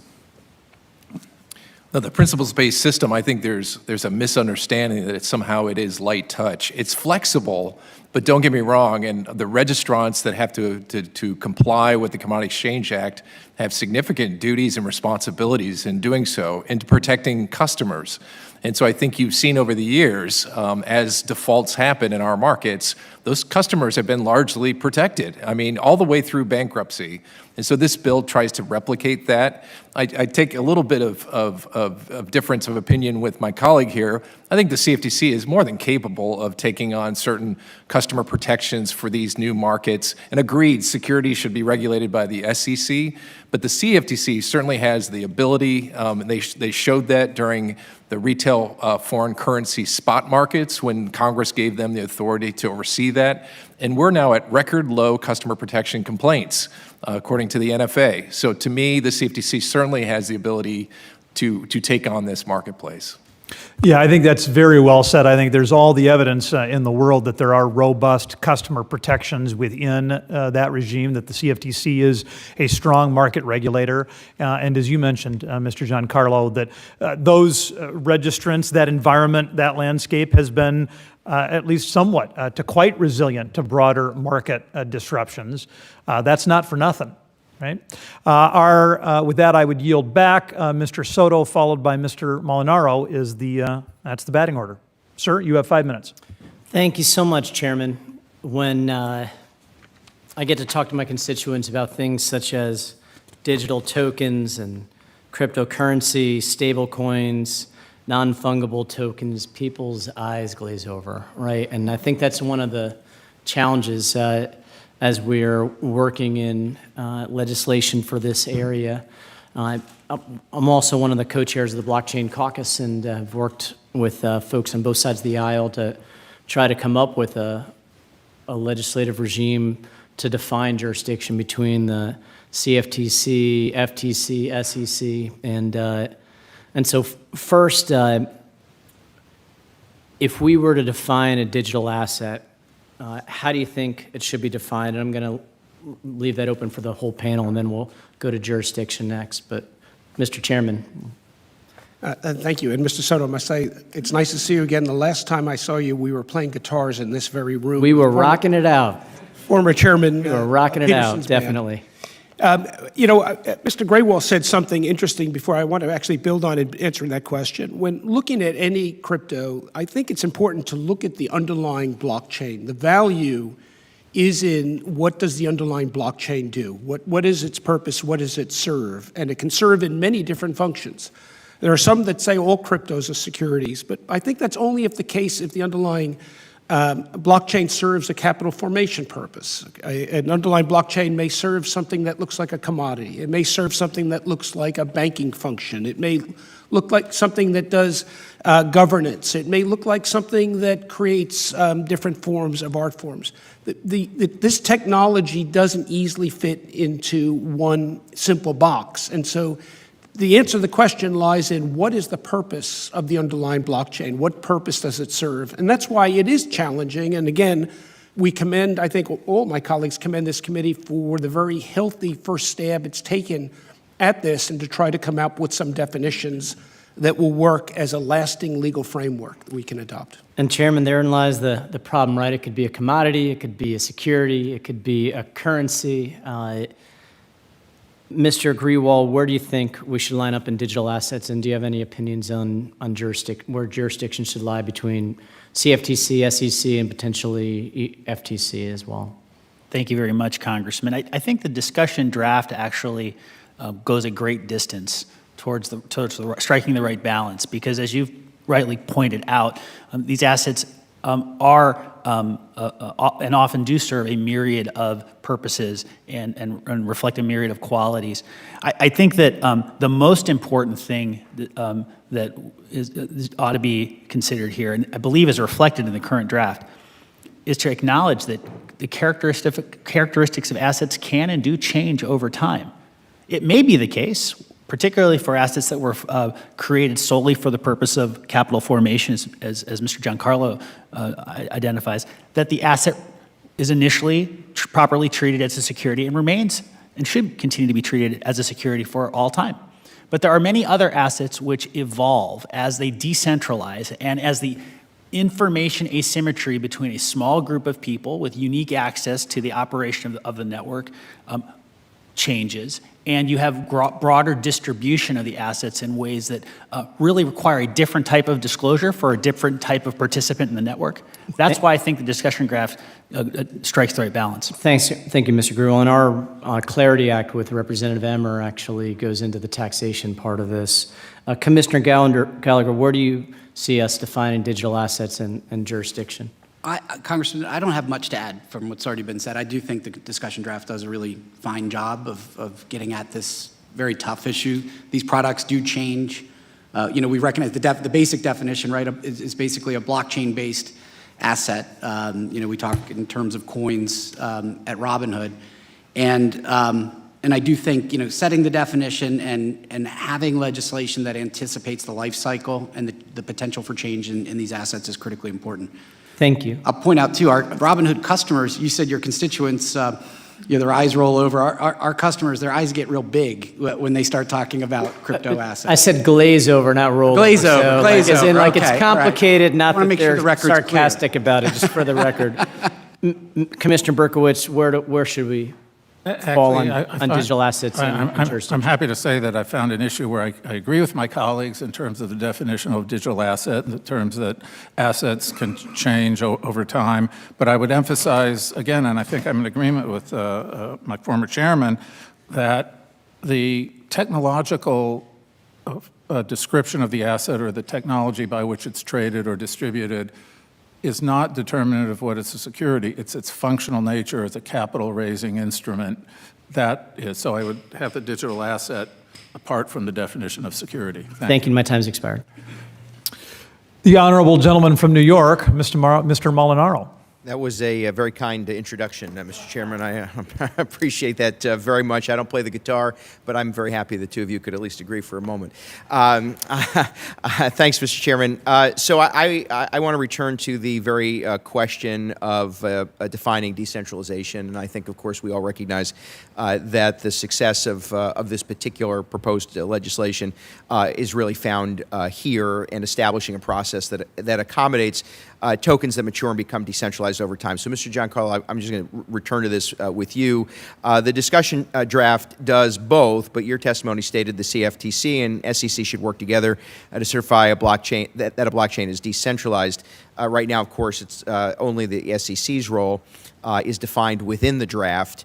Can you just elaborate how might that function? And by the way, I perhaps address this question of anonymity. Obviously, how can we prove decentralization as the draft is written? Yeah, so the point I made in my testimony, and to answer the first part of your question, is I think it's vitally important that the CFTC have a role in that determination as to whether a protocol is sufficiently decentralized to be a commodity, because at the end of the day, the CFTC will then have to regulate it and will have to make sure that it trades on its regulated exchanges. So I think that leaving that decision only to one agency as opposed to two agencies, they both have a vested interest, and hopefully the bill can put together a mechanism where the two agencies can come together on that determination. In my testimony, I also said that the determination that something having been decentralized might become centralized sufficient to become a security, I think is also something there should be a mutuality of input into that determination. So it's one of the suggestions that I've made for, I think, improvement of the bill to make sure that the CFTC's role in that decentralization, centralization determination is recognized in the legislation. And so as written, though, do we have the tools or the tools in place to adequately identify that decentralization? And I think the question of anonymity is a problem, right? Who owns how much of what? Right. You know, in the commodities world, unlike in the securities world, before we even get into digital assets, you know, when it comes to commodities that come out of the ground as opposed to, which the CFTC regulates, as opposed to securities that are issued by corporations, that distinction is quite clear, right? And there is no disclosure on coal or wheat or other commodities from a central party. What do market participants there do? And I was making this point earlier. They rely on third parties to provide a lot of that data set. And today, even in the decentralized digital asset space, there are third parties, there are chain analysis, there are other firms that are actually providing very good data sets. So as we think about a world of decentralized digital commodities, we shouldn't have to use old forms and think there should be somebody in the center that's issuing disclosure. There will be third parties stepping up, providing very good analysis that people investing in digital commodities will look to. I'm confident we're going to dive deeper into this topic. I want to just switch, if I could, Mr. Berkowitz. The Dodd-Frank Act significantly expanded the jurisdiction of CFTC to include the $500 trillion swaps market, which required the agency to undertake significant new rulemaking. Was the Commission able to effectively implement those new rules, and do you believe the swaps market is now better regulated than it was before Dodd-Frank? Absolutely, Congressman.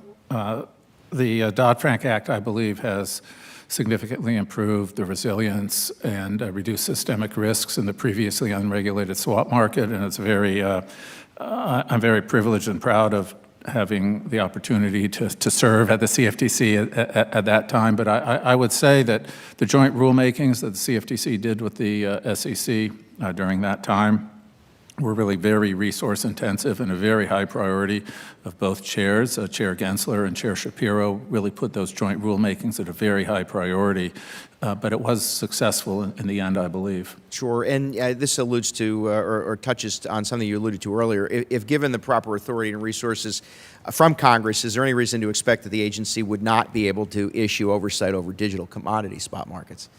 The non-security digital spot markets without affecting current agency jurisdictions, yes, I believe so. Let me just ask generally, this is more for the people at home who do understand this piece. Is the risk of scams or another FTX-like scandal more likely with or without congressional action? To anyone? Without. Agree, without. Agree. Thank you, Mr. Chairman. I yield back. Before we close today's hearing, we would ask for some closing comments from the ranking member, Mr. David Scott. Well, thank you very much.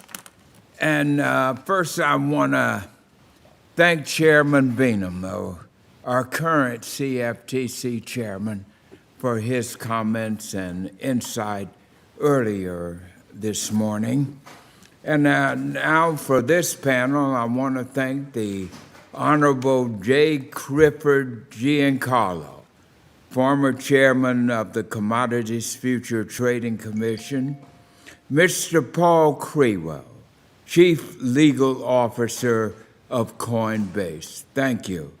The Honorable Don Gallagher, Chief Legal Compliance and Corporate Affairs Officer of Robinhood Markets, Inc., former commissioner also of the United States Securities Exchange Commission. Thank you. Then the Honorable Don Berkovitz, former Commissioner, Commodities and Future Trading Commission, and the Honorable Walter Lucan, President and Chief Executive Officer of Future Industry Association and former acting chairman of the Commodities Future Trading Commission. We've had just a spectacular and informative hearing from you all. And we are burdened with two very serious challenges. First of all, to deal with this new and emerging aspect of our great financial system. And then we got two different agencies handling the regulation of it, the Securities and Exchange Commission, the CFTC, Commodities and Securities, all there together. But the big issue that we have yet to deal with, and we've got to deal with, is making sure that we appropriate the proper funding so that you can do the job. And that's our job. And that's why this hearing was so important. We got to do it right. And we can't skimp with this. This is the biggest challenge facing our financial system, certainly in most of our lifetime here.